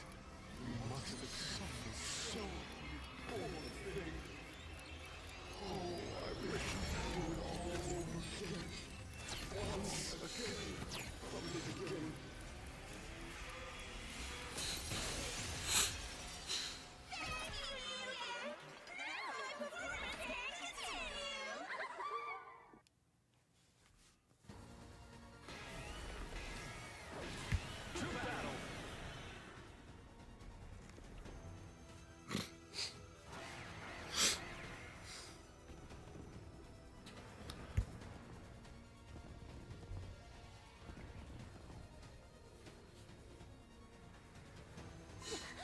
What's going on? Turn Tammy's wounds. That commander can turn back time. Huh? What kind of a garbage game lets the enemy save scum? We need to take out New Kink, or things will just get worse and worse. Looks like that's our only choice. We have to figure this out.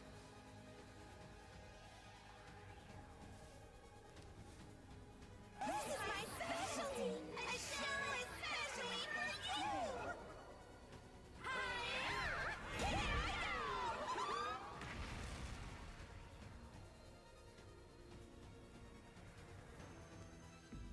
Here I go! No way! Our school! Stay calm. It's an illusion. Once we beat Term Tammy, it should go back to normal. What a sight to behold! A double-team maneuver of love and friendship! Don't let the hallucination deceive you guys. Focus your attacks on New Gank.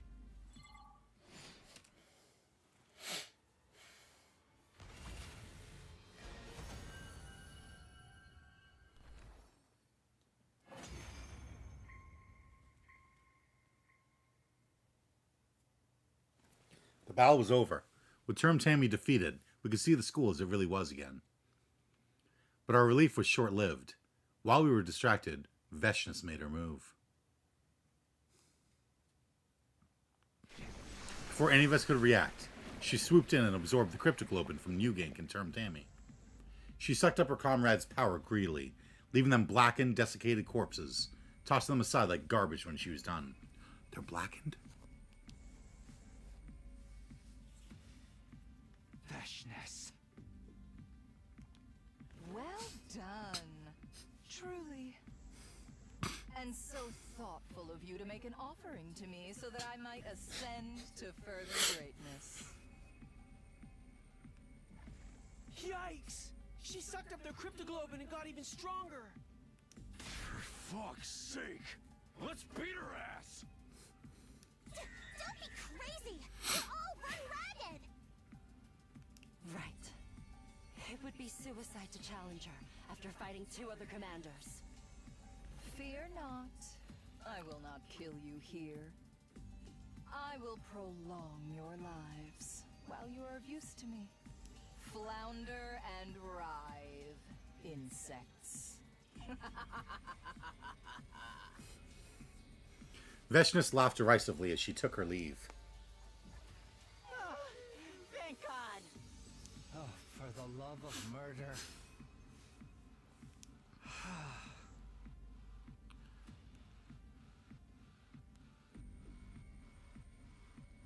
Even though we'd managed to defeat 2 commanders, our defensive battle left a bitter taste in our mouths. So long as Vechnus is alive, we'll never be able to win.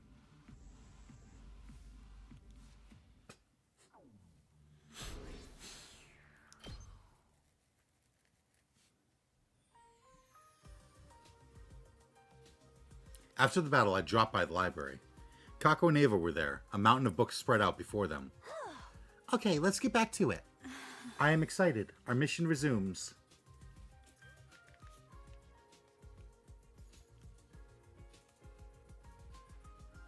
This is my excited face. A bag stuffed with something or other was beside Ava. Right, she brought it last time for some reason. Are you guys doing your cultural studies again? Oh, Takumi. Yes, that's right. Ava's been so motivated to learn recently. This seems like something Sirei would be opposed to, but if he hasn't come to stop them, he must be giving them tacit approval. We'll be continuing our Christmas field training mission. Christmas? That's right. I explained to Ava all about the yearly events we have, but it seems she's most interested in Christmas.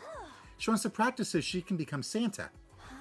A mighty man who can deliver military resources to the whole world in a single evening. Supply is essential to strategy, so his conduct is truly heroic.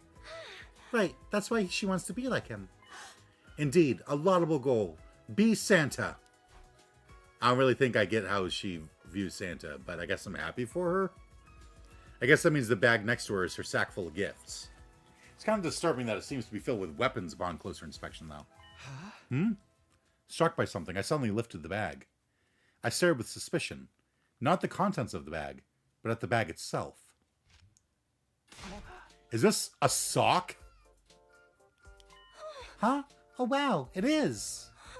Ava had suddenly brought this with her and claimed it was her Santa sack, but looking more closely, it's a sock.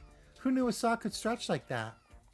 I had a hunch. I turned the bag over, and sure enough, there were some stretched out letters written in permanent marker. Kyoshika. Hey Ava, do you have any other sacks like this? But of course. I have ample sacks so that I do not run out in an emergency. I think she got mixed up because I told her we put presents in stockings. I never would have guessed this is what happened. Come to think of it, I saw this exact sock right after the incident came to light. But it was so stretched out and filled with God knows what, that I wasn't able to recognize it as a sock. And since Ima asked me to keep Kako out of it, I was even less inclined to look closely. In the end, I missed out on the truth right in front of me. What you see is not always the truth, huh? And so the case was suddenly solved, sparing me from the indignity of being labeled a perverted criminal. Ava did get scolded by Kurata, but since it was clear she had no ill intent, things ended relatively peacefully.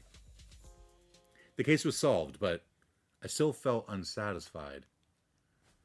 Was it because Ato's prophetic words were right after all? Or was it something else?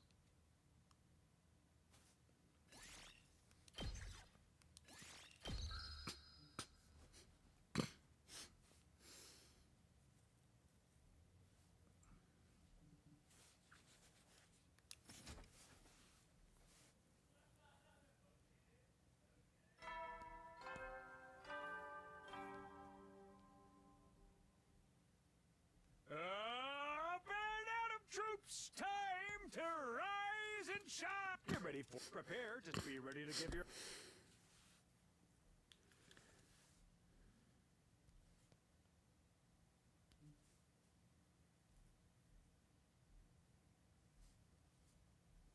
I popped into the rec room to see an unusual combination of people.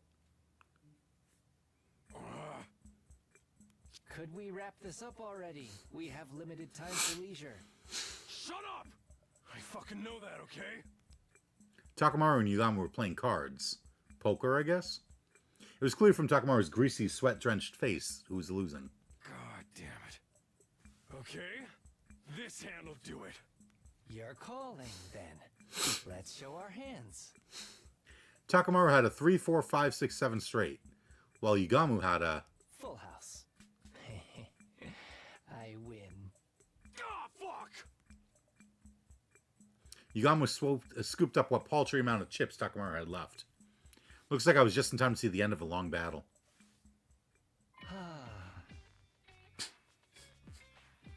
Well then, I'll be sure to collect what we bet on. Yes. How exciting. Huh? Just out of curiosity, what was the bet? Oh, nothing too remarkable. Takamaru will be my torture guinea pig for a week. That's all. Wow, that's even worse than I thought. Man never goes back on his words. Do whatever you want with my guts. We should be a little less willing. This isn't a butcher sale. Why would the person with the worst poker face in the world make such a suicidal bet anyway? I always thought your burly build would be perfect to experiment with. Haven't gotten anything this good in ages. I can feel the blood flowing to all the right places. Yugamo waved his fingers lecherously. His expression one of pure ecstasy. Wait. I can't let you do that to one of your friends. Takumi, I lost, fair and square. Don't pity me and make me look even worse. That's not it. As leader of this unit, I can't overlook a high-risk interaction between comrades. Obviously, this could be a problem for our group living situation. But it could affect our future defensive battles, too. I suppose you do have a point. But I'm an assassin. I respect a contract above all else. I'd be less than scum if I ignored what was agreed upon. Big words coming from a murderer. So for the sake of our leader, I have a suggestion. I'll offer you a rematch. Huh? What are you talking about? We'll play cards again some other time. If you win, your debt is cleared. But if I win, you'll be my guinea pig as originally promised. I see. He's making the biggest concession possible. But it's kind of more scary to see a killer being so rational and approachable. Sure. Does that work for you, Takamaru? You didn't have to do that. I was ready for this. But I'll do it for our leader. Thanks, I guess. Now then, when shall we have our rematch? Right, come to think of it, Takamaru has no hope of winning right now. In a week. No, in 10 days. You're asking for a lot. 10 is too many. I'll give you 9. Can't spell strychnine without 9. Fine. 9 days from now means the rematch is on day 57 then. Hey, don't I get a say? I'm ready to go right now. You'd lose again. I'm going to train you until it's time for your rematch. Train? Me? I like the sound of that. Now things are heating up. This was how, through some machination of fate, I ended up trying to coach Takamaru to victory.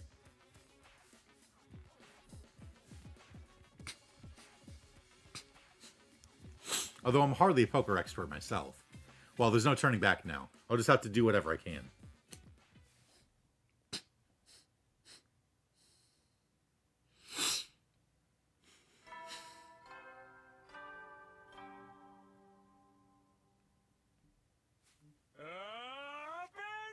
Get ready, prepare to spend another day enduring the unendurable, and sup be ready to give your lives to protect our beloved school from the vile and barbaric enemy.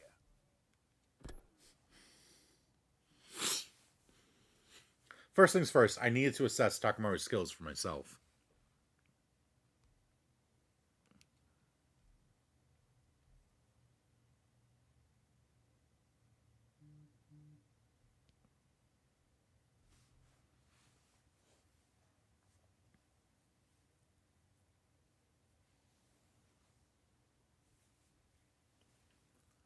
We had a casual match so I could see where he was at, but...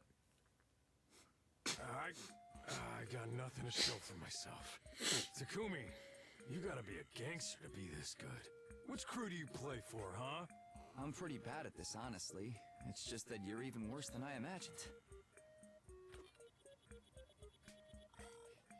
Damn, I didn't expect much, but I never thought he was this bad.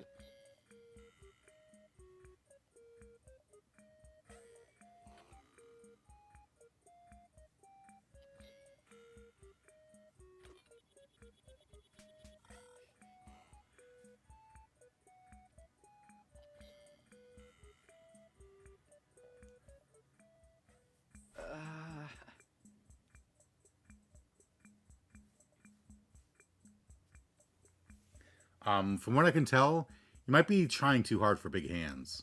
You keep busting after making Hail Mary plays. Huh? You stupid or something? Why wouldn't I aim for the best of the best? Also, your face completely gives away whether or not your hand is good. You need to bluff more. Bluff? That's some coward shit right there. Oh my god. Who knew someone could be this poorly suited for poker? I still have no idea why he would make such a serious bet on a game he's so bad at. Okay, I'll start simple. We'll just have to work our way up from the bottom. Take it away, Takumi. Takumi-sensei. Sensei. You gotta draw a clear line between master and pupil when you teach. And I know now you're a lot stronger than me. This guy can be surprisingly down to earth.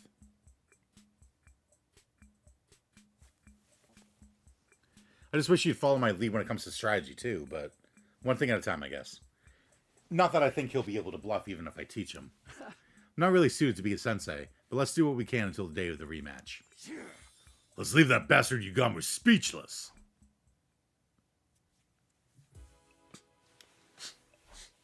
I tried to coach Takamaru through the game of poker as much as time would allow.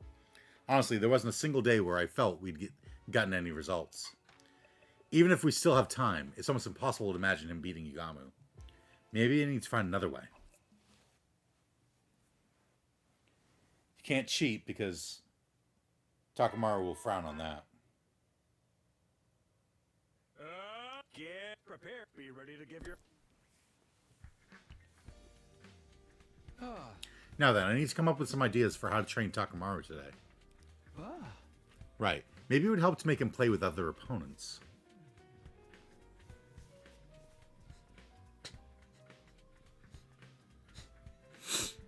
That could help me figure out what his strengths and weaknesses are.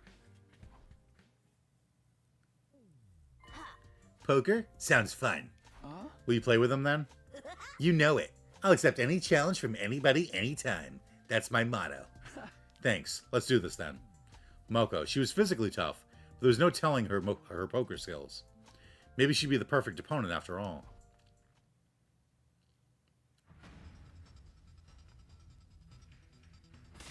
Hell yeah, I won! You got me. Not bad, Takamaru. Same to you.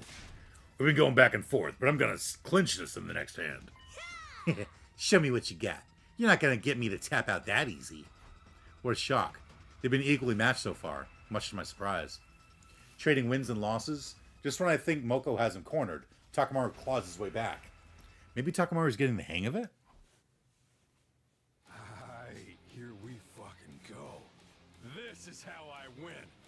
Suck on this! Killer Full House! Moko leapt up as if she'd been struck by some kind of invisible force, sending her chair flying. How do you like that? You're finished. Truly incredible, Takamaru. But looks like you didn't have what it takes to bring down Moko. What? Take this! My table-turning finisher move! Avalanche Royal Straight Flush!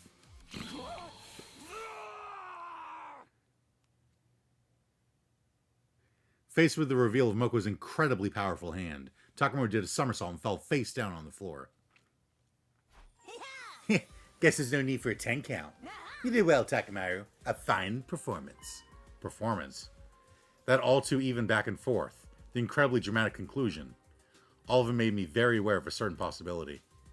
Moko let him win. Moko, don't tell me. Were you intentionally holding back? Were you purposefully trying to create a good storyline, like you would for a pro wrestling match? Oh, team leader, you're not supposed to just come out and say it. But I guess I still have some way to go if it was that easy for you to tell. What?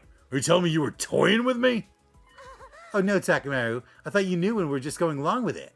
I mean, you reacted so intensely whenever you lost, and get so cocky whenever you won. Wasn't doing it on purpose. I was playing it straight and real serious. Good lord. Forget thinking they might be evenly matched. Takamaru's problems started way before we began his training. He got played like a fiddle and didn't even learn anything in the process. Sorry, Takamaru. You made a huge mistake when I chose your opponent.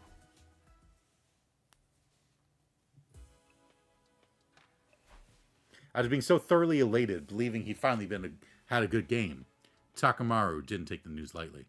After that, we had to end our training for the day. I guess I need to reconsider who might be best suited to play against him.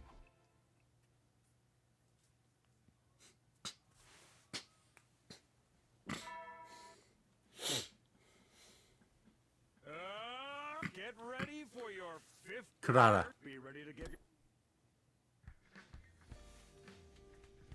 Now then, what to do for today's training? I think it might be important to let him get a proper feel for what it's like to win. They say success leads to improvement, after all. Which means I need to find someone Takamaru can actually beat. In that case, I think I know who it has to be. Shoma.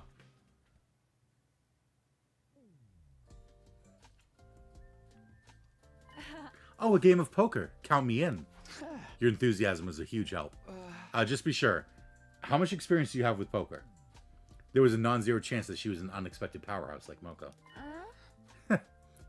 To be honest with you, I worship Darby from JoJo. I've always wanted to play ever since I saw that one scene. Okay, so there's a chance. If Kyoshika is his opponent, Takamaru is sure to win.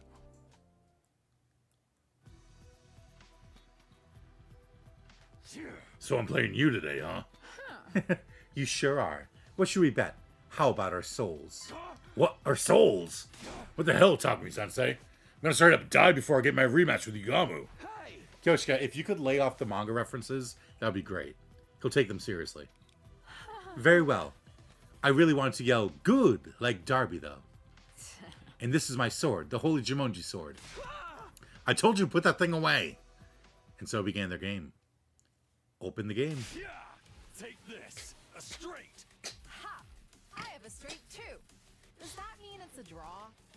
Wait, no, Kyoshika, that's not right. Those are all face cards and aces. And they're all the same suit. That's a royal flush. What? Oh, then I won! Let's go! Full house! Now I win for sure. I have a joker.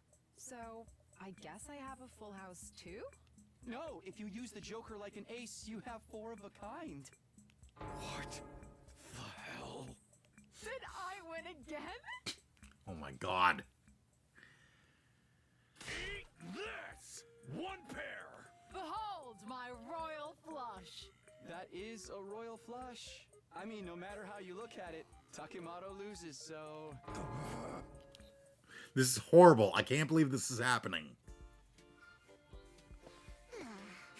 Guess you finally realized that Kyoshika has freakishly good luck. But only for completely worthless things, like this pissant little game.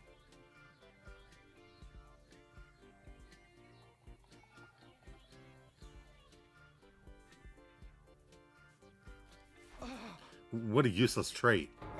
I'm pathetic. I can't even beat Kyoshika. Look, this is the exact opposite of what I was hoping for. I'm scum. I'm trash. I'm a maggot. Did I accidentally do something again? You have no idea. I'm so sorry, Takamaru. I chose an even worse opponent than I did yesterday. I couldn't bear to see Takamaru with his self-confidence so completely shredded. It was a horrible tragedy, like watching a train wreck. I sure hope I can find him a suitable opponent tomorrow. Shoma.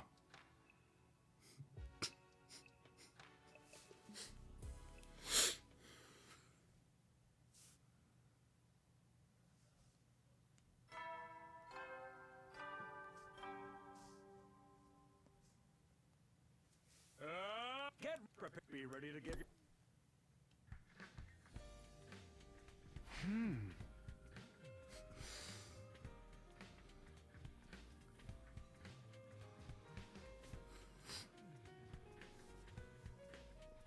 Thought about it last night in bed. Maybe these one-on-one practice games are the problem. If I can get 4 or so people at the table, he might be able to beat one of them. Maybe he can learn from watching how the others play. I guess I should try to round up a group then.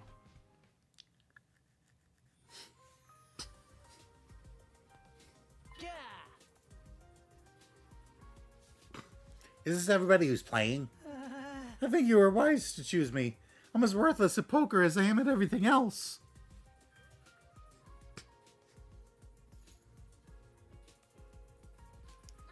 Come on, Shoma, don't put yourself down like that.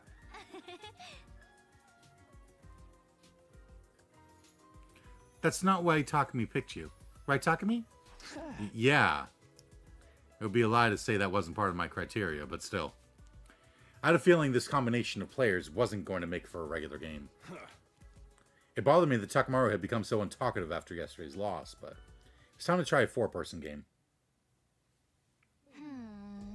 I'm not sure what cards I should swap out.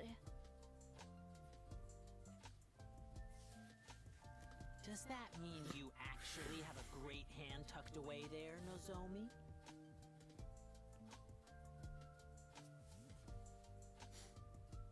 Oh, not at all. But you must be feeling lucky if you're interrogating me. Well, maybe I'm secretly a poker genius.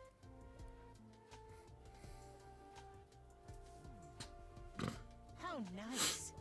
Well, I'm fully expecting to end up dead last. Is that so? You have a passive play style, but you know when to fold. That's a good strategy. Honestly, it's not too dissimilar from what the pros do. Really? She's right. This is a pretty evenly matched game. I'm enjoying it. Yeah, playing like this is a blast. I guess it is fun.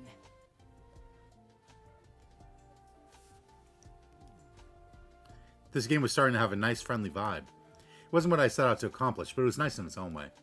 Meanwhile, though, Takamaru... Forget it.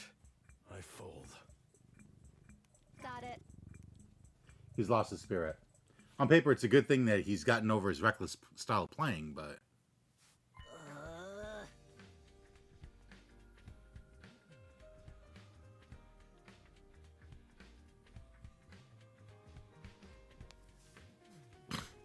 Crap, I fell to 3rd place.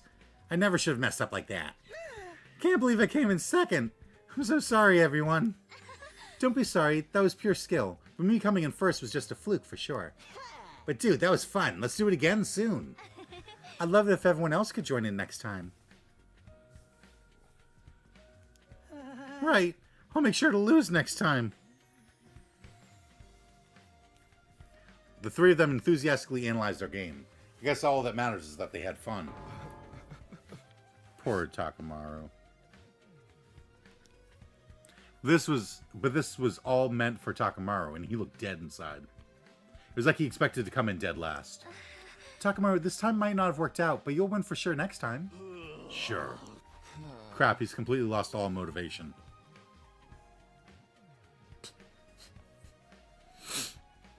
I guess getting trounced by Kyoshika really hit him hard. It's no longer a question of who he should play. Maybe I should be more concerned about fixing his mental game before the rematch.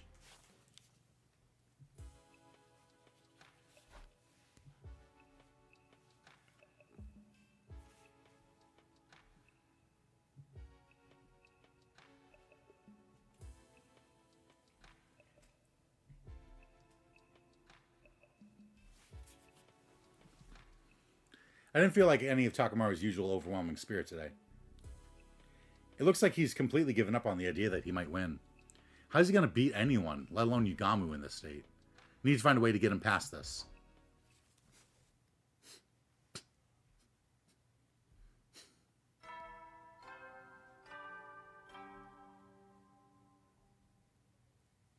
Band Adam troops, time to rise and shine!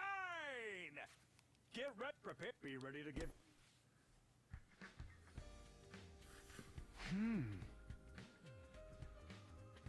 4 days until the rematch. Haven't improved at all. If anything, I think I've set him back. How do I fix this? I don't really want to do this, but maybe I have to ask him for help.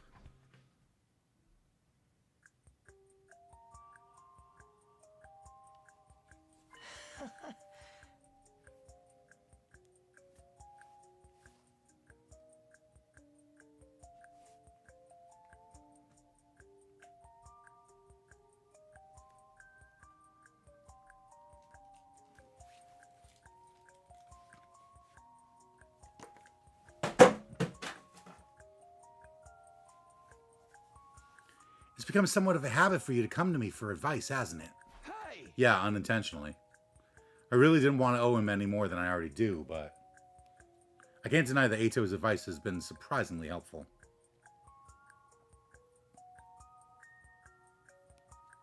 But I'm afraid there's nothing I can do for you this time. What? In fact, I have to ask, why'd you think I'd be of any use in this situation?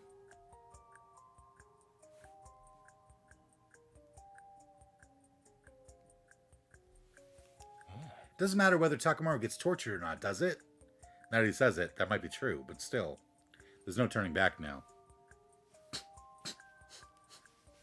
I was so sure Ato would help me find a way forward, but now I'm at a total loss. I heard everything. Ah! I might be able to assist you with Takamaru. Huh? Really? Is Ava even good with cards? I doubt she even knows the rules. It is clear that Mr. Takamaru's mental potential is greatly diminished. I believe what he needs is to address that problem, rather than the technical aspects of the game. I see. She has a point. Not bad, Evie. You are far too kind, A.T.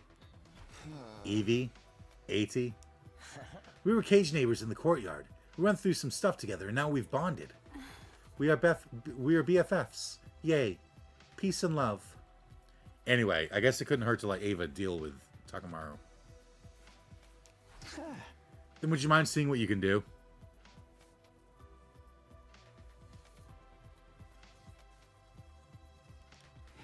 Leave it to me. I will show you the miracle turnaround.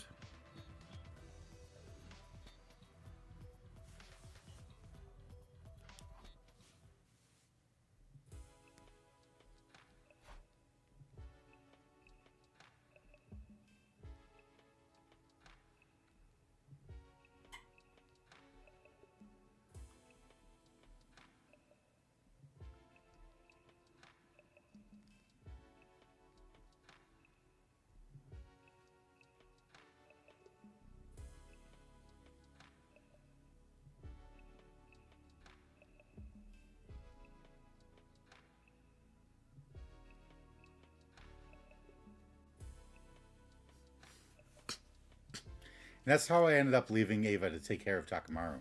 I'd be lying if I said I wasn't worried, but I guess I'll just pray things turn out for the best and get some sleep.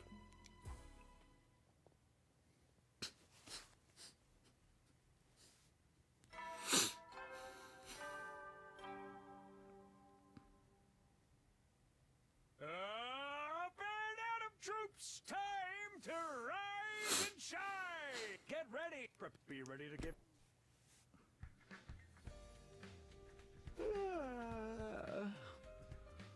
Morning already? Wonder how Takamaru and Ava are doing. I'll go check in on them later.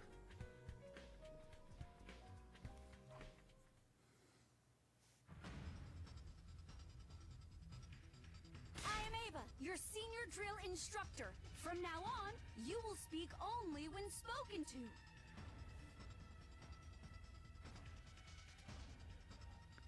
The first and last words out of your filthy sewer will be, sir.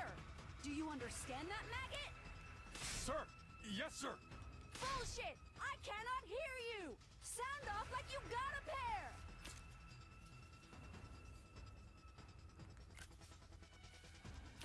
Sir. Yes, sir. Ava? You are the lowest form of life on Earth. You are not even a human fucking being. You are nothing but an unorganized, grabastic piece of invader shit. It is my mission to trim all of the useless fat from the Special Defense Unit. I will bend you over until I can reach 2 hands up your gaping asshole and clap. Sir, yes, sir. Do you think I'm cute, Private? Do you think I'm funny? Then wipe that disgusting grin off your face. You will not laugh. You will not cry. I pretended to not see what I just saw and left the rec room. What do I do now? Maybe this kind of rough treatment is exactly what he needs. Takamaru spent the rest of the day getting beaten back into shape by Ava. I felt a bit sorry for him, but if anyone was tough enough to survive this, it was Takamaru.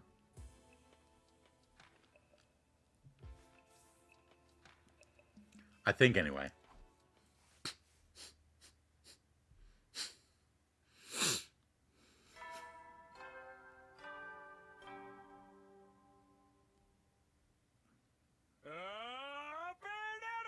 It's time to rise and shine! Get ready for your 55th. Prepare to be ready to give.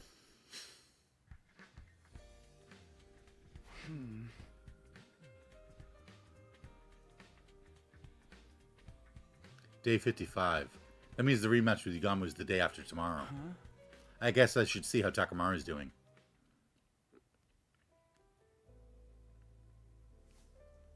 Next question, Mr. Yakushiji. What cards do we swap when we have this hand?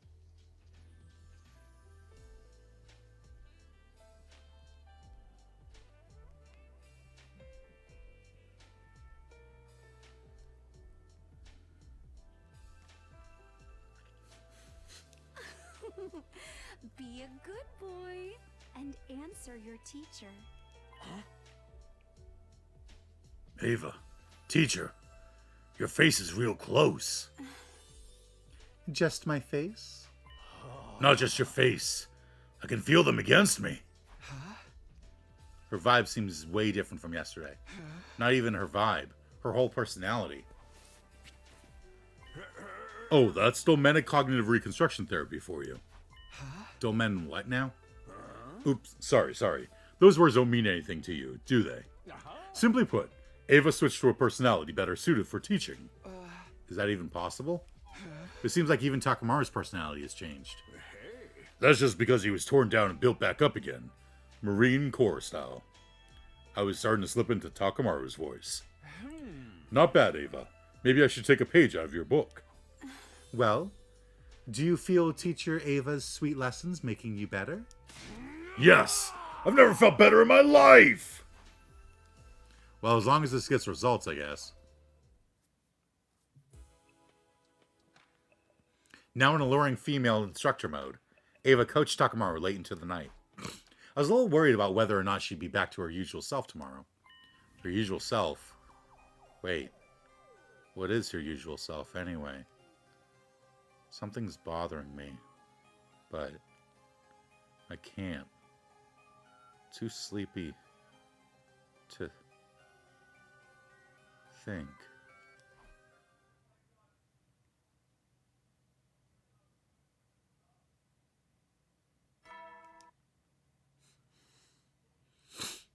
Get be ready to.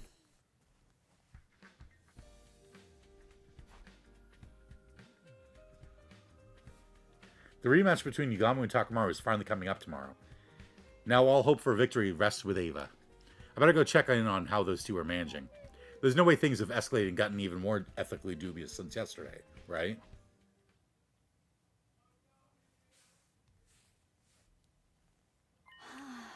Through an internal process of release and purification, your soul has reached a new stage.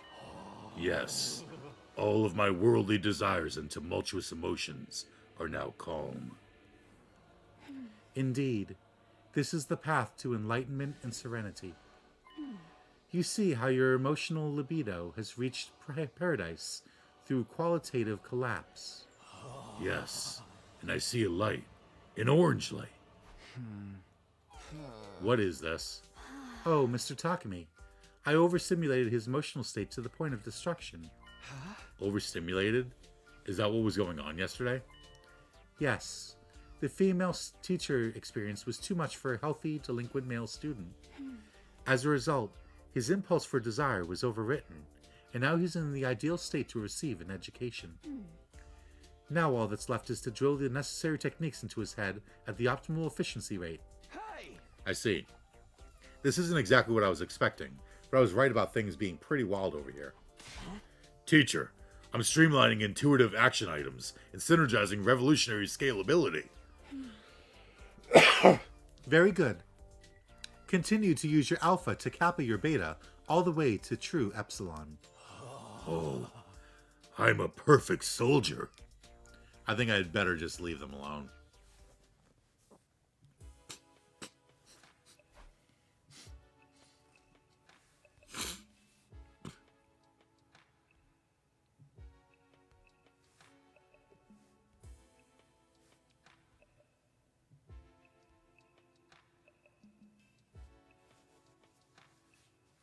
I've no idea if I was right to leave Takamaru in Ava's hands, but come what may, the rematch is tomorrow.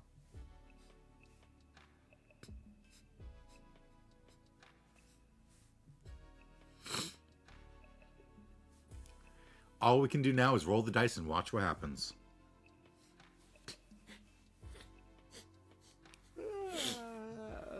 Bedtime.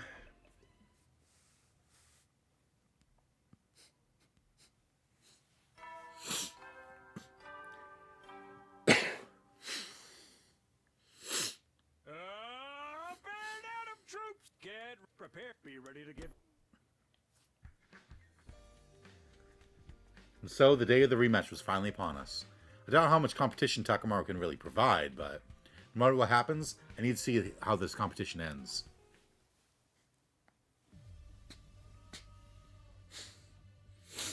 Takamaru and Yugamo were already squaring off on a table in the rec room. Ava was right behind Takamaru like a true coach. You actually came to face me. How delightful. Who do you think you're talking to? I never back down. Looks like he went full circle and came back around to the Takamaru we all know and love. Which means I can't say I'm super confident he's going to win. Before we begin, allow me to reaffirm the terms of our agreement. As I mentioned before, as an assassin, I value the importance of a proper contract. When you lose, you'll immediately be my guinea pig to torture without mercy. Yugamu's words caused a shiver to run down my spine. I doubted he was bluffing. Even if Takamaru is a friend to him, he won't show an ounce of mercy. Hey! Yeah, no shit. You think you're gonna get me to chicken out this late in the game? No. I was merely making sure. Now then, time for a rematch of our poker game. Hold it right there. We ain't playing poker. Huh? We're playing Old Maid. Huh? What in the world are you on about? I didn't take you for a jokester. This is no joke. You got me. You said it yourself. You said we'd play cards again in 9 days. Oh, that's right. He really did say that. I see. I do remember saying that. In other words, as long as it's a card game, it does not violate your contract. Our contract, you say? You found yourself a nice loophole, haven't you? Very well. I agree to playing Old Maid for our rematch. I see. They use Yugamu's own allegiance to contracts against him. If this is Ava's strategy, it must mean they've been secretly practicing Old Maid for the past 3 days. She might have given him the advantage, relatively speaking. But even with this, can Takamaru win? A one-on-one game of Old Maid is a game of pure bluffing and poker faces. Takamaru is likely still pretty bad at both of those things. And so began the game of Old Maid that would determine whether or not Takamaru would be tortured. That comma shouldn't be there. Naturally, the cards in your hand keep depleting unless you have the Old Maid. What a wonderful game. We both know the Old Maid is in your hand right now. It's do or die. Can you get me to draw it or not? One-on-one Old Maid is quite the thrill. Enough stating the obvious. Draw a fucking card, if you dare. Oh, for the love of murder, you're so impatient. We should be savoring this. He's not sweating this time. Yugamu made a show of hovering his finger between two cards. Of course, he was carefully observing Takamaru's expression. The lack of any change in his face was honestly shocking to see. Takamaru had been so horrible at bluffing before. Was this because of Ava's training? You've come a long way for someone who couldn't maintain a poker face to save his life. But unfortunately for you, it won't work on me. This must not be the Old Maid. Yugamu confidently plucked one of the cards from Takamaru, and then revealed the pair of sevens now in his hand. Honestly, I couldn't read anything from Takemaru's face. This is bad. Mr. Omokage is not looking at his face. Huh? What else is there to look at? Ava's right. I'm looking at Takemaru's muscles. My muscles? Try as you might to hide your expression. There are some involuntary actions that can't be controlled. Your tension and emotion appear as minute changes in your facial muscles. I can read them, thanks to my medical knowledge and professional experience, that is. There's an easy way to counter this. Every time he goes to draw a card, close your eyes, Takamaru. He just whipped out a new skill during a kid's game like this is a full-on battle. This doesn't look good. There's no way Takamaru can win now. You should be proud of the fact that you've come far enough to make me use these tactics. And you should lament that you have to fight me with the old maid in your hand. The number of cards in their hands continued to deplete. Yugamu never drew the old maid even once. At last, Takamaru was holding 2 cards, including the old maid, while Yugamu had only a single card remaining. Oh, if Yugamu doesn't draw the old maid on his next move, it's all over. Yeah, I'm aware of that.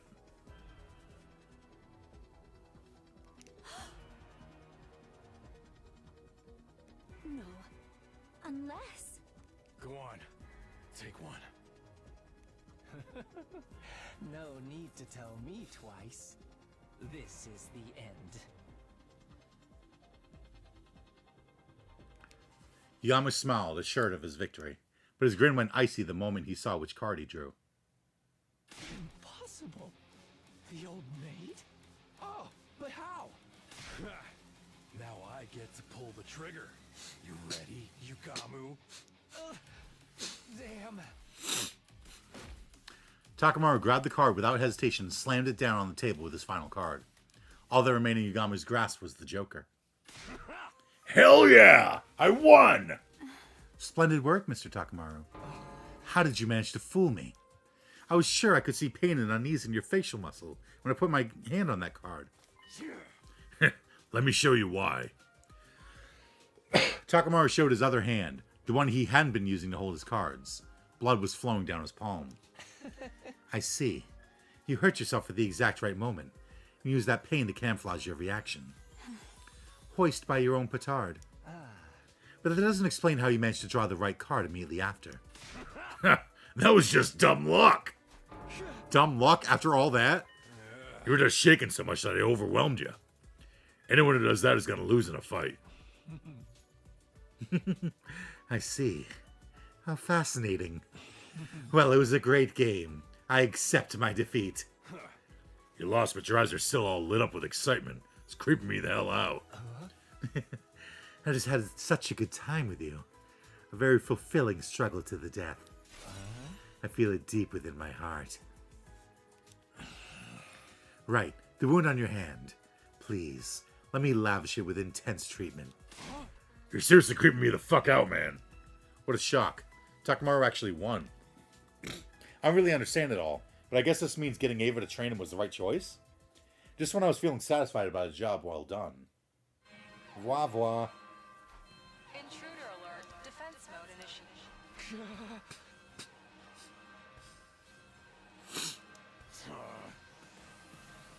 An enemy attack, huh? Seems so.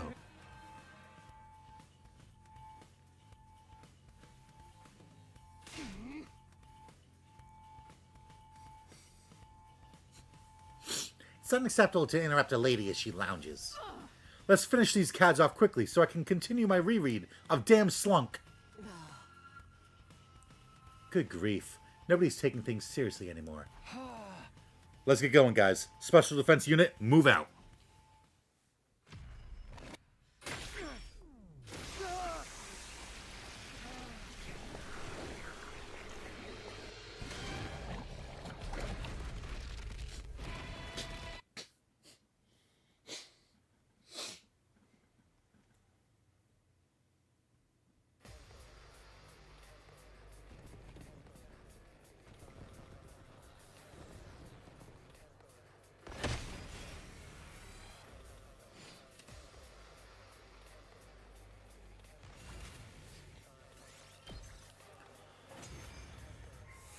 This is... What a bunch of worthless wimps! Who's after Term Tammy and Yugank?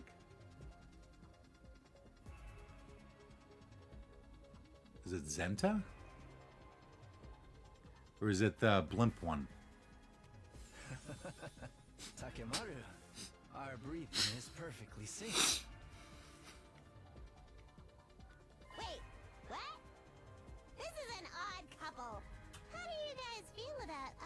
path.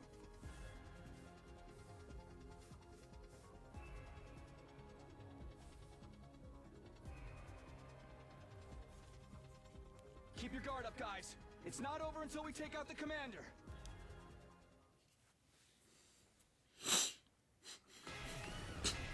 Yeah, that's Zenta.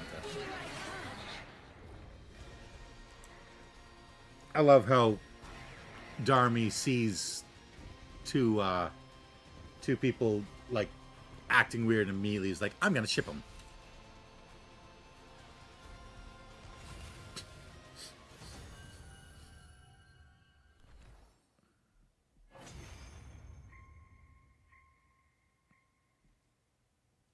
I am Centaur, the paragon of harmony. Even if my flesh is destroyed here, my soul shall live on eternally, and it will destroy you all. With those final words, something strange happened to Zenta's body. It exploded, right? It splintered all over and burst into tiny pieces, disappearing in a plume of smoke. That hasn't been explained. Hello, ropes, 200-volt double hell, double barbed wire barricade, double landmine glass crush death match? No, they just self-destructed. Huh? The hell's that about? Pretty disappointing for a commander. Well, who cares? We won easily. The atmosphere in the battlefield had been relaxed, until just then. Smoke filled our vision, accompanied by the sound of something hitting the ground at a high speed. What is this? I have detected another hostile presence. Everybody, look! Over there! Such foolish behavior from Zenta. You, Veshness. Veshness rose from the swirling dust. I was going to absorb her cryptoglobin as well, but... well, it doesn't amount to any more than a rounding error.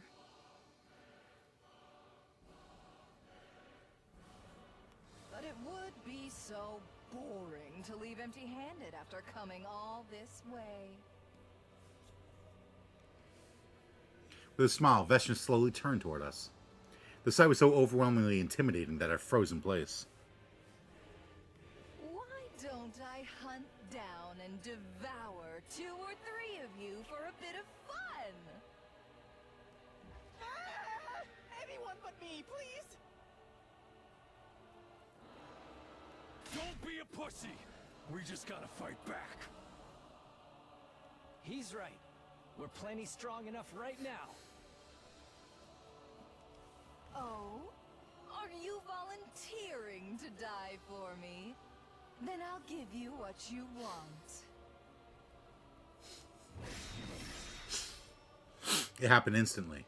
I couldn't even see what happened to them, but Takamaru and Yugami were face down on the ground. No way! This doesn't look good! What a bore. That was hardly fun at all. It was horrible. Our mood had done a complete turnaround, and now we were in the depths of hellish despair.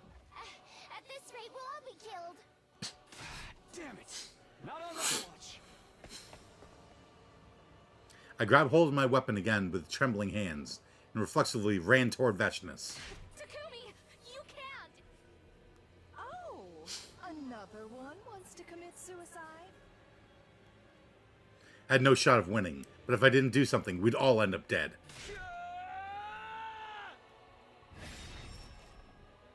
I felt a white-hot pain and heard scream. That's when I blacked out.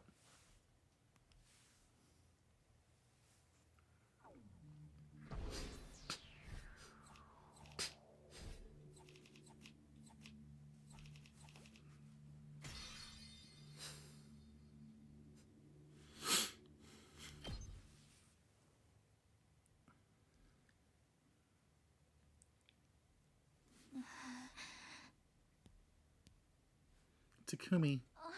Wake up, Takumi.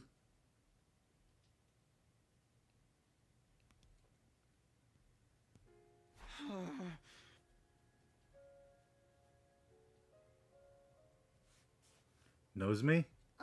Thank God, you're finally awake. Could you come with me? Everyone's waiting outside.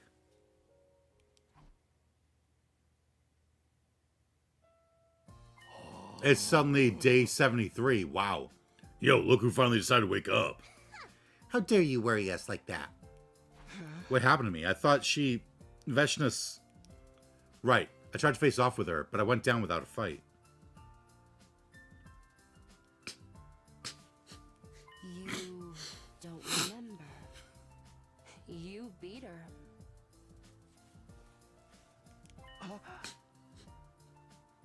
What? I beat her? It was a tearjerker of a reversal. I guess that's what you call fight or flight. If they published that fight and jump, it would top the polls. It was legendary.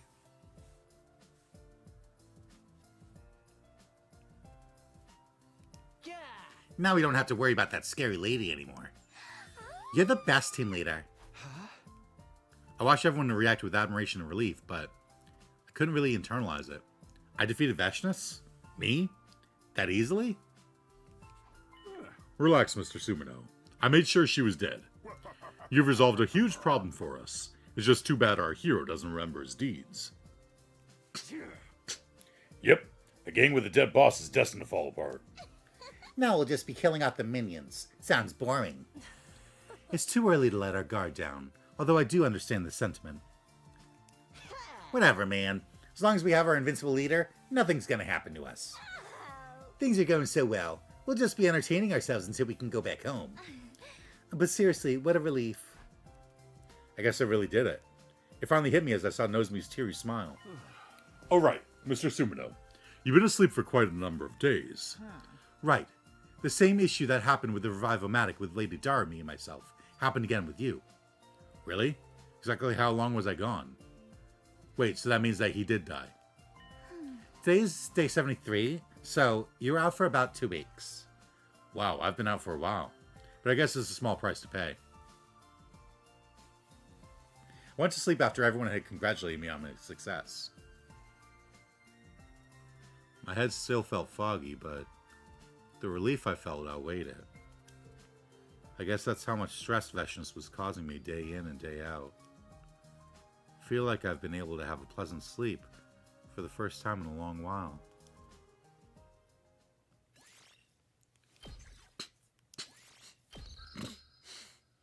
It keeps making me save.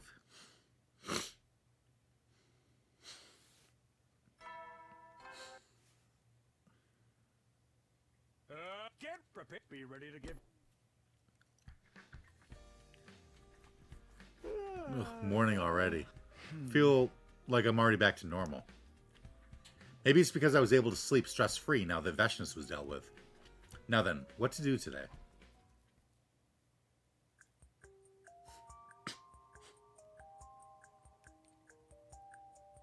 Hey, Takumi. It's been a while. Why did I come to see him again? It'd be one thing if I needed his advice again. Actually, even at that, I'd prefer not to see him. But somehow I found myself coming here. You look like you fully recovered. Glad to see you looking so well. Eito rose to his feet. You knew I was out? Yes, everyone told me. Then I'm sure you've heard things that have turned in our favor in terms of the war. That must be disappointing news for someone who despises humanity. I was trying to provoke him, but surprisingly Eito didn't take the bait. Instead, he yawned disinterestedly. I suppose so. Well, it doesn't mean much to me. I've lost interest in where this fight is going lately. Maybe I'm better suited to relaxing in here. Are you saying that to get us to let our guard down? Not at all. I really couldn't be bothered to care. I have to question why I used to be so desperate and preoccupied about it even. Indeed, humans are hideous to me, but that's an immutable fact, a natural law. Maybe I've gotten used to it, just like I've gotten used to the boring sights in here. I mean, people get nose blind even to the most foul-smelling foods, right? That was a rather cruel comparison, but it made sense. Well, I suppose even hatred can't last forever. I didn't sense that drive anymore, that wicked hostility that used to be so integral to Eito. That predatory glint in his eyes that used to make me feel like he'd slit my throat in an instant if given the chance was all but gone. You've changed. Maybe the situation here did it to me. Huh? Do you mean you reflected on yourself while you've been in solitary? No, like I told you, I rather like it in here. I guess if I had to explain it, I get to live with a certain degree of comfort I've never felt before. The comfortable route? Comfort, huh? It's a word that's almost entirely at odds with his true character, but strangely, I felt myself empathizing with Ato. Maybe it was all because of the relief I felt after defeating Veshnus. Well, I can't even imagine what it's like to live in a cage, but how do you pass the days here anyway? I suddenly found myself asking him out of interest. Oh, Takumi, don't tell me you're interested in my life now. His eyes suddenly lit up. Damn it, maybe I shouldn't have asked. Well, I suppose if you absolutely insist, I'll tell you. But only because it's you, Takumi. Come on, you don't gotta put it like that. Don't be shy. This is how things work between us.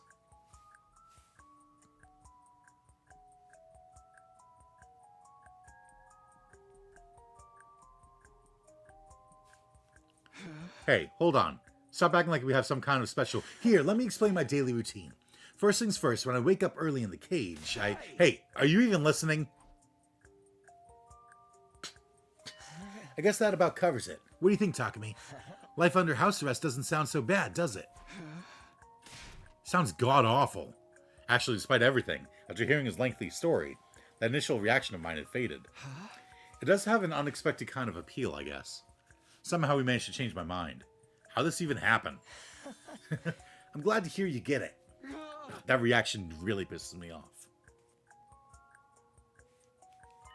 Then you should try experiencing life in here for yourself. How would I even do that? You want me to live in there with you?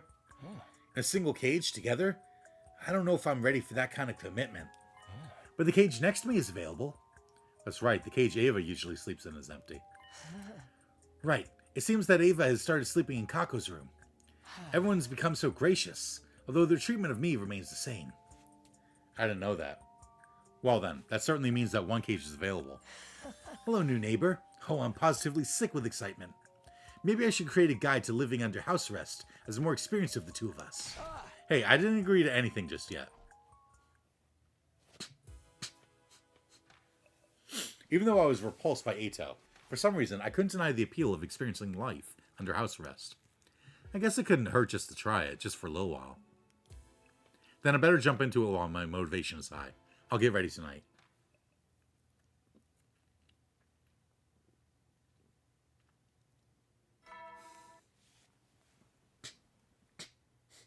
Get ready. Prepare. Be ready to...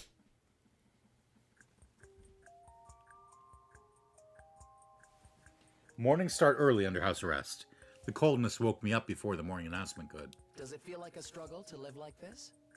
Yes. At first, I was completely taken aback by how difficult it was. But it's funny how people adapt. I can find some kind of joy in the simple things, like the melancholy of the passing seasons. The true joy of living under house arrest, you mean? Yeah.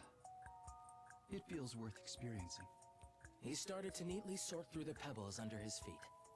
When I asked what he was doing, he told me he was going to use them to make jewelry. Visitors from the big city buy pieces off of me. Well, I hardly get any money for them, but still. Though his smile was bitter, his hands were deft and practiced. I'd be lying if I said I didn't have my worries. But I chose this life of confinement. I could see a hint of pride in his countenance as he explained his reasoning. Come on, Ato. Stop with the weird voiceover. Your pretentious narration is getting to me. Oh, you're no fun. It was so fitting. This is only my first day living like this. Why would you want to make me sound like some seasoned pro? Still, mornings here aren't so bad, are they? It is kind of refreshing, but seeing the smug delight in Ato's face made me regret responding so positively. I decided to keep the rest of my thoughts to myself and laid down inside the cage. Surprisingly, it didn't feel oppressive or cramped. How strange. I told you, not bad at all, right? You'll come to understand what's so nice about it over time. Look forward to it. Hey! Yeah. It'd be even better if you were far, far away. Still, time seems to pass slowly here. I'm getting sleepy again.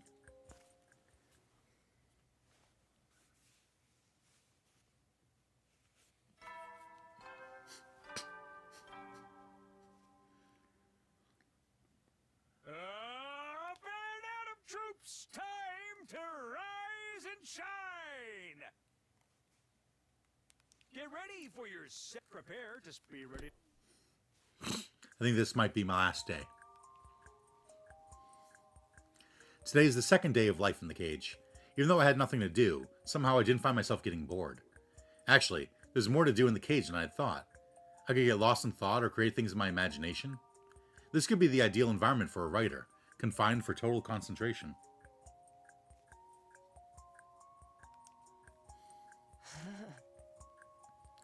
Looks like you're starting to adapt to life here. Let me guess. Right now you're controlling a character you created in your head, right? How did you... Wait, that's probably a stupid question. You've been down the same road. The real fun begins when you relinquish control over to the characters in your imagination and let them run around on their own. Maybe we should let the people in our brains fight each other. My imaginary guy would never lose to yours. After all, he's got a hyperspeed telekinetic force sword that can break anything down to the subatomic level. Well, I have 2 hyperdimensional shrinking buster launchers that can demolish space itself on my side. 2? That's not fair. You can just dual wield 2. Okay, then my guy is going to manifest 2 arms out of his back using his aura.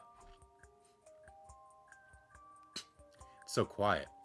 Time passes in total comfort here. Alright, maybe another one.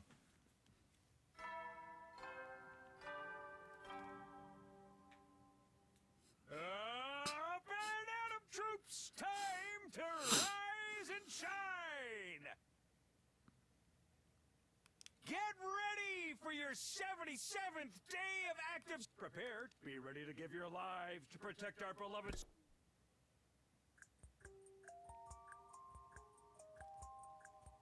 That day, someone visited my cage as I lived out my new life of confinement.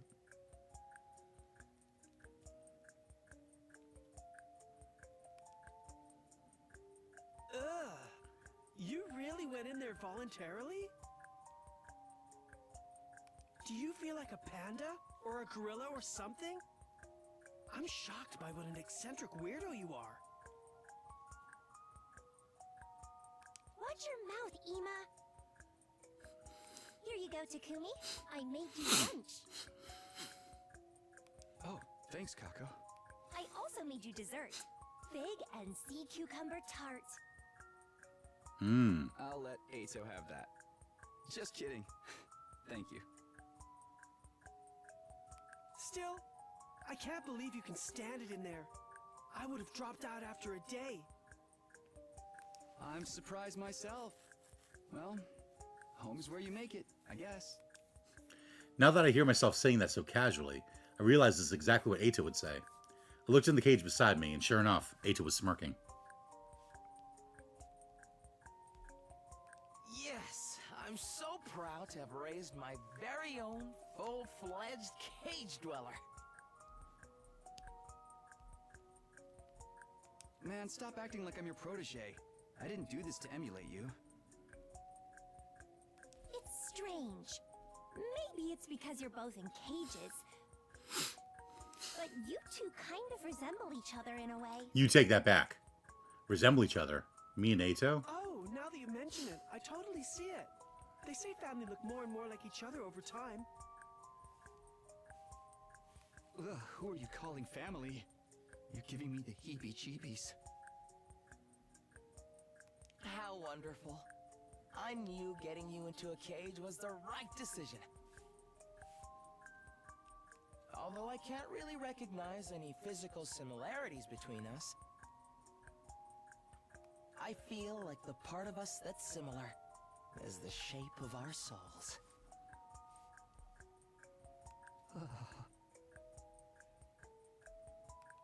I don't get it at all.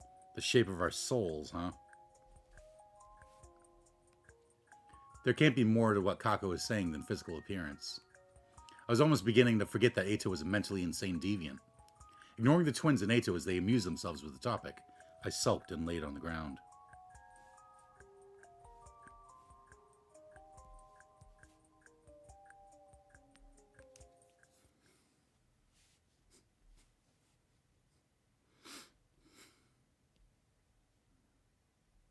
And so my life continued in the cage.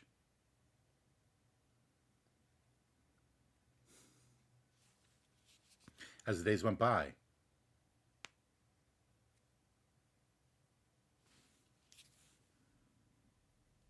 Time flowed by effortlessly.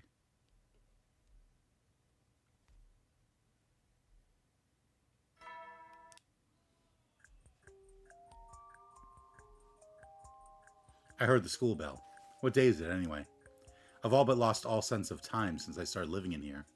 Time passes so slowly and comfortably.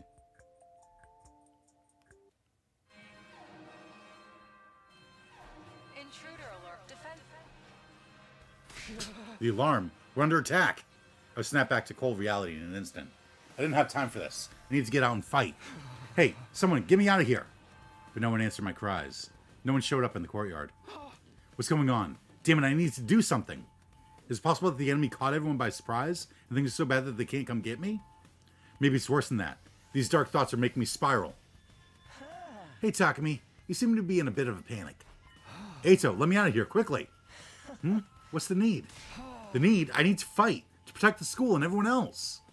Just then I realized something strange. Eito had left his cage. How'd you get out? You got it all wrong, Takumi. I've always been out here. You're the one who's been living in the cage. What? What are you talking about? I know, you colluded with the invaders to get out. Wrong again. We're not talking about that particular dimension. He knows too? The important thing here is that the person in the cage couldn't recognize that it was a cage. I don't understand what he's trying to say. I don't understand at all. Right? Yes, just like that. I know you know what's really going on. You can't break out of the cage that truly imprisons you, no matter how much you struggle. That's why it doesn't matter whether you leave that cage or not. The outcome is the same. You said it yourself. Home is where you make it. You need to recognize the cage for what it is. That's the only way you'll find happiness. Eito words swirled around in my head. My legs grew weak. I didn't have the strength to grip the iron bars. I lost the will to speak. And then the fog started to overtake my mind. That familiar fog. But I have to get out of here.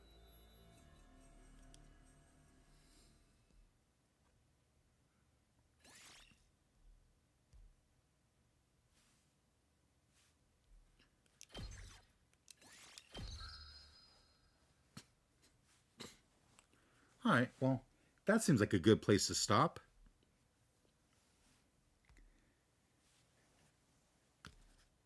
Where's my TV remote? So thank you to anyone who tunes in. Hope you enjoyed. Good night. Slurp well. And I don't even have a lesson for this one. Don't believe in evil spirits and go completely insane.